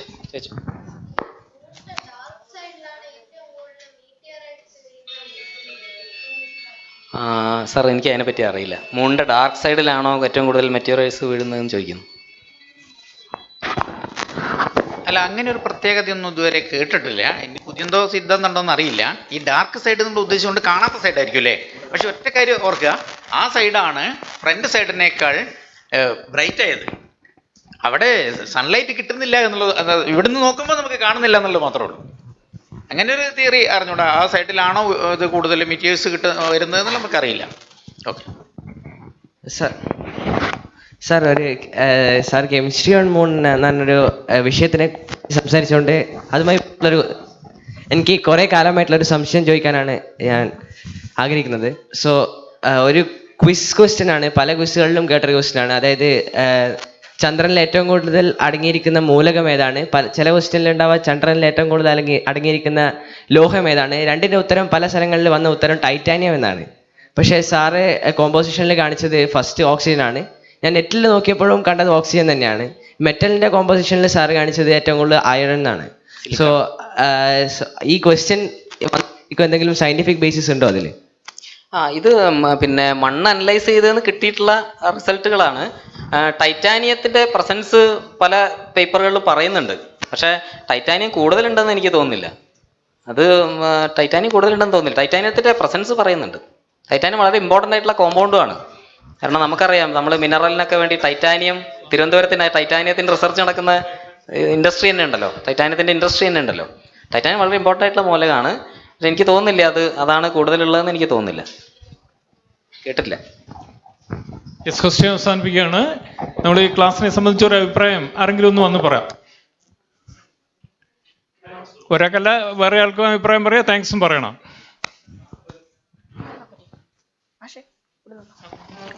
ഒരു മിനിറ്റ്. ഇത് കവിതയും കഥയും സംഗീതവും ഒക്കെ ഒത്തൊരുമിച്ച ഒരു പ്രത്യേക അപൂർവതരം അവതരണമായിരുന്നു ക്ലാസ് എന്നുള്ള പറയുന്നതിനേക്കാൾ. അതുകൊണ്ട് അതേ രീതിയിലുള്ള ഒരു ചെറിയ പ്രതികരണം ഞാൻ ഒരു ചെറിയ റെസ്പോൺസ് എനിക്ക് ചന്ദ്രനുമായി ബന്ധപ്പെട്ട മധുചന്ദ്രികയുടെ ഛായത്തളികയിൽ മഴവിൽ പൂമ്പൊടി ചാലിച്ചു മനസ്വിനി നിന്മായാരൂപം മനസ്സിൽ ഞാൻ വരിച്ചു. ഇതാണ് ചന്ദ്രികയിൽ ചാലിച്ചു മഴവില്ല് കൊണ്ടുള്ളൊരു ക്ലാസ്സാണ്. ഇങ്ങനെ ആയിരിക്കണം ക്ലാസ്. ആസ്വാദ മധുരമായ ഈ ക്ലാസ്സിന് അഭിനന്ദനങ്ങൾ. ഒരു വളരെ പ്രധാനപ്പെട്ട കാര്യം ഞാൻ പറയട്ടെ. ഏറെക്കാലം നമ്മുടെ ആര്യ ചോദിച്ചു കൊണ്ടിരുന്ന ചോദ്യത്തിൻ്റെ അവൾക്ക് ആവശ്യമുള്ള കാര്യം അവൾ ചോദിച്ചു എന്ന് നിങ്ങൾക്കറിയോ? ഹൈഡ്രോക്സിൽ ഗ്രൂപ്പിന്റെ ചന്ദ്രനിലെ പ്രസൻസിനെ പറ്റി അവൾ ചോദിച്ചു. അവൾ ഗേദർ ചെയ്യാണ് അവളുടെ അസ്ട്രോബയോളജിക്കുള്ള കാര്യങ്ങൾ. അത് ഈ കെമിസ്ട്രി തുടങ്ങുന്നു. നിങ്ങൾ അസ്ട്രോബയോളജിസ്റ്റിനെ തേടി വേറെ എവിടെയും പോകുന്നു വേണ്ട. കെമിസ്ട്രിയിലങ്ങ് തുടങ്ങിയാൽ മതി, ഫിസിക്സിലങ്ങ് തുടങ്ങിയാൽ മതി, മാത്തമെറ്റിക്സിലങ്ങ് തുടങ്ങിയാൽ മതി.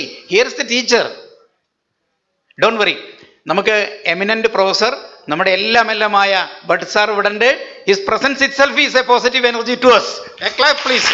Okay, welcome. എല്ലാവർക്കും നമസ്കാരം. എൻ്റെ പേര് ആദിദേവ്. ഇന്നത്തെ ക്ലാസ് വളരെ ഡിഫറെൻ്റ് ആയിട്ടും എനിക്ക് ഏറ്റവും ഇഷ്ടപ്പെട്ട ക്ലാസ്സുകളിലൊന്നായിരുന്നു. സുജിത് മാഷ ക്ലാസ് എനിക്ക് വളരെയധികം കിട്ടിയിട്ടുണ്ട്. NIT തന്നെ 3 പ്രാവശ്യം സാറിൻ്റെ ക്ലാസ് ഞാൻ ഗിഫ്റ്റഡ് ചൈൽഡിൻ്റെ ആഭിമുഖ്യത്തിൽ അറ്റൻഡ് ചെയ്തിട്ടുണ്ട്. സാറിൻ്റെ ക്ലാസ്സിൻ്റെ പ്രത്യേകത എന്ന് പറഞ്ഞാൽ ക്ലാസ് എടുക്കുന്നതോടു കൂടെ തന്നെ ബോറടിക്കാത്ത രീതിയിൽ സാറ് നല്ല നല്ല പാട്ടുകളും കവിതകളും നമുക്ക് പാടിത്തരും. അത് തന്നെ നമുക്ക് ഇപ്പോൾ സാധാരണ ഒരു ബുക്ക് വായിച്ച് നമ്മുടെ ഓർമ്മയിൽ നിൽക്കുന്നത് ഒരു പാട്ടായിട്ട് പാടി നമ്മൾ പഠിക്കുകയാണെങ്കിൽ അത് വളരെയധികം ഓർമ്മയിൽ നിൽക്കും. ആ ഒരു ഐഡിയ അല്ലെങ്കിൽ ടിപ്പ് ബേസ് ചെയ്ത് വളരെ എഫിഷ്യൻറ്റ് യൂസ്ഫുൾ ആയ രീതിയിലാണ് സാർ നമുക്ക് ക്ലാസ് എടുത്ത് തന്നത്. അതിന് സാറിനോട് ഞാൻ വളരെയധികം നന്ദി പറയുന്നു.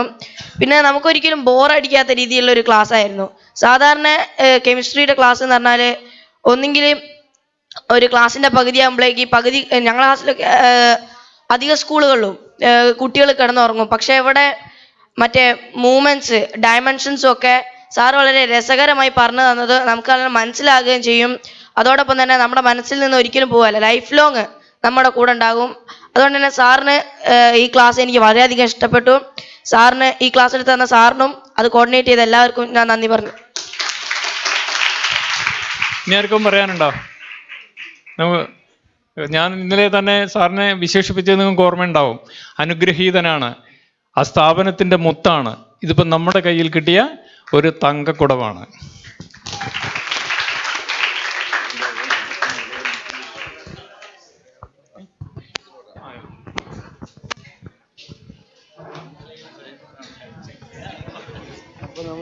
ഞാനെന്താ പറയാ, പുതിയൊരു നന്നായി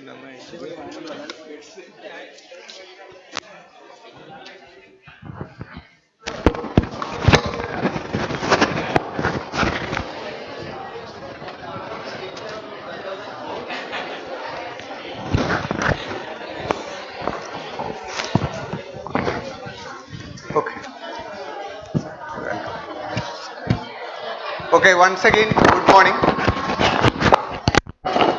All of us are in an excited mood because the chemistry master excited our mind just like the atom in a molecule. And with that energy, we are going to the next session. And in this session, we have a platinum. That means I take these words from these lectures of the previous lecture, Sujit sir. Then he told us that for combining this hydrogen and oxygen, we require a catalyst. And the process of this, the aim and objective of this space camp is to provide or to guide this genius group of India, not of Kerala, to the high realm of the high achievement. And we want some catalyst to transform, to make this transformation in an effective level. We have a precious platinum of India. I invite PJ Bhatt to this dais, our proud man.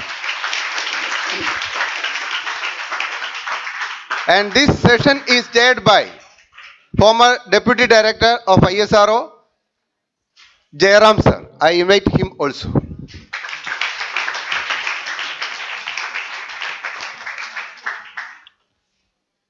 Then I take this opportunity the proud opportunity to introduce this gem of India, the gem of ISRO.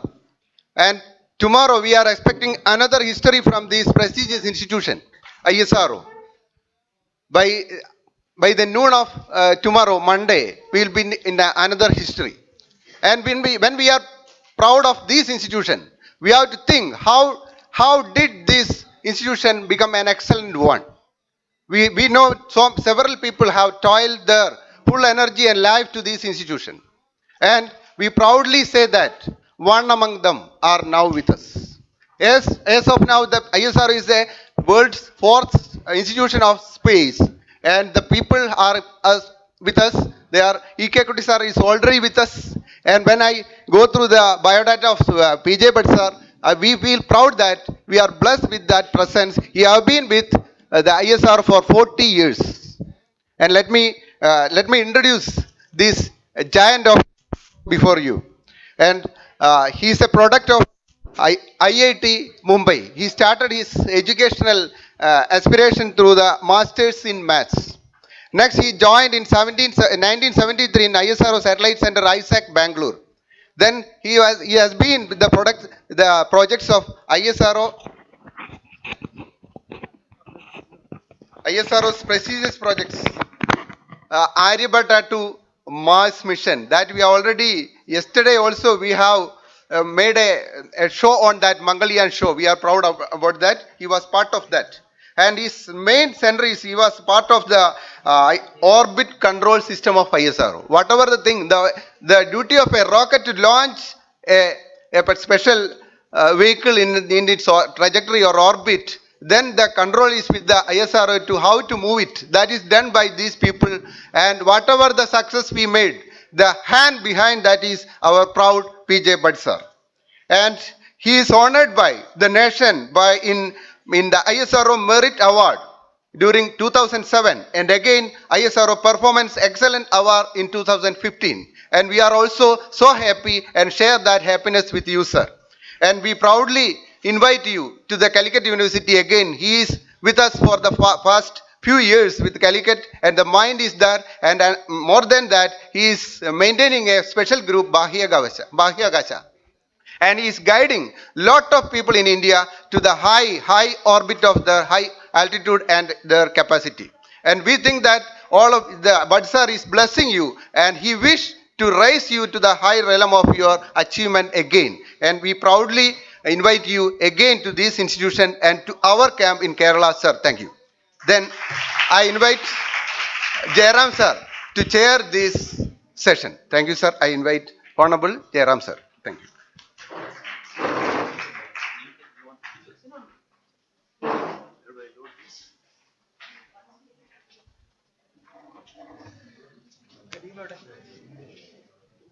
Shijil sir USB load ചെയ്യണം.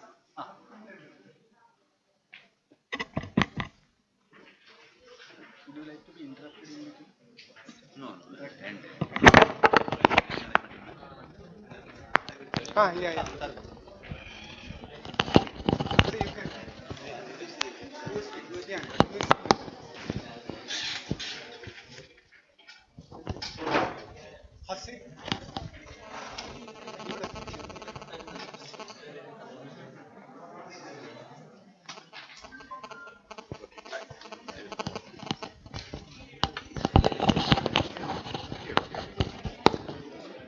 My computer is this one.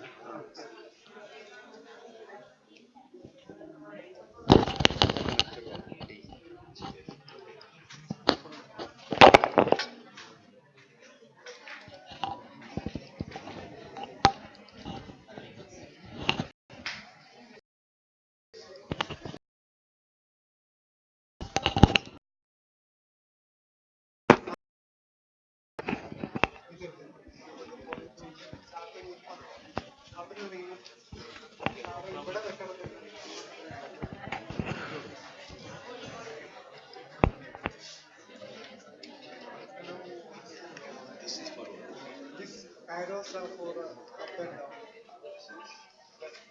If you want to point there, this is the line. Not here. You can stand here. Just check it out. Yeah. Okay. It's on, huh? Have you kept it on? Is it on? Okay.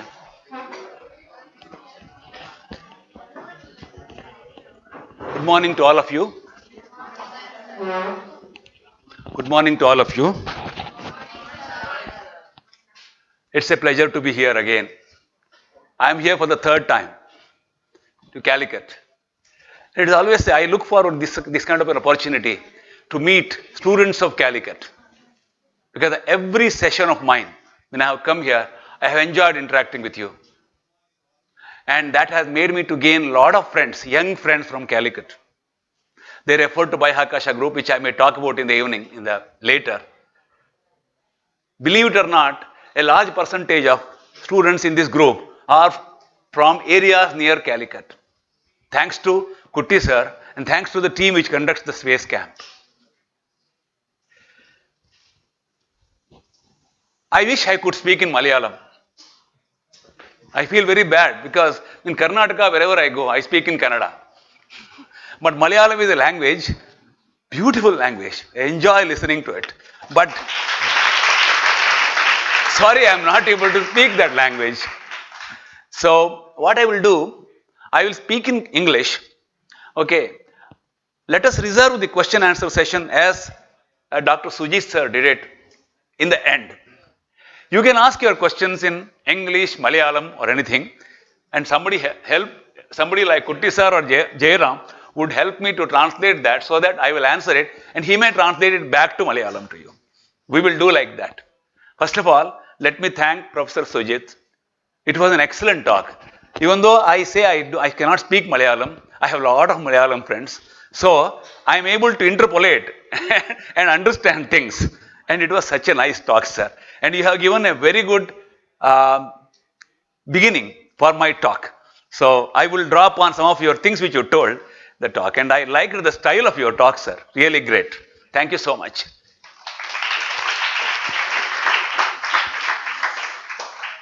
I had a discussion with Kutty sir. What is that I can talk in this Moon Day camp? I was thinking that there would be some people coming from, I have retired from ISRO 5 years back. And some ISRO people would definitely come. So they would talk about Chandrayaan 2 and so many things and all that. So I should not be talking about that because they are the better people. Okay. But then after a lot of discussion, it came back to the same topic which I gave last time. Space orbits and trajectories was the topic last time. This time the topic is slightly different. It is satellite orbits and trajectories with special focus on lunar trajectory because this is a moon camp. So I will talk less on Mars trajectory. Mars mission trajectory I will be touching in one slide itself. But I will be talking more on lunar trajectory, lunar missions trajectory. Okay. So that is the scope of my talk. You see my mail ID below. I would request those of you who are interested to note down my mail ID because I really enjoy answering questions from students like you. Every day when I get up, I see my mail. I have at least 8 to 10 questions from various students all over India. So, and your questions help me to learn. Many of your questions which you send, I would not know the answer. So, some of them will make me to study, learn things and then answer and thank you for that. So, it is in my interest that I am asking you to please send questions. Okay. So, you are most welcome to send questions on the mail ID. I generally don't share my mobile number for this. Mail ID is the one. You will get your answer maybe next day or after 2 days. Okay. This mail ID also may help you if you want to join Bhayakasha group. That I will tell later. Okay. Now, what is special about orbits and trajectories? You know, rockets launch the satellites. Initially, rocket launches a satellite in a particular orbit. But what happens now? There are different kinds of satellites. Depending on what satellite is supposed to do, whether it is supposed to do communication, it is supposed to do remote sensing, it is supposed to do science, it is supposed to do navigation. Depending on that, the satellite has to be finally taken to a particular orbit. Until unless you take it to that orbit, you can't make that satellite work for the purpose it is meant for. So different satellites are in different orbits. You will see some orbits here. You will see some orbits. We will touch upon these orbits later. For example, this is the trajectory of Apollo mission, Apollo 11 mission. I will touch upon this in detail later. This is the trajectory of our Chandrayaan 2 mission. So there are different trajectories. In the end, I will show a slide where there is a trajectory of an international Sun Explorer. One satellite which was launched in a particular orbit. Finally, the way in which that satellite has been taken, it looks like a most complicated, like you play some games, find out the route, like that. You will find such trajectories also. They are also useful. So that is why orbit, the second thing. Orbit decides everything about the satellite. I will proudly say about this. For the satellite to do a job, you need a particular orbit. Once you decide that orbit, comes the issue of, to remain in that orbit, what are the various subsystems of the satellites required? The orbit decides the structure of the satellite. Orbit decides the thermal control system of the satellite. Orbit decides the orientation control systems of the satellite. Orbit decides the sensors to be mounted on the satellite. So everything is dependent on orbit. So work on orbit starts off when? Even before, when the satellite project is defined. Satellite is yet to be made, and after 2 years it may be made. So when the satellite project is defined, at that time itself what is called as a mission definition. We start off with many things. One of them, prime thing, is orbit. So orbit plays a very major role. What is involved in this orbit? Physics and mathematics. Primarily physics and mathematics. That is what is involved in this orbits. So whenever we talk of orbits, very first thing, ABC, in orbit, satellite orbits, is Kepler's laws. Johannes Kepler, a great astronomer, mathematician. He laid out the 3 laws. These are the 3 laws based on which every object in space, you take it, planet, you take a star, stars are also moving. Stars are moving around the black hole which is in the center of the galaxy. You take a satellite to the planet, you take an artificial satellite, you take comets, you take asteroids, anything, all of them move under the influence basis of 3 laws. First law says that every object in space, if you take it, it will be moving in the form of an ellipse, if you are talking of certain objects. Now, it may look like some objects are not moving in an ellipse, but it all depends on reference from where you are seeing it. Okay. If you look at satellite, planets going around sun, from sun it looks like ellipse. But if you look from a different angle, it may look like a hyperbolic orbit to you. So it is like that. But basically, every object moves around a central object, and that is in the form of an ellipse. Second one is very important. You should understand this. Motion of a planet sweeps equal areas. What does it mean? This area, you take the sector, and you take this sector. When satellite comes here, time taken to traverse this distance is same as the time taken to traverse this distance, because this area is equal to this area. It sweeps equal areas. What does it mean? It has to move faster here, it has to move slower here. So when satellite is very far from the central object, from sun, when the planet is far away from the sun, it moves slower. When the planet is nearer to sun, it moves faster. Similarly, our satellites also. When satellites move around Earth, if you put in elliptical orbit, then when it is nearer, it moves faster. When it is farther, it moves slower. I will come to that. Farthest point is called apogee, nearest point is called perigee for Earth orbits. I will come to that later. Third one, let us not worry much about that. It says the time taken to go once around the orbit is proportional to the radial distance from the central point. That's all it says. We will not bother about the complication of that. My whole presentation will have very few mathematical equations. I promise that. Okay. So, interesting thing here is, you take these 3 orbits. All these 3 orbits have same semi-major axis. An ellipse has got semi-major axis. Same semi-major axis. But the 3 of them have different eccentricities. If eccentricity becomes 0, it becomes a circle. An ellipse, if eccentricity becomes 0, it is a circle. Eccentricity is 0 here. Eccentricity is near 1 or near higher and higher for these two. All these three have same semi-major axis. One thing, interesting thing, Kepler third law says, all three of them have the same orbital period. They take same time to go once around the orbit. That is the crux of Kepler's third law. Okay? So that is what it is. Just these are the laws. We should know about it. Orbit means we should start off with Kepler's laws. Now let us come back to simple thing. If you want to launch a satellite around the orbit, what is that you have to do? There are two things you have to do. One is you have to take it to the altitude and then impart a velocity.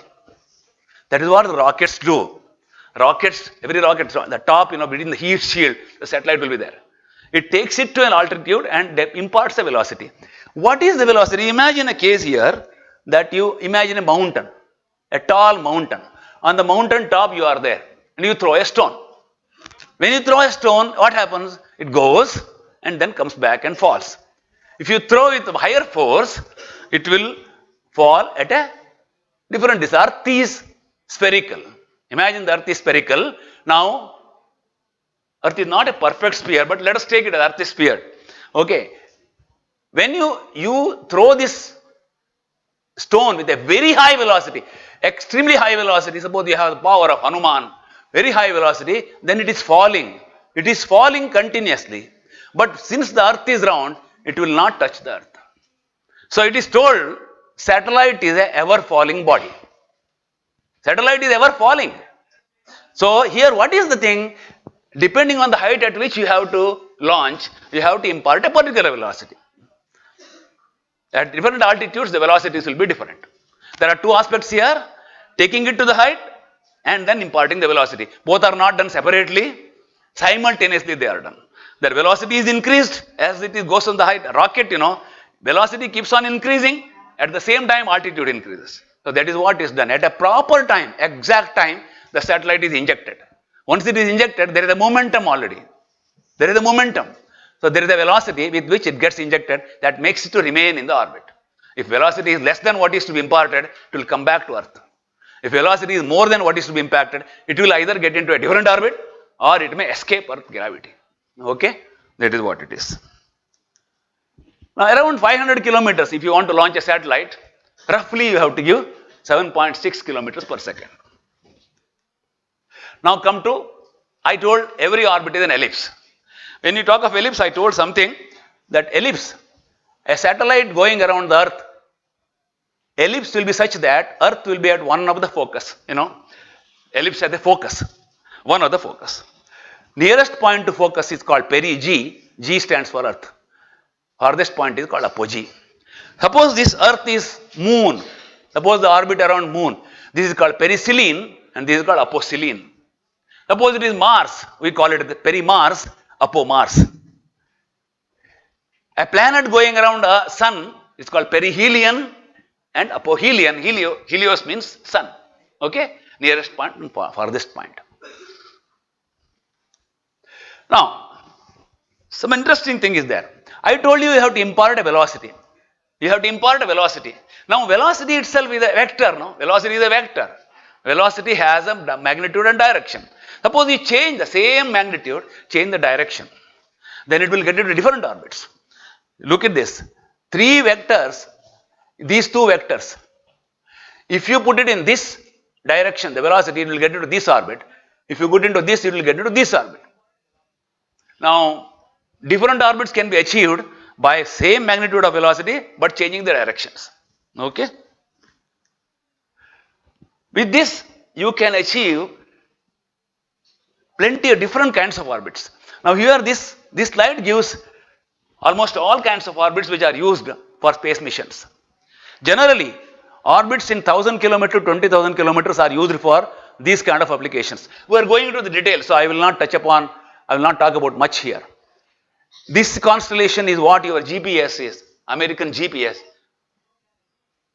The GPS navigation system uses 24 satellites, they are in this configuration. About 20,000 and above is used for these kind of applications. And then I want to come to this hyperbolic orbit. Hyperbola is what?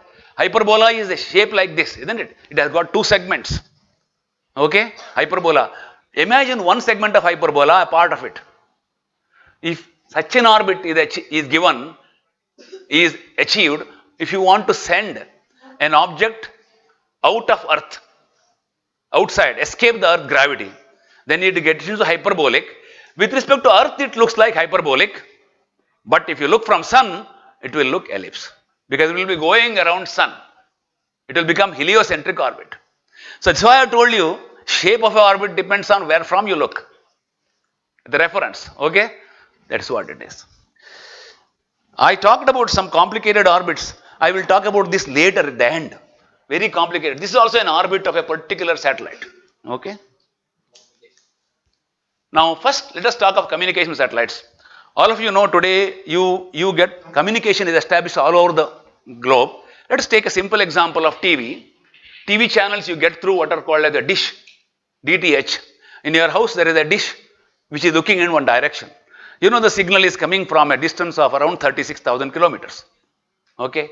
Your Earth is moving. Earth is moving like this, isn't it? So your dish antenna which you are putting in the house also is moving. It's moving, no?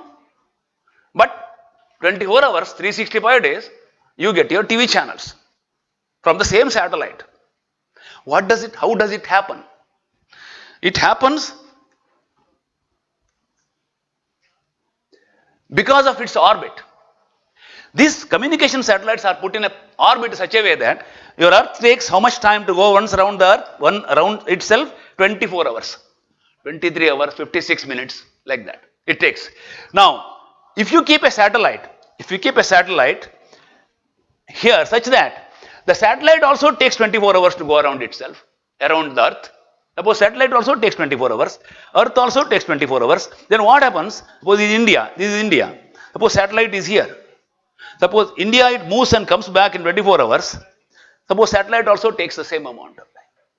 Then it will look like as if the satellite is on India itself. This is called geostationary orbit. It has got two properties. Number one, if you want to make it go around Earth in 24 hours, it has to be at an altitude of, let us say, 36,000 kilometers. It is in fact 35,700 odd kilometers, but let us take it 36,000 kilometers. 36,000 kilometers, if you keep it, it will take 24 hours. Then second thing, I can keep a 36,000 kilometer orbit like this. This is equator, like this, 24 hours, but it will not become geostationary. You have to have that orbit on the equator. On the equator, you should keep 36,000 kilometer orbit. Then only it is geostationary. If you don't keep it on the equator, it is called geosynchronous. Synchronous means Earth takes 24 hours. It is synchronous because satellite also takes 24 hours, but not necessarily on equator. But if you make it on equator, inclination, you make it to 0, go it on the equator, it is geostationary orbit. All the communication satellites, your TV channels, communication, your networking, what all happens is through the satellites which are on the equator at 36,000 kilometers. There is something which you see on the right side there, here. Suppose I keep a 36,000 kilometer orbit, but not on the equator. This is equator. Suppose it makes an angle of I. Say I is 10 degrees. Suppose it makes an angle of 10 degrees. Then what happens now to you on Earth? It looks like moving like this in 24 hours. It will take one pull from here to like this. It will take 24 hours. So if the satellite is like that, your TV signal satellite, your antenna, you will have to move like this in 24 hours.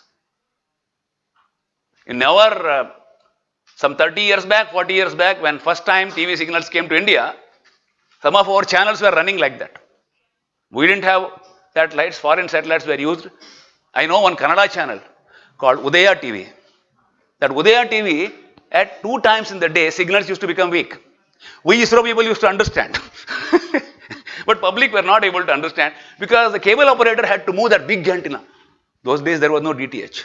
Big antenna he had to move like this. He forgets to do it. So imagine, Antenna is pointing to center. So after 6 hours, satellite will go here. So 6 hours later, signal will be weak. After 12 hours, again signal will be okay. Then 6 hours, signal will be weak. Again it will be okay. Imagine this. This is inclination. So it has to be on the equator. How is this satellite taken to 36,000 kilometer orbit? How do we take satellite? Rockets, generally, most of the rockets don't launch the satellite to 36,000 kilometer orbit directly. It depends on where your launching center is. If your launching center is not on the equator, Kourou, French Guiana, you might have heard of it. That is almost on the equator.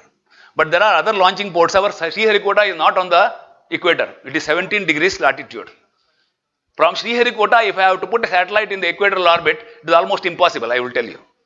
So, we will put in a satellite orbit in an inclination with equator during Mars mission. Liquid apogee motor, 440 Newton engine. With that, we have propellant inside satellite. So, we circularize the orbit. I will not go into the details because of want of time. We do two things here. One is increase the perigee to 36,000 kilometer. Second thing is, even Ariane launch also gives an inclination of 1 degree, 2 degree like that. So, we have to bring it to 0 degree. Okay? So, we do this. In what happens in PSLV? Typical PSLV launch. I am not talking of GSLV, I am talking of PSLV. You know, PSLV has launched so many communication satellites. PSLV cannot deliver a satellite of after 2 tons or something like that, or 1.4 tons, directly into 36,000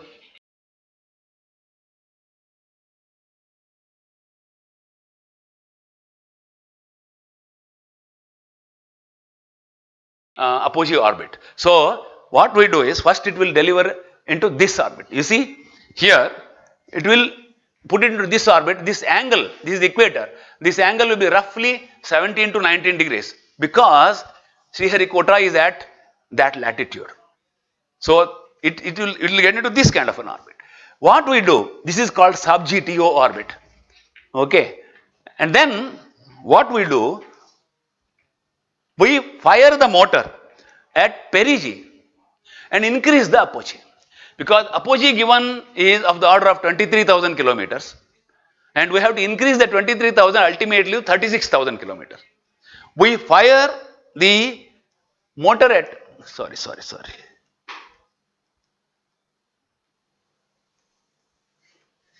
We fire the motor at the perigee and increase the apogee. This is 2 times, second time it has been done. The first time and second time. Then after achieving, now we have achieved the 36,000 kilometer apogee. Then we address correcting the inclination. We have to bring it to equator. So what do we do? Next, see next maneuver, we have brought the orbital plane still down. This is done by that motor firing direction, you know, motor firing direction, vector, thrust vector, orienting that vector properly and choosing the place where we fire, we can do this. Then we finally achieve the orbit on the equator with 36,000 kilometers. Last 2 maneuvers you might have seen, we also increase the perigee. So, now this is a trade-off.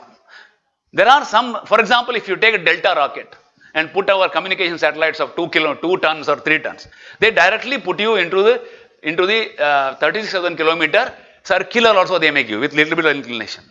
Depends. Capability of your rocket and all. So trade-off. So you have to carry some fuel in the satellite, some in the rocket. Sometimes you do based on that, the 2 things. I will give one example. Our Mars mission. It was launched on 5th November 2013. Okay.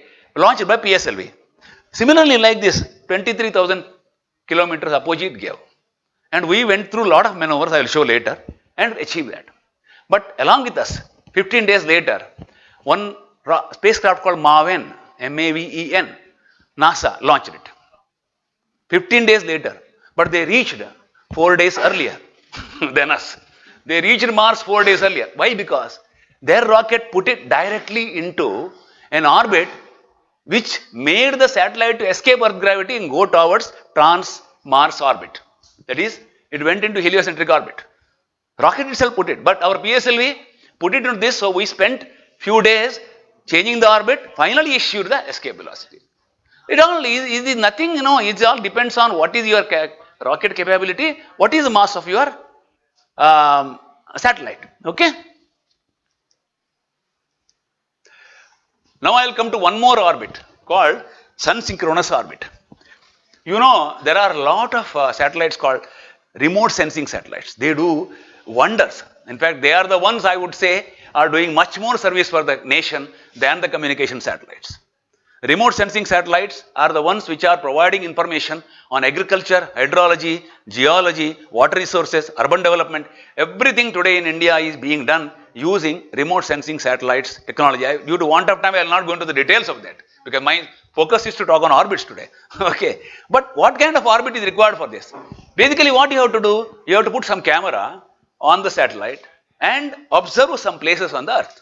Okay. Observe. Camera means, what does camera do? Sunlight which is incident on the place, whatever is reflected from there, you see. Now, your sunlight has got so many electromagnetic spectrum, has so many radiation wavelengths. Depending on the feature which is there, certain things get absorbed, certain things get reflected, certain things get scattered. Now, you measure that and identify what is there inside.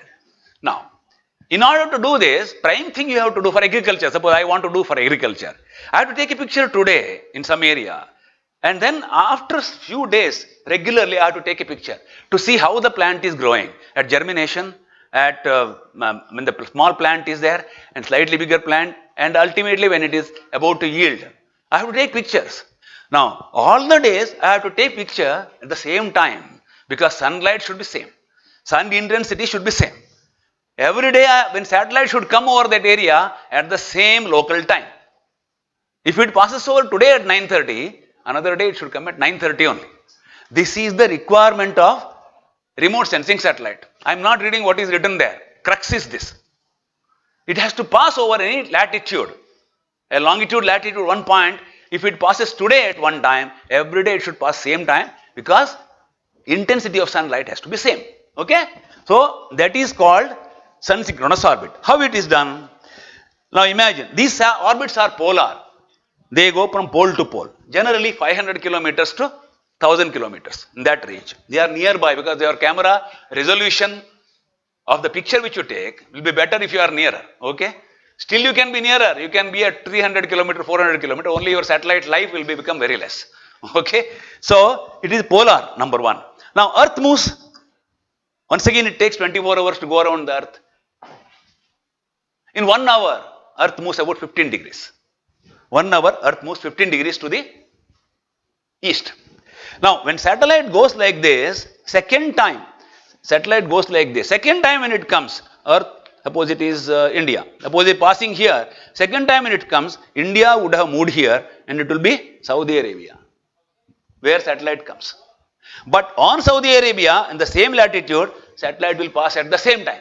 In Saudi Arabia, it will be, suppose India, it has passed at 9:30. Bangalore will take, passed at 9:30. Same latitude in Saudi Arabia, it will pass at 9:30 only.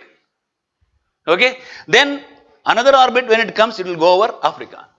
Again 9:30. When it comes back after so many days, when it goes over India on Bangalore, it will be coming at 9:30.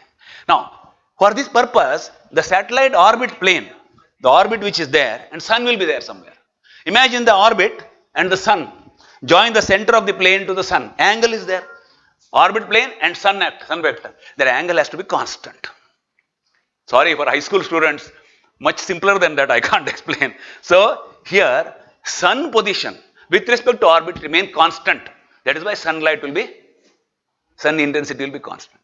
This is called polar sun synchronous orbit. Okay.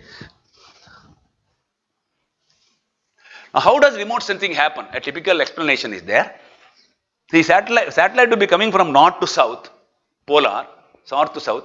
When it comes over India or wherever you want image, we switch on the camera. Once we switch on the camera, it starts imaging. You see how it starts imaging? It starts imaging over that. That width is called, this width is called swath. So one time it will cover up to here, and when it comes to the end, we switch off the camera. Now it can be done over India, it can be done over other places, wherever you want. So this is what happens in typical remote sensing. Now, how does these orbits look like? These orbits which are nearby, if you draw them, trace them on the map, they look like this. See, for example, one day satellite will pass over, first orbit will pass over, second orbit after 1.5 hours, it will pass over somewhere here. Then it will pass over somewhere here.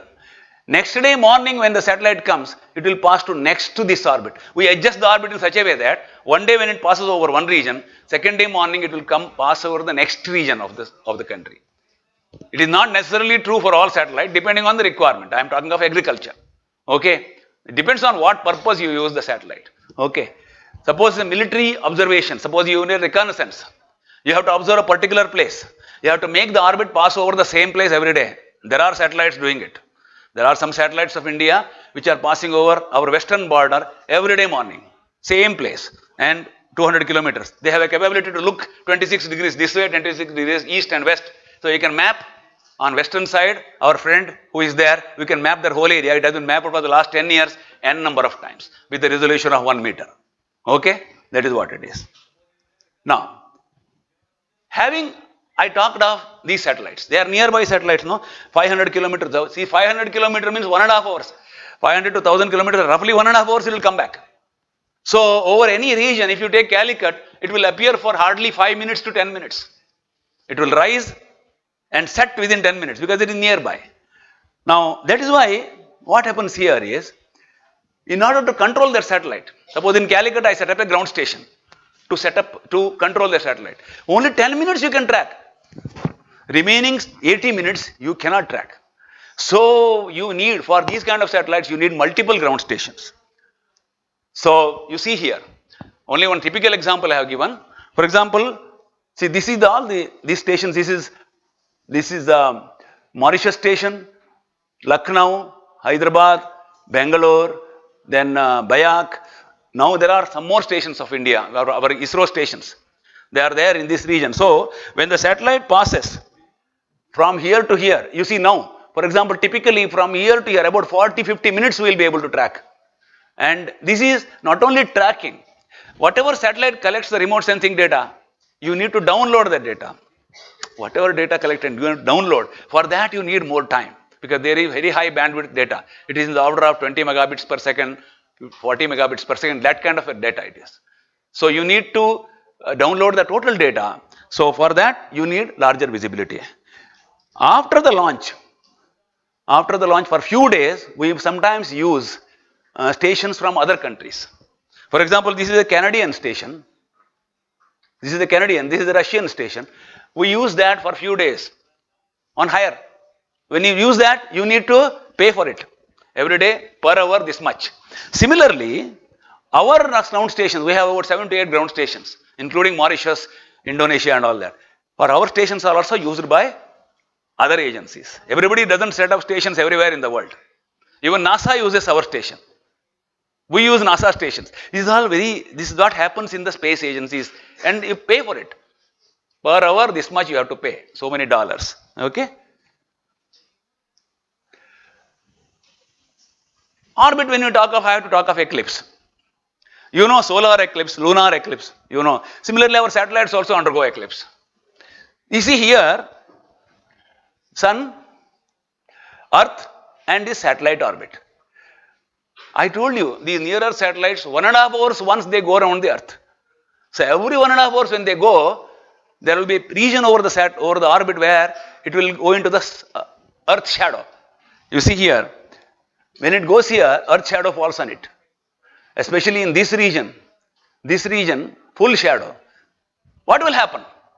If sunlight doesn't fall on satellite, what is the effect? Can somebody tell? What will happen? Anybody? No power. So you need to have battery. Now, what kind of battery you should have? How much of charging capacity? All these things depends on the orbit. Okay. Typically, you know here, I have talked to you about two orbits now. Communication orbit, remote sensing orbit. If you take communication orbit, which is on the Earth equator, 36,000 kilometers, generally eclipse doesn't happen at all. Except for 2 seasons in the whole year. March 23rd, you know, equinoxes. Around March 21st, 23rd, around that time, September 21st, 23rd. That time, few days, midnight, around midnight, 73 minutes, maximum 73 minutes. It may be around 30 minutes to 73 minutes. Only about 15 days, around September, around March, the satellite will undergo eclipse. Whereas you take remote sensing satellite, typically 900 kilometer orbit remote sensing satellite, every orbit, 33 minutes, there will be eclipse. Now imagine that what is the battery? Is for a remote sensing satellite, you have to plan such a battery which will have to undergo charge, discharge every 1.5 hours throughout its life. Whereas for a communication satellite, the battery design has to be totally different. It will not undergo charge, discharge for almost 10, 11 months, 5 months. Then it will undergo charge, discharge for 15 days. Then it will not undergo. Imagine in your house, you keep a UPS battery without charge. Suppose there is a power doesn't go off at all, your battery will go fat. Please understand this. Battery has to undergo charge, discharge. Now these are all things, you know, depending on what kind of charge, discharge, depending on duration of charge, that decides. So once again, I am giving an example here about how orbit decides the design of the spacecraft. So this is very interesting part. Now, rocket puts the satellite into an orbit. We finally take it and bring it into one final orbit. Will the orbit remain same? No. There are so many forces acting on that. Any satellite which you put in one orbit, within a fraction of a second, the orbit changes. What are the reasons? There are 4 reasons primarily. Earth is not like this. Every globe, school globe, they give Earth like this. It is not like this. It is bulging at equator, flattening at the 2 poles. Now, when you go over Earth, 9.81 meters per second square, what you talk of, it is an average value of G. G is different at every place. G is different here, G is different outside, I can tell you. So, gravitational model of Earth is different. Because of that, gravitation variation, orbit changes. Asphericity of Earth. Aerodynamic drag. Earth is covered by atmosphere. You know, atmosphere, whenever an object moves in an atmosphere creates some kind of a force on that, drag force. When you run in an open field, fast running, you feel the air pressing you, you know, this kind of a thing. Because of that, atmospheric drag. So, satellites more nearer and nearer to Earth, this effect is more and more. Which one? Aerodynamic drag. Lully sonar force. You know, tides which are caused. This is the position of sun and moon. Depending on that, there is a force, lunar tidal force, and that causes the change in the orbit. Last one is very important.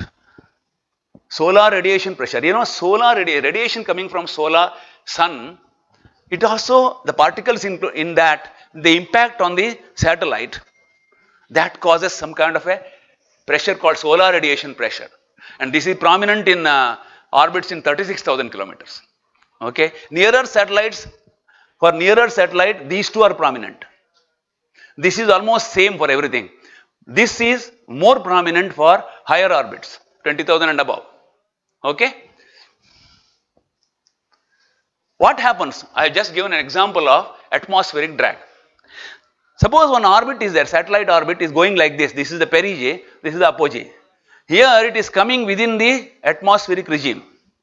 Whenever it passes here, its velocity becomes less. When its velocity becomes less, it reduces the apogee. When it goes back, apogee reduces. Ultimately, what happens? Apogee reduction will result in perigee reduction further. So, ultimately what happens one day, it will enter dense part of atmosphere where it will burn off. Any objects which are of the size of 2 meters, 3 meters, 4 meters, this kind of objects will fully burn off. Objects like space stations, which are 20 meters, 30 meters, 40 meters, if they enter atmosphere, then there may be some parts of it may reach Earth. You will shortly see, maybe today or tomorrow, Chinese second space station, Tiangong 2. They are doing it as a guided entry over Pacific Ocean. They are re-entering they are making an end of the mission. You might have read it yesterday in net. So 19th was planned, but they are not declared so far whether they have done it or not. They are bringing it, but they are controlled way they are guiding it. Tiangong 1, their first space station, they didn't have control. Thank God it landed on Pacific. but that is what it is. What I am telling you, this is atmospheric drag. Solar radiation pressure also. Suppose the orbit is like this, it will become like this. This is slightly magnified way we have shown it. Okay. Ultimately, what I want to say is eccentricity changes. Okay. This orbit adjustment, changes we use sometimes for our advantage. We use these forces for our advantage. For example, for a near Earth satellites, I have told you, remote sensing satellite. Whenever a remote sensing satellite is launched, we give a path calendar. We announce what is called a path calendar. For 1 year, we say everywhere over which portion, sir? Oh, thank you, sir. Huh? No. My throat was quite bad, but now it has become all right. Okay. You can break and restart. No. Oh, is it? Okay, I will at appropriate time I will break. Yeah, I will break. Oh, thank you, sir. But this is very nice.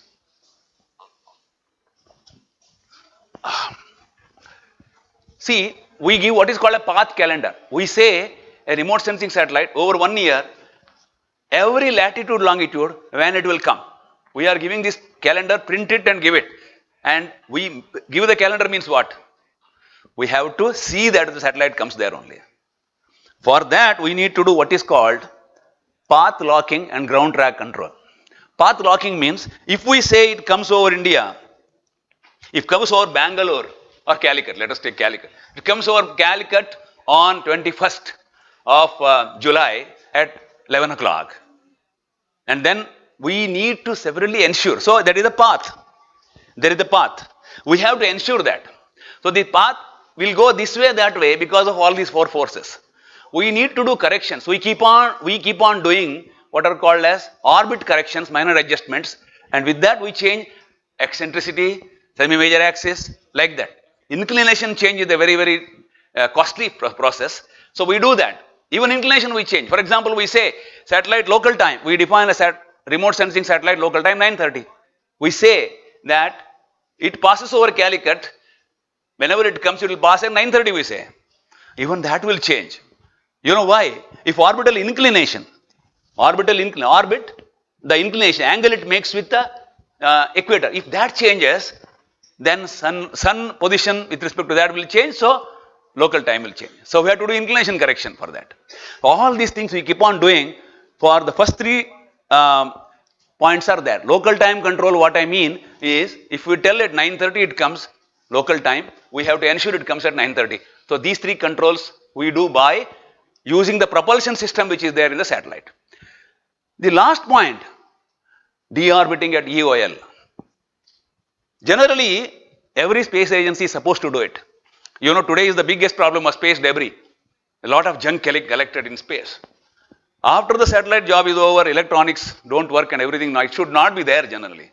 You are supposed to deorbit. Deorbit means what? You are supposed to bring it down.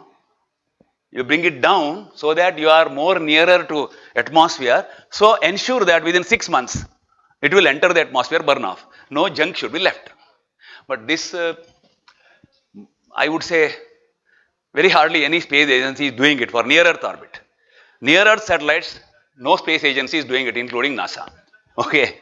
Then we come to geostationary satellite. Here, I told you, your DTH antenna is looking in one direction. 36,000 kilometers over the equator, satellite is there. So it is geostationary. So your DTH antenna, every day the person comes and fixes it, that company fellow, and forever it is in that direction. Okay. But you know these forces which act, solar radiation pressure specifically at 36,000 kilometers, it will change the semi-major axis and eccentricity of the satellite. Now imagine semi-major axis is changed. Orbit period will change. Semi-major axis is, I told you, Kepler's third law. Semi-major axis and time period are related. So it will change. Suppose it becomes instead of 24, 23 hours and 45 minutes. Then satellite will move faster than Earth. So your antenna is looking like this, and satellite will go that side. So your antenna, it is east-west movement. The satellite will move faster than Earth, or satellite may move slower than Earth, slower than Earth. So you have to do this correction, and that correction is called east-west station keeping. What we do is that semi-major axis, whatever is reduced, we increase it once in a while. Once in 2 months, MCF Hasan, they keep on doing for every communication satellite. North-south station keeping is, suppose this is on the equator, orbiting on the equator. Suppose that inclination, the orbit inclination, that also builds up because of solar radiation pressure again, and lunisolar forces. These two make it inclination build up. Inclination becomes non-zero. So you have to, if you make it non-zero, what happens? I showed you 8 shape. Your antenna, it will look like going in 8 shape. So you have to reduce to 0. So that is called north-south station keeping. It is done for communication satellites once in 6 months, 8 months. It's a very costly affair. It uses a lot of propulsion. Last one is reorbiting. In 36,000 kilometers, imagine all countries of the world. Each country, ours also some totally 15, 16 satellites are there in the 36,000 kilometers over equator. If you take all satellites, about 700 or 800 working satellites are there. Imagine on the equator, 36,000 kilometers. Non-working satellites are also quite a few. So many are there. At least we should take care in future. We should not have crowding there. After the satellite stops working, it should not be there. It is a dead object. It is creating problem for us. Every country is allotted a slot, and we ourselves are suffering. So in order to do that, we do what is called as very interesting thing called reorbiting. Reorbiting means when the satellite some amount of fuel is left. That means hereafter we cannot do any propulsion maneuver to change its orbit and all that. We use the last certain amount of fuel to raise it, to raise the orbit by 150 to 200 kilometers. 150 to 200 kilometers. And that orbit is called graveyard orbit. That is the word used for that. Beyond 36,000, 150 to 200, that is called graveyard orbit. You put it there, it will take so many hundreds of years, nearly thousands of years, coming back to 36,000. So you are putting it in the graveyard when it is, that means here you carry out the last rites when it is alive. Okay, that is what it is. So that is called reorbiting. It is done by every country. Nowadays every country does it because you are in that 36,000 kilometer circle on the equator. Imagine each one is allotted certain slots longitude wise. Each slot belongs to you. You can put any number of satellites there radiating in whatever frequency you have declared. Okay. So if you don't remove it from there, you are only suffering. You cannot move another satellite there. So that is why this is being done. Okay. Now I will come to interplanetary mission trajectory. At this stage, Kutty sir told we can have a break. So I am going to, from Earth orbits, I am going to interplanetary trajectory. So we will take a break and come back. That's okay. Is it okay?